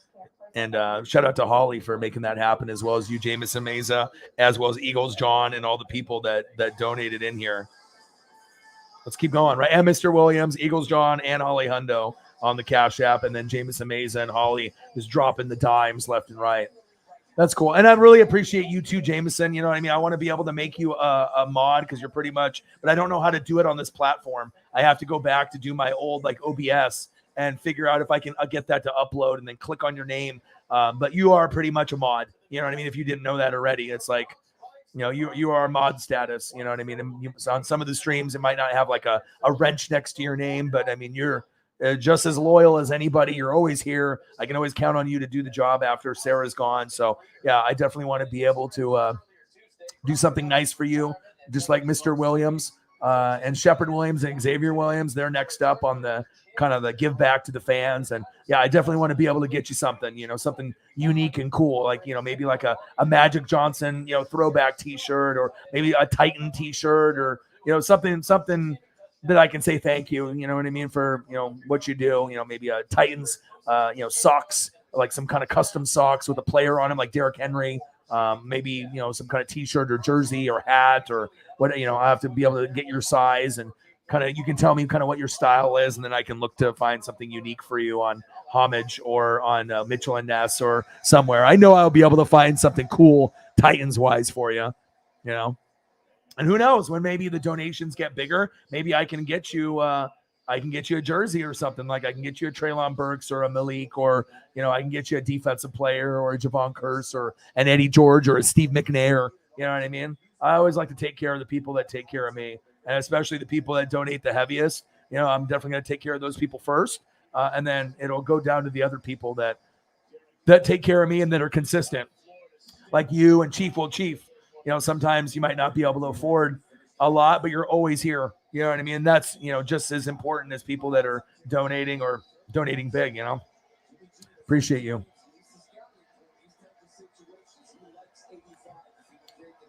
All right, cool, man. Now I just wish your Braves could have won today, so we could have all had that. All right, it's 35-16. We got 15 minutes to go to 4 hours. And did you notice that, Jameson? I mean, I know it's Sarah, but when Holly's in the room, or Cyber, or when you have like Shepard or Xavier Williams, or Nate the Grape, like when you have some of like the goats in here, do you notice the streams go by so much faster? Like the topics just keep flying. We have good conversation. We go back and forth. Of course, Loyal Rammy likes to always push my buttons and say, how great the Rams are and whatnot. But it's all good, man. You know what I mean? Everybody's got their own fan base and stuff that they like, but I'll definitely get after it with certain fans too. But it's all in love. We all love our teams and our players, but I just got to keep it real, with how I feel about things.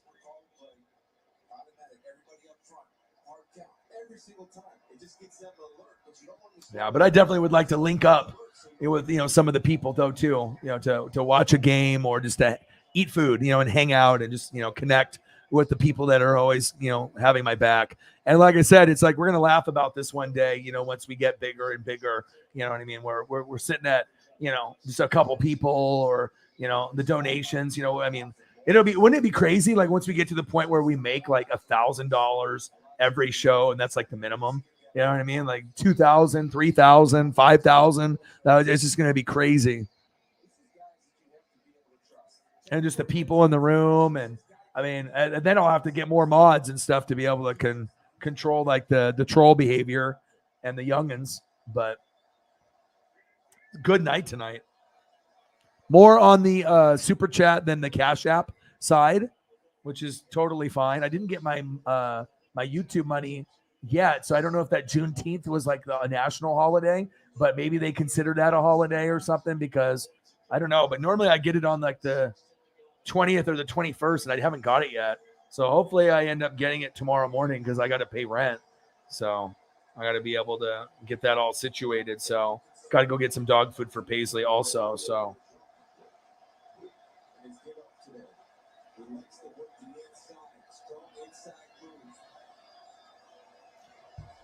It goes like way up though, because I'm already going to be talkative, and I can just sit here and just like drink beer or watch, But also if there's something cool on what I'm watching, baseball or football, then I can just like NASCAR or whatever, I can get into whatever I'm watching and I can vibe. But then when you get just like great combos in the room, like I feel it's like never a boring conversation with Hundo. So that's why I think that it would be really good to have her on, just because I don't think it's ever boring.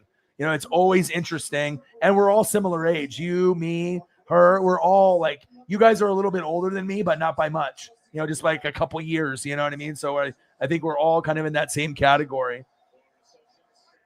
mean, I think anyone that's like 35 to 45 years old. I mean, we're going to probably bond pretty heavy just because of the age range and the similarities of stuff. Yeah, but I feel like we've gone for almost 4 hours, and it doesn't even seem like it to me. We got some great Gronk photos, him flexing, him running, him about to spike the football, him in the pewter. I got Gronk and Brady. I got the Gronk spike right before he about to spike it, and then right after he spiked it. I'm always looking for fire photos that tell a story. And then Gronk and Tom with the tutties. Watch this double team and get into the second level. This is beautifully done by Persons, number 16. Watch him double the nose. Come up to the, that's Juszczyk coming. I apologize. Yeah, Holly was very generous today. Overly generous. Oh, yeah. We will. But you know what I mean? I think that's part of the journey, though, right? Like, you got to be able to go through the tough times. It's like not getting that instant success and not letting shit get to your head, being very thankful and grateful, and being able to give that sincere thank you so much, and they're like making sure you're having the gratitude. And I'm always going to be that way. I'm never going to get to a point where it's like, yeah, we need to be at 10,000 tonight, and and not nothing else matters. Like, I'm always going to be the same way on donos, whether it's $1, $2, $5, $10. But once you start going 20, 50, 100, 200, 500, then it's crazy.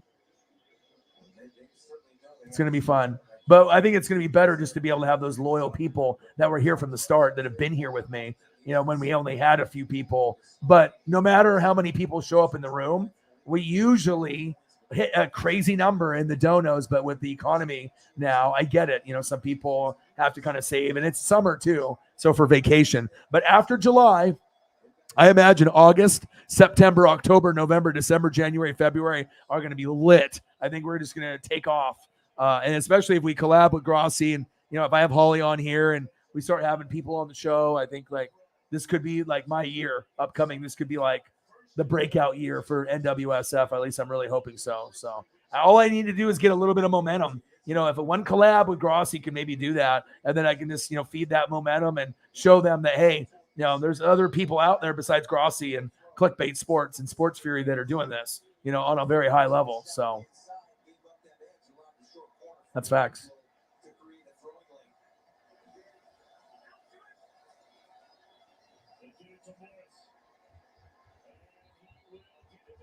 All right, we got 10 minutes to go. All right, we got Niners. They were down by a shitload. Now it's 35-22. Wow. Two of my favorite teams I like watching, Chiefs and Niners, in the same game. It was like the sports gods were like, okay, Holly's going to be not feeling well, but after you're done watching the Mariner game, I'm going to put your two favorite teams on to watch, and we're going to watch the game. Okay, cool.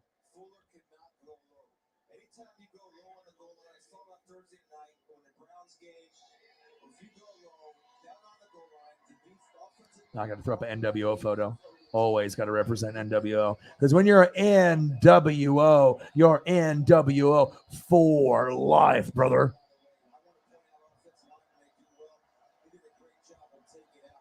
Yeah, we got to learn. But, I have been crawling for a long time, bro. 10 years? 6 years on YouTube, but 10. A lot of people don't have that commitment, and I'm really proud of myself because I've gone through a lot, the depression and the anxiety and the partner quitting and drama and bullshit, and and just losing jobs, and just going through all the anxiety and depression and all the bullshit, the COVID, and having that affect everything else. And you just got to be able to find the little pieces of happiness in your life, whatever it is. And definitely being able to vibe with you guys and seeing my family definitely helps a lot. So shout out to you guys for being amazing people.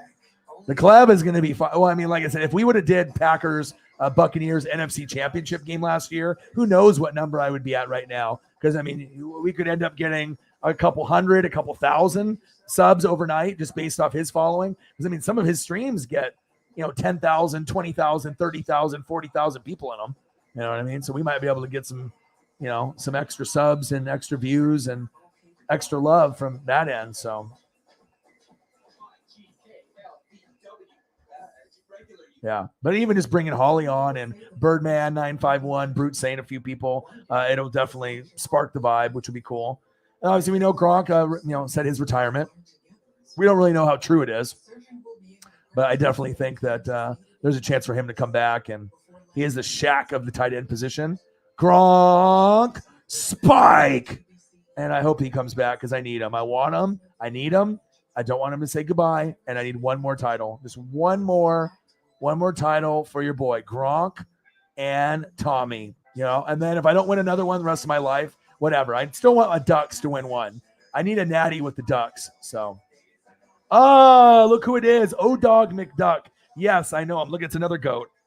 So Holly agreed to come on the show, dude. So I guess on the other RGR one, I guess she's been on there like 2 or 3 times for like an hour and a half. So we'll have Holly on. We'll have Birdman on. So Chiefs, Birdman for Eagles, Brute Saint for Saints, and then maybe some other people as well if they want to hop on. Shit, you want to hop on and you want to watch Dodgers with me? Fucking A, man. I mean, obviously with your schedule and everything you got going on, but I mean, who knows? I mean, we'll be able to figure it out. Me and Jameson Mays are doing Braves. Maybe you and me doing some Dodgers or some Rams or something. Lakers. O-Dog McDuck. A McDuck boy. It's me. And we had a good day. Thank you for donating too, Mr. Williams. And Holly went off today. And like I said, this is not 6-hour stream, $60, or 5-hour stream, $56, or 5 or 6 hours, $38, So it definitely helps. But that day that you donated, like the 55, we literally didn't get anything. You donated 55. We got 10 from Odin's son. That was before the show, after Father's Day. Sarah donated $1 during the stream, and that's all we got for the whole stream, and that was it. So I just ended the stream after like 3 hours because I just didn't feel that anyone was going to show up. If we're going to go 3 hours with nothing besides what you guys did out of the kindness of your heart, I was like, okay, sometimes you got to just take your L. It's a holiday. No one's going to come. Just end the stream. So thank you so much for you and Odin's son for doing that, because if you didn't do that, it could have been $11. So I appreciate you very much, man. And sometimes you come in the clutch, you know what I mean? Even when you don't realize it. So, O-Dog McDuck. Let me find a Scrooge McDuck photo. Let's find my cousin.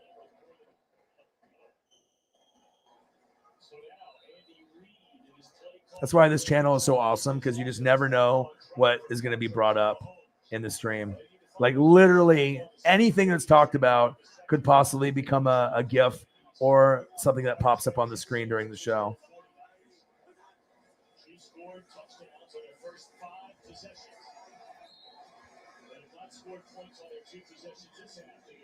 I'll name it O-Dog McDuck. Oh, Peter Traeger is talking. Everyone cover your ears. They're bleeding now. They're bleeding. Bleeding. Fucking Traeger.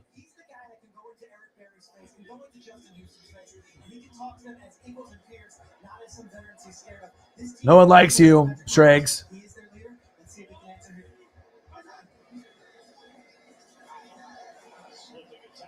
All right, where's that O-Dog McDuck? All right, let's take a look at my bank account in a few years after all the support from all the fans. Are you ready?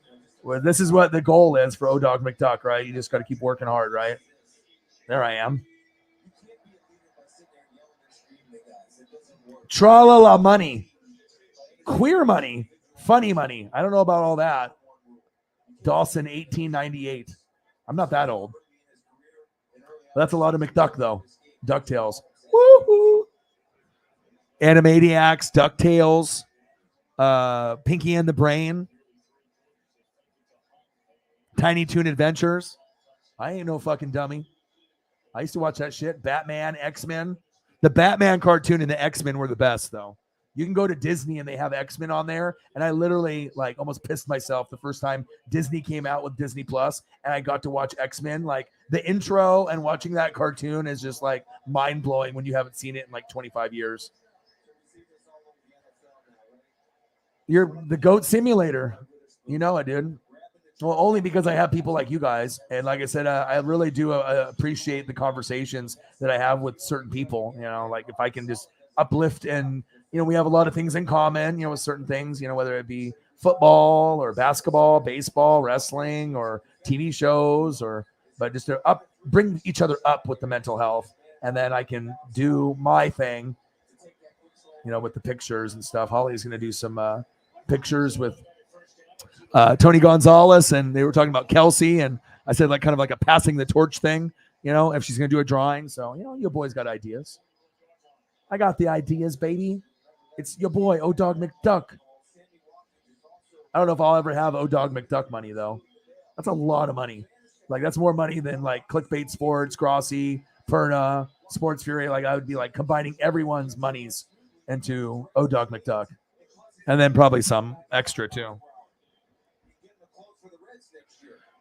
All right, we're 1 minute away from 4 hours. Even if we don't get anything else for the rest of the stream, when it gets late like this, I let you guys kind of decide what you want to do. Do you guys want to keep going for another half hour to an hour, or do you want to call it quits? Or do you want to go for another half hour? I'll let you guys choose. Call it quits, go for a half hour, or go for an hour. Regardless if I don't get anything, don't know wise the rest of the night, that's fine. We had a great number, much better than what I was anticipating, honestly.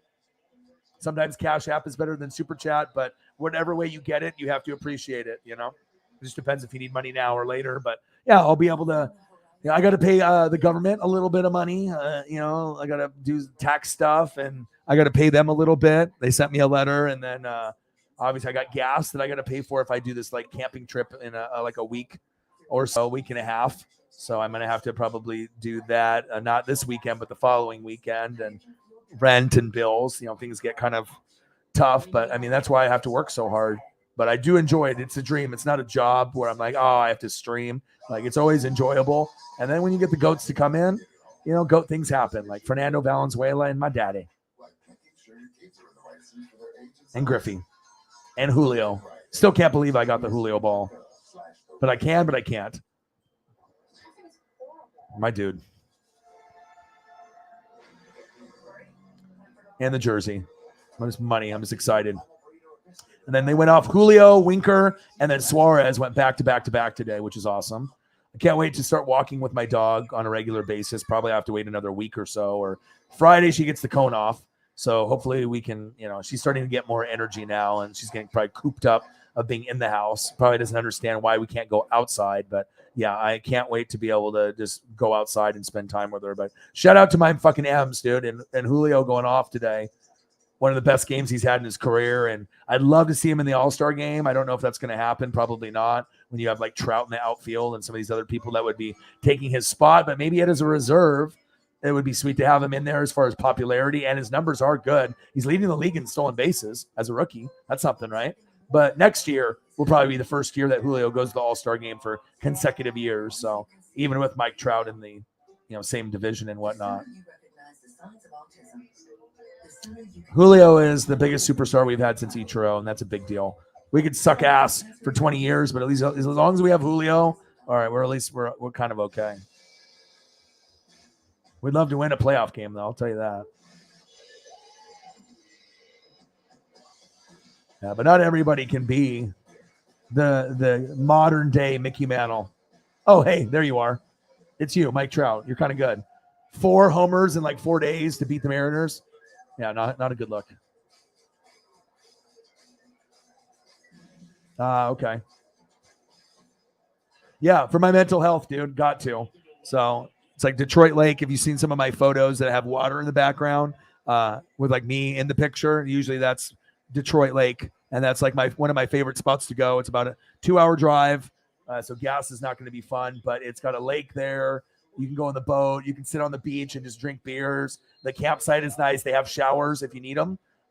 In a little section, you just walk down the path, and they got showers, and you can shave, and you don't have to shit in some just out in the middle of the woods. It's a nice little campground. It's pretty fucking sweet, man. And it's not too far, so it's not like you're driving for 3 or 4 hours and you're driving and dreading 3 or 4 hours back. It's about 2 hours, 2.5. So it's just that sweet spot where it's like, fuck, you're in the car for a while. But once you start getting to the highways and you start seeing businesses and stuff, and you're like, okay, I'm almost home. And then you're getting a little bit closer there. So. Oh yeah, X-Men was so good, and then they had the X-Men cards. I don't know if you guys remember those, but you could buy packs, and they had holographic like Wolverine, and then those were worth more, like kind of like Pokemon. And everyone wanted the holographic, Rogue, or the holographic, Xavier, or holographic, Wolverine, whoever it is. They were cool.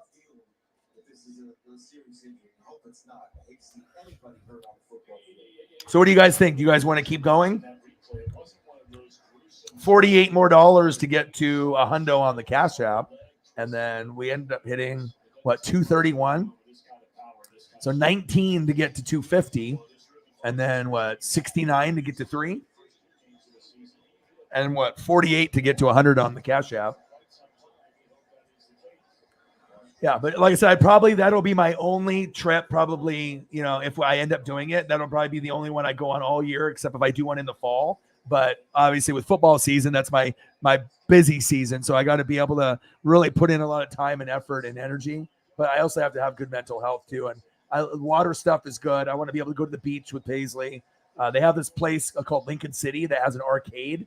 I went there for my birthday last year, and I got a little drunk and a little faded with some joints from the dispensaries that I actually left my phone on top of the change machine when you put like a $10 bill in to get quarters. And luckily an employee grabbed it. And then I was walked all the way up back to the Mexican restaurant that we were at when we had margaritas. And I was looking on there and I was like, fuck my life, dude. I just lost my phone. I was like, this is horrible, dude. Like, what, but then I prayed that, somehow I'm going to find it. And then, the girlfriend or my friend called it, and we heard it at the counter behind where they had beers. And I was like, oh, that's my phone. And I was like, oh my God, thank you so much. You know what I mean? Because you don't want someone going in there, if they can get into your phone, depending on when they found it, if they go to Cash App or if they go to your bank information and start transferring money and then, or, stealing shit from you. And so, but it ended up being a good night, but the arcade was really fun. Yeah. And they have good food out there and good vibes, good view, smell the ocean, sand in the toes. It's a good vibe. All right, so we're at what, 4 hours and 5 minutes. What do you guys want to do? I'll totally leave it up to you guys. All right, let's go for another 25 then. All right, it'll be 4 hours and 30 minutes. So let's go to that. Maybe we'll get Cyber to come in and do a drive-by dono. Maybe he'll come in and say hi. Maybe he'll come in and maybe he doesn't, if he donos, great. If he doesn't, it's all good. Maybe we'll just get Cyber to come in. And if not, maybe he'll be tomorrow. So usually he's a pretty fucking busy guy. But yeah, let's do it. If you're willing to stay with me, even if it was just you and me, I mean, if you want to stay for 30, I'll stay for 30 with you. So no problem. I am going to take my jersey off and my hard hat and my chain, though,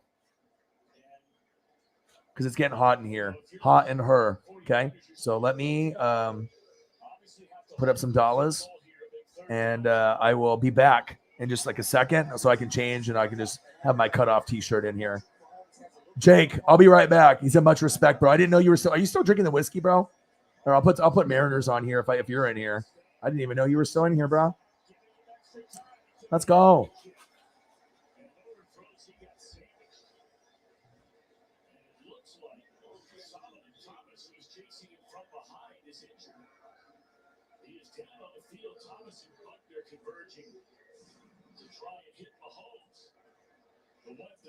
Thomas, who's hurt.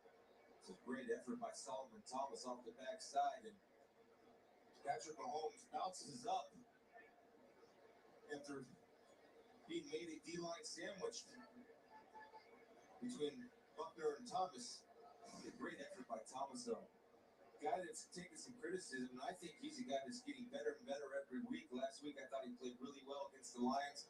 It's good to see him pop up. But the effort and speed that he brings off the edge, that's a Solomon Thomas. They drafted 3 overall. It should be noted, and I think a lot of people felt like, including some of the 49ers front office, that they were going to entice Kirk Cousins to come to San Francisco at the end of last year. And they wound up making a deal for Garoppolo. I mean, they could have chosen a year ago when this group took over. They could have taken Patrick Mahomes. with that pick in the draft, rather than Thomas or anybody else. All right, 37-yard field goal try. And that one is good by Harrison Lecter. He's only attempted 2 field goals all year long because all they do is score touchdowns. So make it 38-24. Jimmy John's summer wraps are back in Chicken Caesar and new Thai chicken, loaded with fresh veggies and all-natural chicken. For a limited time at Jimmy John's. Get them before they're gone. After 15 years of smoking, Eva Marie quit. There's a new lung cancer screening that could save her life. You stop smoking, now start screening. Learn more at savedbythestand.org. New Truly Margarita-style hard seltzer.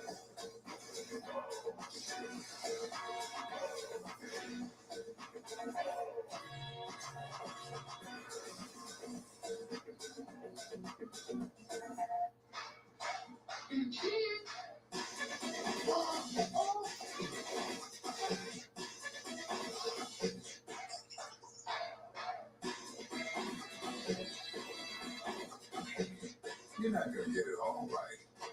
Just make sure you know the big stuff. Like making sure your kids are in the right seat for their age and size. Get it right at nhtsa.gov/the-right-seat.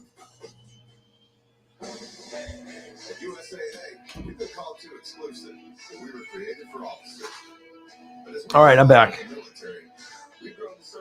All right, so I just grabbed my last beer. So I got like 1 sip left of beer. I got a brand new lime and another beer. And I guess whenever I finish that beer, we'll end the stream. So probably another 20 minutes. But we could go as long as 50 if we got a dono train going. And then we'll end it at 5 hours or 4 hours and 30 minutes. Bottle 2 and beer. Bow. Oh, yeah. We're on bottle 2 and beer. Bow. Bow, bow, bow. Now. H-A-H-A. There we go. 5 beers and 1 half bottle. There we go, brother. And we got to win, dude. Fuck yeah, man. Awesome. And you know what? I've actually wanted Mariner fans in here that we could vibe and talk M's and stuff. Like, even if you're Seahawks or Mariners, Ducks, Beavers, Washington State Cougs, if you end up being a Husky, whatever. But, having the Mariners and that common ground with a couple people, especially now with Julio, like you could have been a fair weather fan, a hardcore fan, a frustrated fan. We're all fans, but it's just nice to be able to, watch Julio come up together. It's like watching Griffey, or a Randy or Edgar or Ichiro. And now we wait 20 years. And then we finally have someone that I'm just as much hyped of, if not more than Ichiro. I mean, Ichiro's Japanese. I'm Japanese. So, of course, I was like, oh, my God. And he's good. So I was like, just don't be bad, Ichiro. Just represent Japanese people in baseball. Like, be better than like a Hideo Nomo or like a Hideki Matsui. Let's be awesome. And then here comes Shohei Ohtani showing you that like some of these Japanese athletes are just fucking incredible. Like, it's still weird to me that a Japanese guy is the pitcher hitter. You would think it would be like a brother or maybe like a Canadian or like a white dude. You know what I mean? Like, it's just kind of crazy to me that it's a Japanese guy. And Japanese guys are usually small, but he's huge. He's like 6'4". So obviously he didn't really eat just rice. He like a lot of the old school Asians, it was just like a lot of white rice and vegetables. But then once you start eating more stuff than just fish and rice and chicken and beef and other things and proteins, and some of these Asians, they maybe have tall, grandpas or grandmas, and that's how you get people like fucking Yao Ming. You know what I mean? Yao Ming or Shohei Ohtani. This got it back to, maybe. That was awesome to watch, like, while it happened live, bro. I'll tell you what. That was pretty fucking special, to be able to see that happen. I won't lie, man. We'll pull up the 3 photos, too, in sequential order, too. So first up, I mean, when I saw Julio swing, I knew it was gone, like instantly. Like I was like, it reminded me of one of his first bombs that he had, like for his first home run. I was like, ooh. I was like, this motherfucker connected like right in the sweet spot. I was like, that motherfucker is gone. And I mean, it's the A's. We can't fucking lose to them, dude. You know what I mean? So it's nice to see the bats light up a little bit.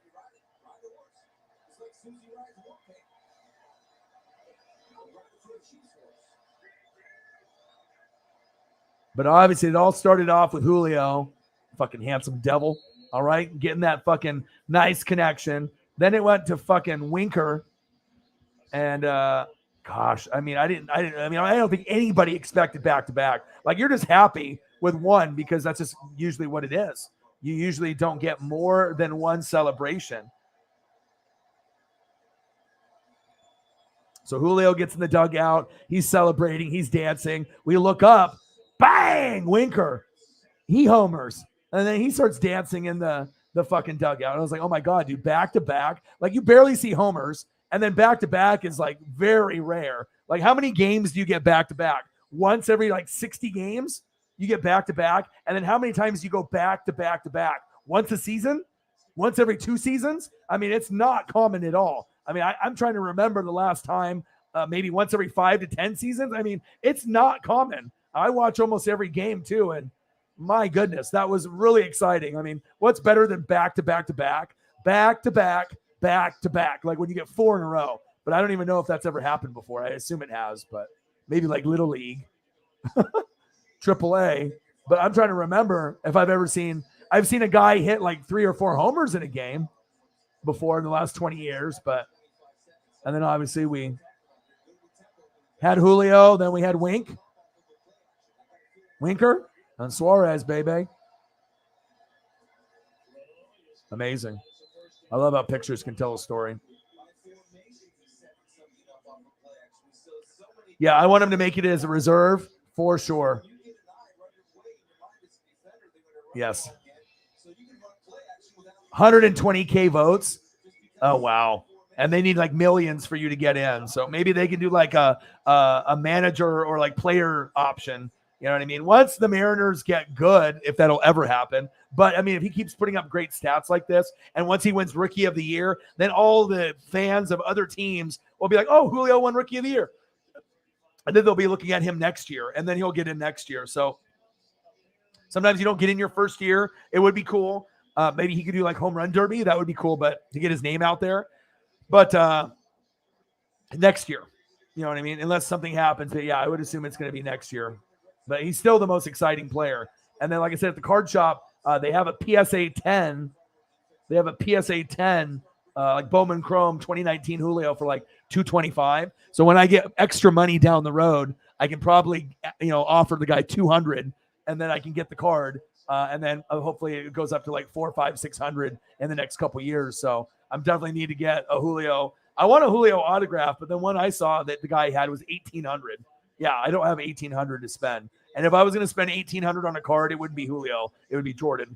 And I would try to get like some kind of, Jordan rookie or, something valuable. But I definitely want to get some Julio stuff while it's early for sure.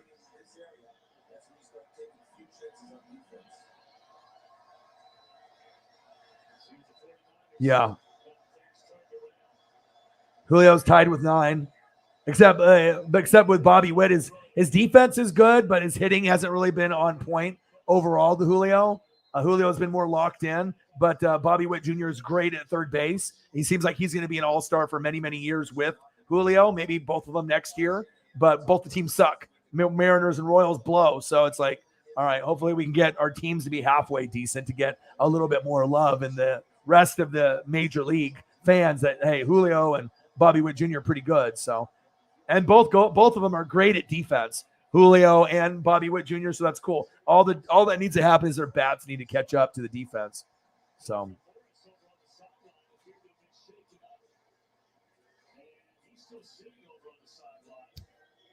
that beer's done. Last beer.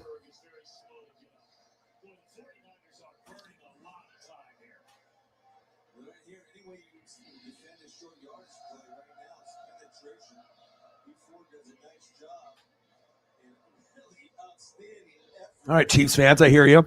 This is a player's choice, TJ Hawkinson.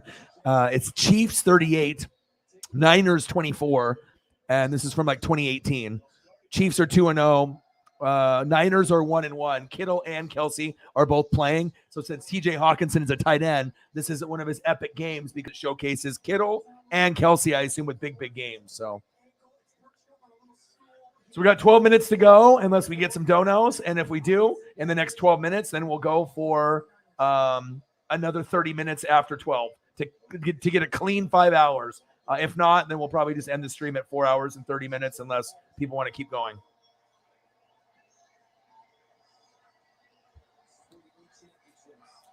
It's time for another gummy so that your boy can get hungry so I can go make some beef top ramen.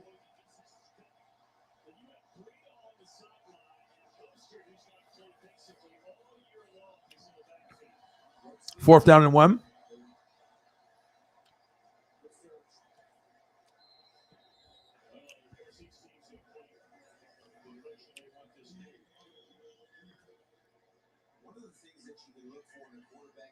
These are literally my two favorite teams to watch other than the Buccaneers, right? Chiefs and Niners, besides Eagles and the Chargers for obviously Herbert, for sure.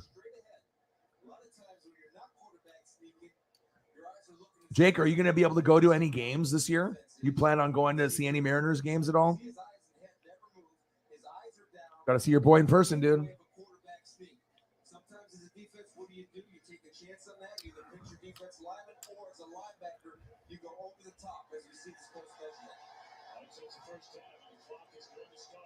I appreciate that. Some people recognize it.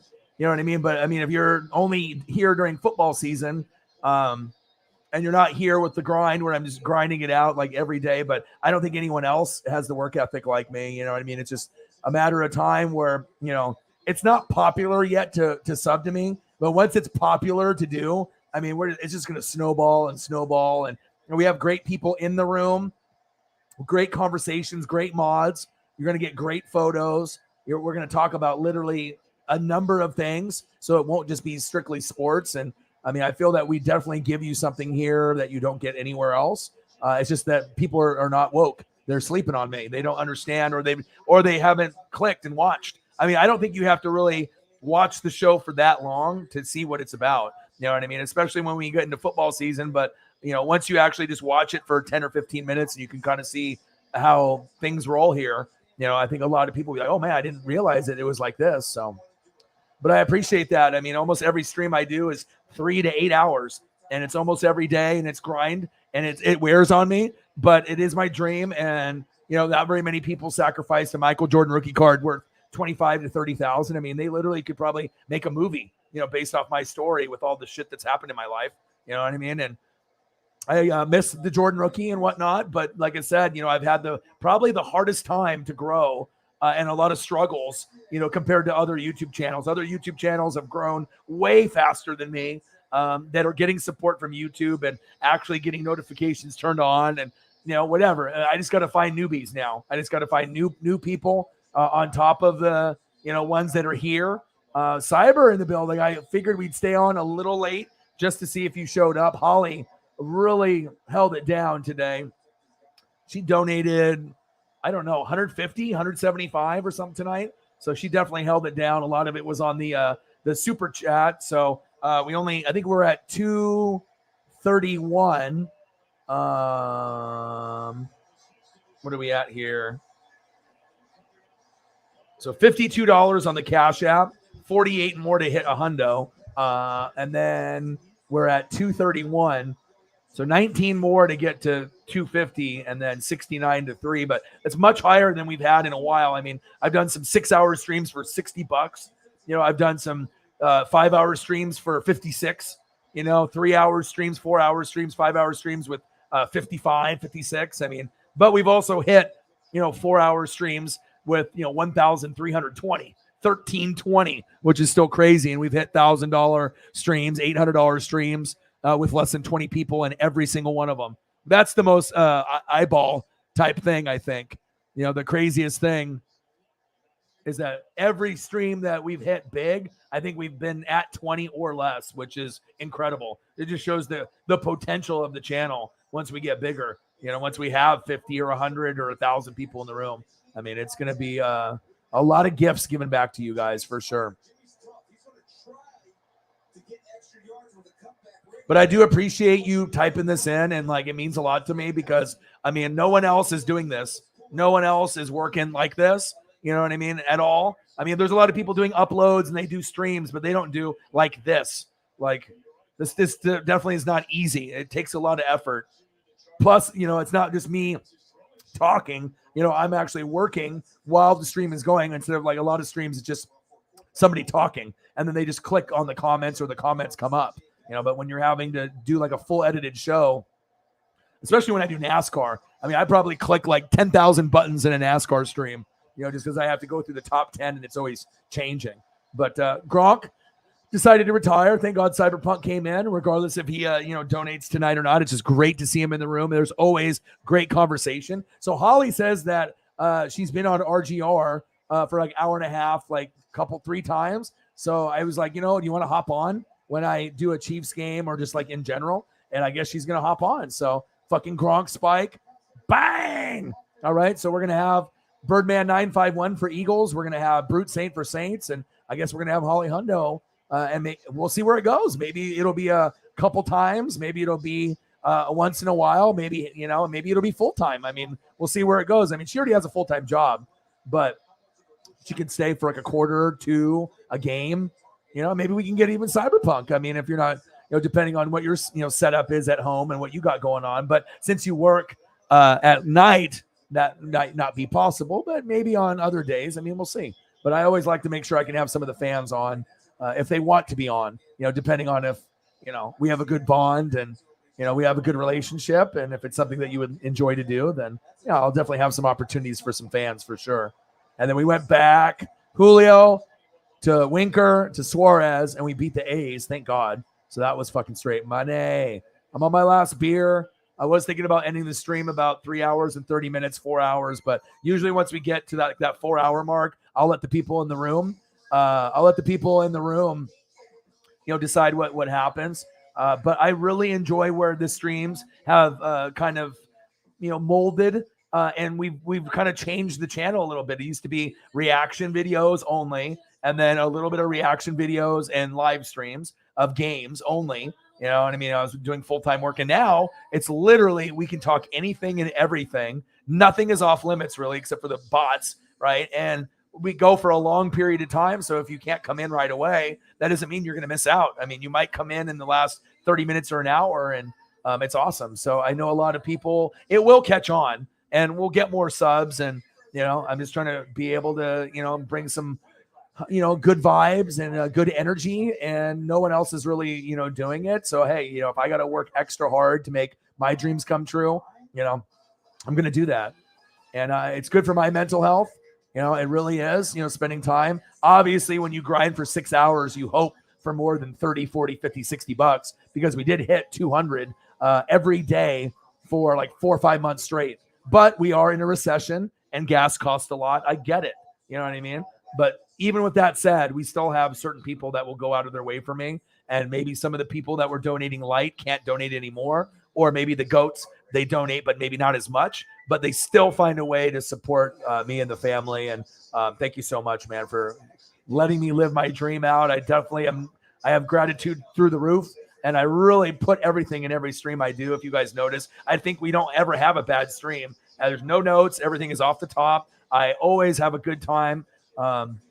Loyal Rammy came in and was kind of talking shit early on. But, you know, obviously he loves that the Rams won the Super Bowl. You know what I mean? And we can always debate. You know what I mean? I always try to give the Rams fans and other fans love when they have a good team and they win. You know, I'll give them the love and respect.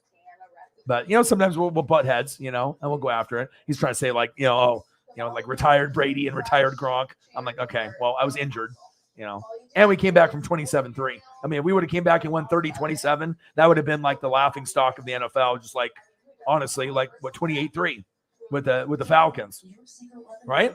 Because if we would have won that game, we would have won the whole thing. I think we would have won the Super Bowl last year, so. I appreciate that. You know what I mean? I've been doing this for 10 years. Previously to this, I was doing, phone sales. So I'm very comfortable on the mic. And if you've never seen me do a game during football season or Oregon Ducks, you have something coming because, a lot of people, if they've never seen it before, obviously I feel that I am one of the best in the world at calling games. You have to be able to have the energy and have a nice voice, but you also have to know what you're talking about. Name pronunciation. You have to go through the starters, the backups, the water boys, the coaches, the GMs, and coming up with nicknames and catchphrases. You have to be so unique and original. And I definitely feel like even when I was talking to my dad, even if my dad doesn't believe it, but like I honestly feel I am, one of the best, if that's out there. You know what I mean? There's a lot of people that try to do it, but I don't think they do it with the same kind of flair or knowledge for sure. And Grossi's got a great fan base, but I mean, besides energy, I don't think anyone else matches my energy. And to be very honest, not to toot the own horn, but I don't think anyone can match me on work ethic or knowledge, honestly. You know what I mean? I feel like I got the whole package. It's just a matter of time, between like a network or a podcast, someone trying to reach out to make money off me. But, I want to be able to be my own boss, and it's all about the fans, and it's all about showing gratitude and, showcasing you guys. And I appreciate you guys very much.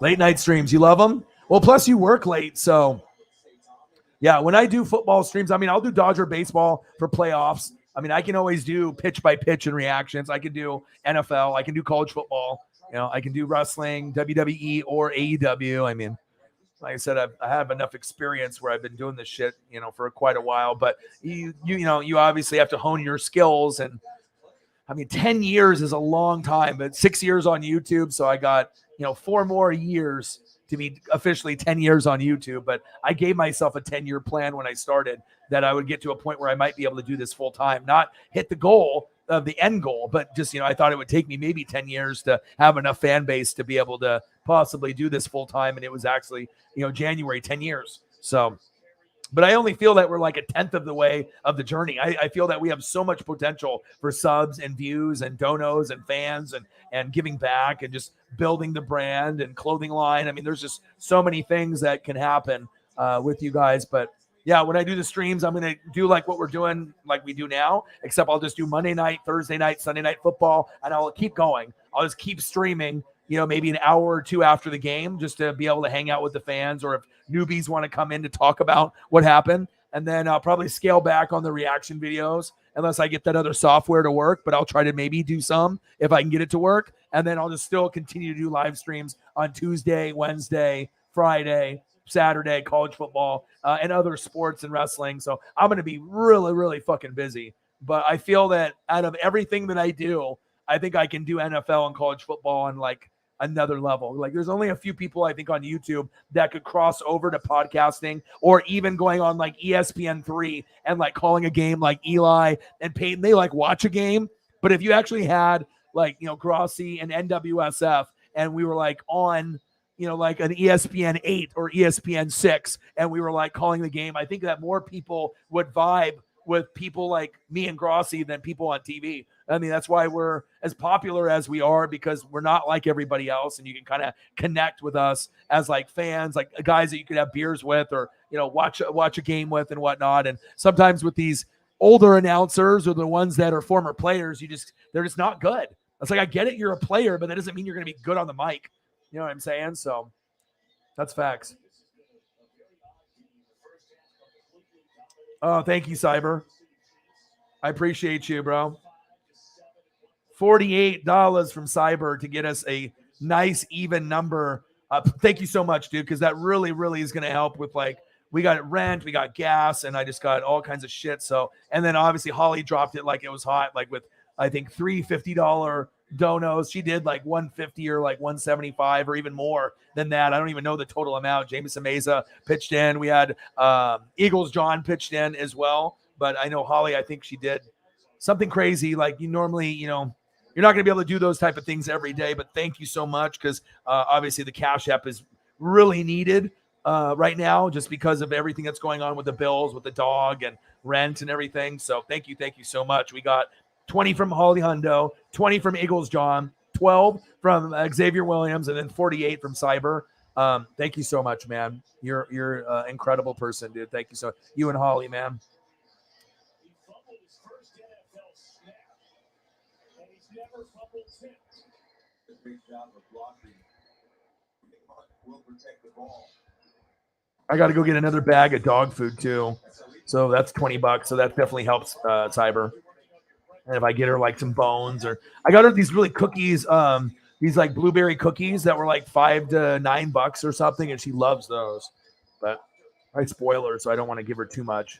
You're supposed to give it to a dog as a treat, but I'm spoil my fucking Paisley so much. Like I'll give her little licks of peanut butter off my finger. I'll give her some cookies, that are for dogs. It's like I'll have her eat the dog food and whatever. But if I'll have salmon treats, you're only supposed to give like 1 or 2 a day. No, I'll give you a little bit more. You know what I mean? So thank you, Cyber. Bang, bang, bang. My boy. So we talked about Gronk. Hey, my name's Gronk. I retired. But, I mean, is it really retirement? I mean, he'll probably come back like week 8, I hope. Okay. So we got money. So JPP, maybe. Or, I mean, if they want to go for, like, Jimmy Graham, no. Kyle Rudolph, no. Jared Cook, no. Eric Ebron, no. I'd rather have 50% Gronk than any of those players, honestly. So we'll see what happens, but he might be gone forever. I just hope not. I hope he comes back because I can't get to the NFC Championship game or Super Bowl without him, I think. And we don't have O.J. Howard anymore, just Cameron Brate. And as you look at Gronk, we're going to end up doing the Gronk Spike. It's funny how I was able to find the pictures that linked, even though it was different. And then, hey, it's the boys, dude. Tutties! You got 2 tutties. And that's what Gronk can do for you in an NFC, AFC championship game or Super Bowl, where he might only get you, maybe, 40 to 60 grabs, maybe, 500 yards and 5 touchdowns, or, 500 to 800 yards for 5 to 7 touchdowns. But when it gets to the playoffs, he is money for 1 or 2 touchdowns every game he plays in, because you just never know if they're going to go to Mike Evans or Godwin, or if they'll check down. And if they're in the red zone, Brady loves Gronk in the red zone. I mean, we already know this. I mean, he's easily, he could end up having an average 5 to 800 yard season, 40 to 60, 70 grabs, but, have maybe 5 touchdowns. And then he could have 5 touchdowns in the playoffs alone. You know what I mean? Like, he's that dominant, and he's like the Shaquille O'Neal of the tight ends. I mean, that's facts. So thank you, Cyber. $279. There we go. All right, we're $21 away from $300. Can we get there? We might be able to. But even if we don't, we hit a good number. We could get $1 to make it a clean 280, or we can end up, getting 21 to get us to an even 3. But for where Cyber ended up doing the 48 just to get us a clean hundo on the Cash App. Thank you so much, though, because, like, bro, sometimes I don't need it, and it's like, I got cash and everything is good, and I don't, but there's going to be some times where it's like, okay, fuck, I got all this like shit coming up here, and then YouTube didn't even give me my my funds yet. They usually give it on the 20th or the 21st, so I don't know if that Juneteenth thing was like a holiday thing, but I should have got my money today and I didn't, so I hope I get it tomorrow, because I got to turn some money into the office here, like by the 24th. So I got to be able to figure shit out. So, but I appreciate you guys. You guys are awesome people. And you just never know who's going to show up at what time. And I kind of expect sometimes Cyber to come late, or if he's got Noob Master 69, his friend that he's training, or he's incredibly busy. It's normally just a drive-by dono, or is busy doing his own thing, playing video games and getting frustrated at the same rest spot over and over and over again. I always see your post on Twitter. You're like, I'm still stuck here. Are you going to help me? I'm still stuck. And then you always get stuck on that like rest spot that you post. That must be hella frustrating, bro. But Cyber, high five. Appreciate you. And shit, man, depending on the Chiefs, I don't know how comfortable you are on the mic, or if you have a laptop or a computer or a microphone or a good speaker or a good camera. But yeah, fuck, man. I mean, down the road, if you ever want to hop on during a Chiefs game, or if you have time, to hop on and say what's up, you're more than welcome. I definitely want to take care of my goats. And, if that's something that they would feel comfortable doing, then yeah, I think it would add another element to the show for sure.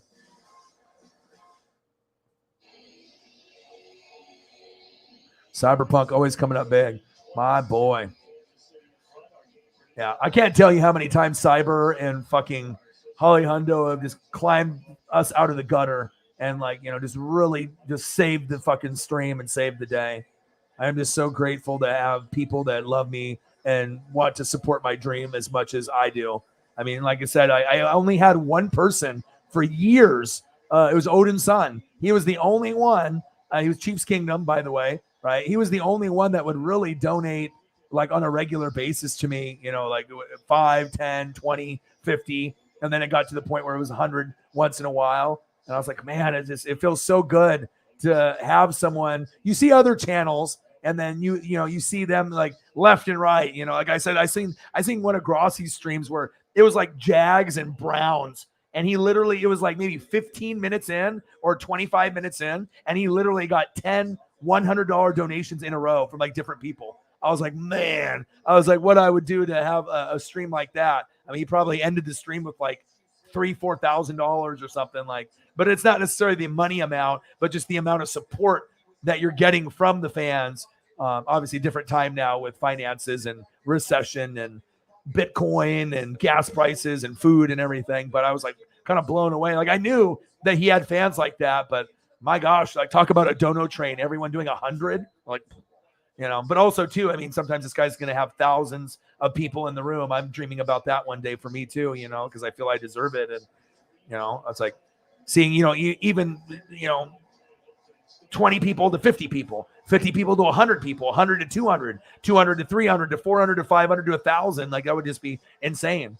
And then I've seen some, where he's had like 10,000 plus 20, 30, like that's, you just got to keep working hard. So.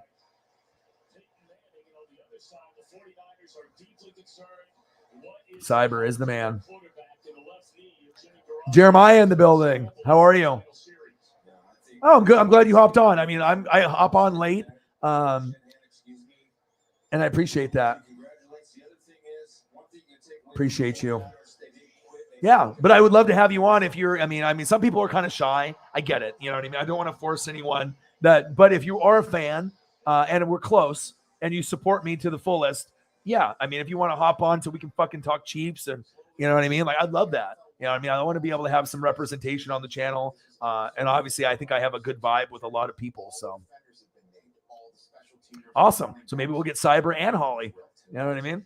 Maybe RGR, you know what I mean? Like, and I just want to be able to have some female representation and then, get some other fans of other fan bases too. Who did they sign?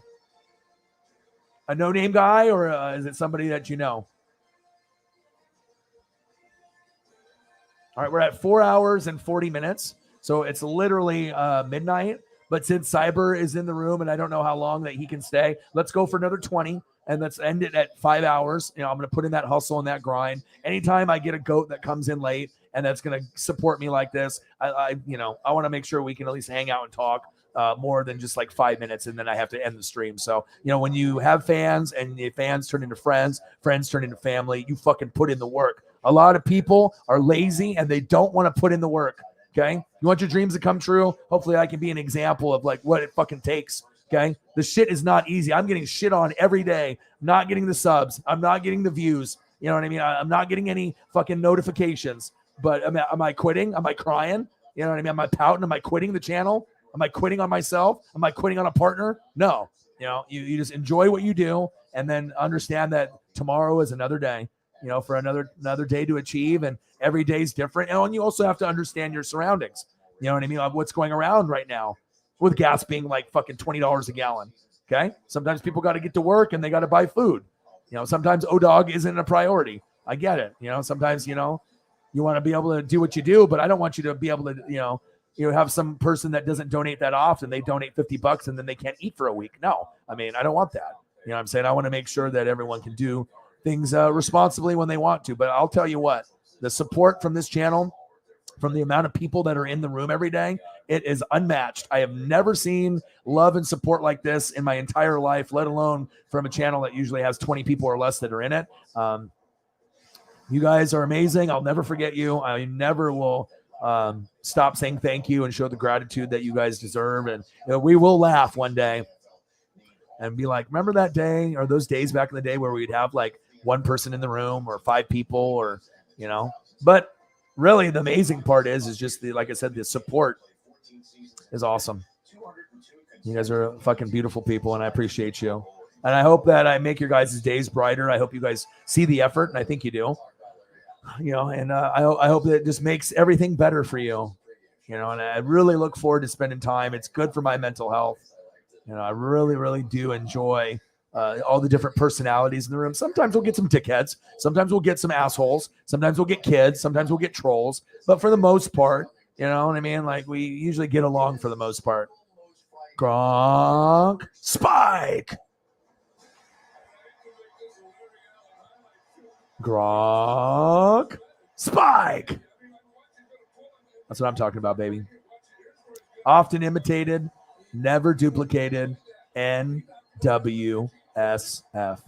I'm talking to you, Peter Schrager, EA Sports.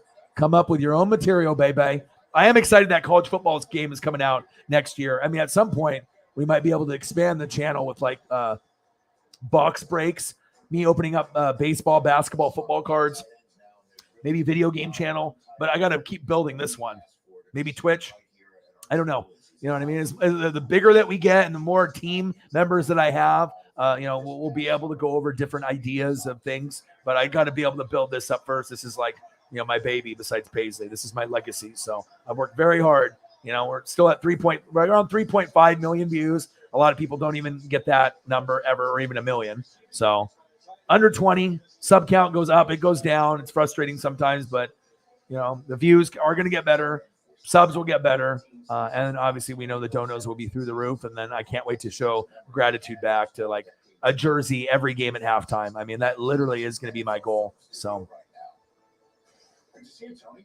Good to see you. Congratulations on your year of immortality. Yep. Growing larger. Yep. Well, thank you, Rich. I appreciate it. It's a little overwhelming. I don't think anybody ever sets out to do Yeah. it. Sometimes, I mean, you can have people that argue or whatever, but like, I don't know, a lot of times that people that like to argue, they have toxic personality traits about them. And so it starts off to being kind of just like banter, and then it gets kind of insulting. And like I said, if someone wants to come at me, you know what I mean? I'll go right back. You know what I mean? So I'll go right at him. I mean, I usually don't want to, argue, because this ain't no Skip and Shannon, some like fake stuff. I'll give my opinion. You don't have to agree with me, but I have no bias. And sometimes people get upset. So mukbang. Me eating crabs or lobsters. Shit, if people wanted to donate money for me to buy the food, for me to do the mukbang, I guess I would do it. I mean, as long as they're paying for my meals, you know what I mean? But then I'd be like 500 pounds. You don't want me to be 500 pounds because I will get diabetes and I'll die. You don't want O-Dog to die, okay? I had a legacy to live up to. So behind Gronk is Cameron Brate, who's been there for a long time. But there's a big drop-off with that. And then O.J. Howard, the Alabama sensation, is no longer there. And then we drafted 2 tight ends as well, but one of them had surgery. And then the other one is too much of a late round pick. So Cade Otton is one of them. I'll bring up a couple things here so you guys can see them. I got a letter from my brother. He sent me a book by Vince Lombardi. It's a book of quotes. And then off of that, I started getting other coaching books like Lou Holtz. Started reading about Pat Riley, Phil Jackson. Started reading about the greats of all time, like how they worked. I started figuring out, like, I can't just show up. All right, so Cade and then Kokeeft. So hold on. And I started with this whole routine of greatness is what I called it. You got time? Yeah. You want to get some catches around? You want to work on some routes? I'll get to the route. Good. All right, so this is the guy that we drafted in round 4. He is going to be the apparent, after Cameron Brate, or like take over Cameron Brate. And he's from UW, Vita Vea, same school. So we're banking on, Cade to be like the guy, even though he's round 4. At some point, he's going to take over for Cameron Brate, but Cameron Brate's intelligent. He's got good hands. They're going to be able to use him in the red zone, but we also have Russell Gage now. So they'll go to Gage and Mike Evans and obviously, my dude, Chris Godwin. But so this guy will be eventually the starter. At least that's what was the hope. And then also we got Ko, and this guy is more of he's more of like a fullback tight end prospect. He's more of a blocker. So they can put him at fullback. or they can end up putting him at tight end. But he's round 6, so he's not as talented. But you never know. That way you can at least see pictures of the guys. I mean, but shit, if OJ Howard's like a first rounder and he couldn't make it, I mean, chances are these guys are just going to be rotational guys and stuff. But we definitely could get a few other guys that are available. Eric Ebron, no thanks. I don't want him. He was on Pittsburgh, got hurt. And then they have Jeremy Shockey. No, you wish. Way too old, and he's not playing. But who else? They have? Who are the other names? Jared Cook. That was on the Chargers. He's kind of old. Kyle Rudolph. I mean, I don't really want any of these guys, so I'd rather have 50% Gronk than those guys, honestly. But this guy's from Minnesota. He went to the same school as Antoine Winfield Jr., so they like his work ethic. So Minnesota guys, it was like Marion Barber III who passed away. But, yeah, he's got the work ethic, though. So those are the guys after, but, yeah, I need to have Gronk come back for sure.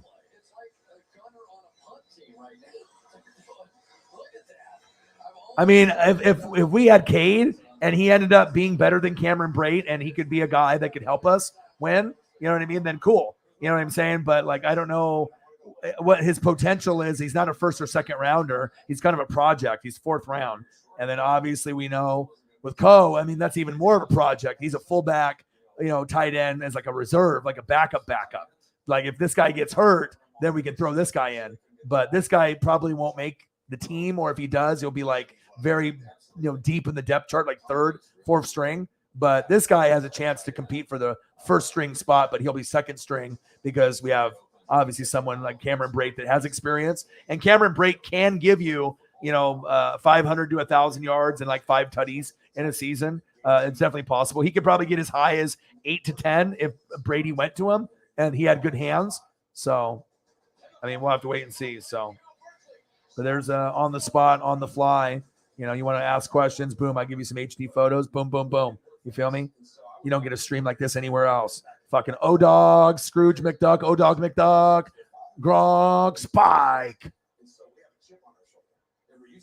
Often imitated, never duplicated. Bye. He said, damn, don't be saying that name again. Yeah.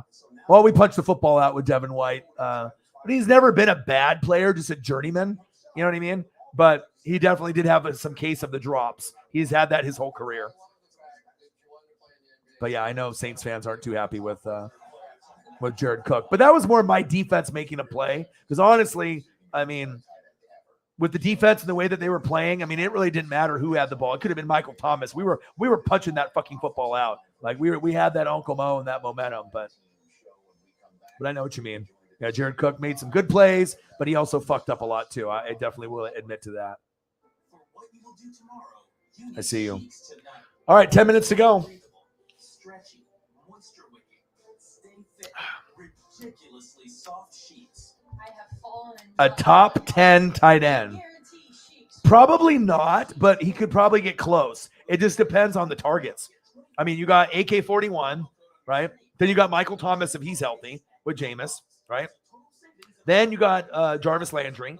Then you got Chris Olave, right? I mean, are you really going to be able to get Taysom the ball enough? I mean, Taysom might be able to run read option, RPO, come in for Jameis, and then also, be in the red zone as like a decoy or, somebody. But, I mean, I don't really know what you're going to get out of him. 30 to 50 grabs, maybe 30 to 60, 500 to 700 yards, maybe 5 tutties.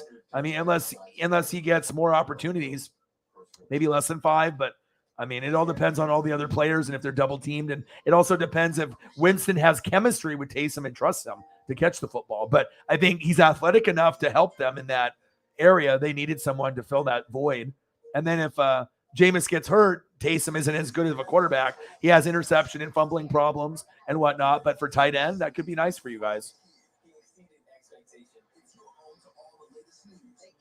But if he's not top 10, he'll be probably close. 11, 12, 13. As long as Jameis can sling it and get like 5,000 yards and he can just sling it all. I mean, maybe each guy will maybe the receivers will all get like 1,000, right? And then maybe Jared Cook can get 5 to 750. So, or not Jared Cook, but Taysom Hill. See, I did it again. So you never know. But it just depends if Jameis can stay healthy also.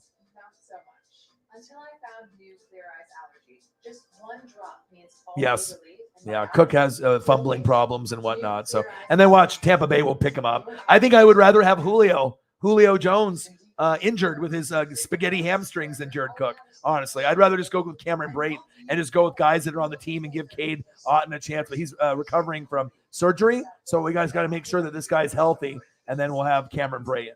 So here, I'll throw up a picture of Cameron Brate if you guys don't even know who the hell that is. I know most people are like, who the fuck is that? So some people know who he is, but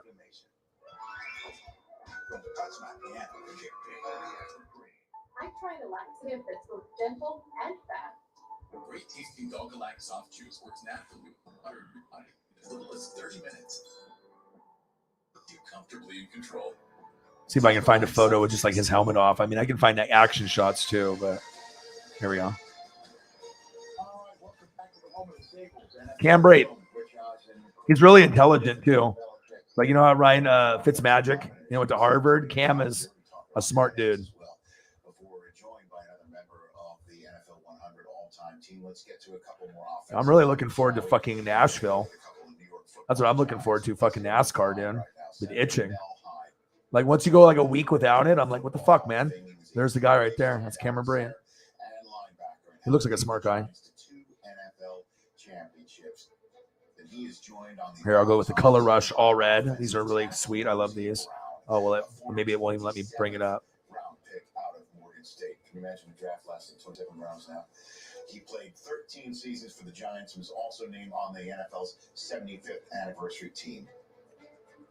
And a charter member of the Hall of Fame, Cal Hubbard, who's also a member of the NFL's 75th anniversary all-time two-way team. Ooh, I got a cool photo of Cameron Brate. But will it let me drop it like it's hot? Defensively, maybe not. He played linebacker and ran well. I think he was actually a better defensive player than an offensive player, even though I know he's talked about as the greatest center of all time. It was all about being a two-way player. Let's get you now a new member of the NFL 100 team. I tried to do a cam spike one, but it was having problems. For today's receiving tight ends, he was inducted in the Pro Football Hall of Fame in 1995, and I'm sure it had an influence on you. Tony, no question about that, right? Yeah. This photo is smaller, but obviously got the nice color rush with the red. There's some really nice ones where he's like, well, Gronk spiking the football. There's a cool action shot with the Cowboys. And he's like, sure, I'll get it for you. And I remember he got me this tape, this VHS back then. I watched the athleticism, the way he would run routes, the way he would catch the ball. And I'm from LA, and so, growing up in the 80s, of course I knew who Kellen was. And so he was. See if we can get Cam with an action shot. That was the guy, that was the benchmark. There we go. All tight ends coming in, we want to be like this guy. Got to represent. I got to represent properly. You feel me? There we go. He was that guy, just like I always talk about, studying that Kellen Winslow tape. Oh yeah, it's gonna be fun. That's what I heard. Yes, NASCAR is on NBC. I am so excited. I have not been this excited for anything besides Julio on the Mariners. Like, I am just so juiced up, dude. Nashville is gonna be so much fun. I've heard from multiple people that have been telling me too, like, bro, if you haven't seen Nashville in a while, like, it's gonna be insane. Like, there could be some wrecks, there'll be some cautions.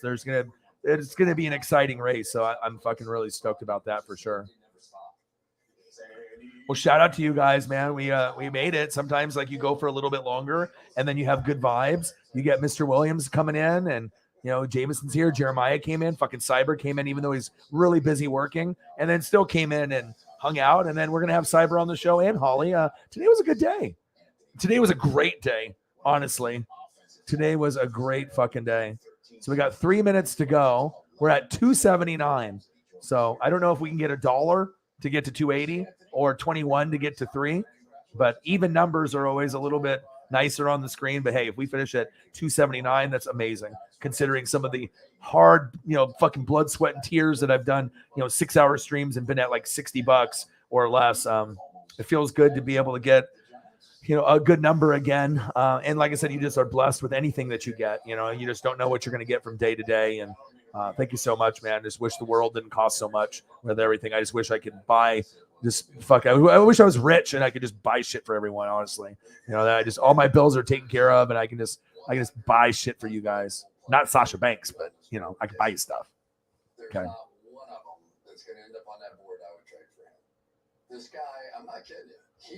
This is what we did in our meetings. We would go in and Are they? In the run game, and they would get I like Watkins Glen and I like the places like Sonoma. Like I like that shit. It's fun. It's different. You know what I mean? It's nice to be able to have something other than a traditional oval. I got to go, dude. Let's throw up a NASCAR photo before I go. I can't just leave you hanging. Let's delete a couple of these Buccaneer things and let's. Was able to play.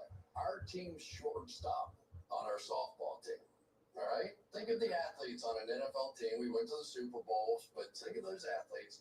You got cornerbacks, you got wide receivers. Maybe the coolest guy in NASCAR right now. On our softball team, that guy right there. And nobody would play first base. He pitched at USC. I love the fact that we're getting really good views on that too. We're like tapping into a market that isn't really tapped into that much. And I think there is a market for it on YouTube. There's a lot of fans that love NASCAR. It's just, they wouldn't think that I would like it or whatever. It's not my thing, but. For like basketball was yours.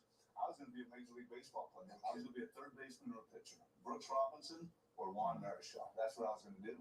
You're talking about all those injuries. I'm looking at this picture of you over here and all this. How about my boy Daniel Suarez getting his first win in like 6-7 years, representing the Latino America, the Mexican American community? Fucking awesome, man. I saw Pitbull threw him a piñata today and he fucking smashed it and money came out of it. He's living his best life. And then I know he went back to Mexico to visit his family because, obviously now I'm hooked on NASCAR. So I'm reading everything and watching film and everything. And so, yeah, I'm excited. All right, man. Have a good one. All right. Well, we're about 9 seconds away. We made the 5-hour mark. I always try to push for you guys. And like I said, you never know who might show up. And look at Cyber ended up making it. It's like a slam dunk. I thought he might come. And we decided, hey, we'll hang out for a little bit and we'll see if we have anybody that would love to, hop in the stream and hang out. And there you go. So I appreciate all you guys. I hope you guys have a great night. It's 12:20 here, 2:20 or 3:20 there. I'll be back later today. Thank you guys so much for all your love and your support and just your overall just belief in me. And I know that I'm going to make you guys proud. We're going to keep getting bigger and bigger. We're going to have a great time. Gronk, you've retired, but I don't believe you. I don't know if it's going to be long term. We'll find out. One last Gronk spike. Okay, baby. Well, I got one question for you. Who talk sports like us? Your boy Ryan, Northwest Sports Fanatics. Shout out to everyone in the room. Shout out to everyone that donated, that had great comments, that supported your boy. I'll be back very, very soon. I hope you guys have a great night. Gang. Love you guys.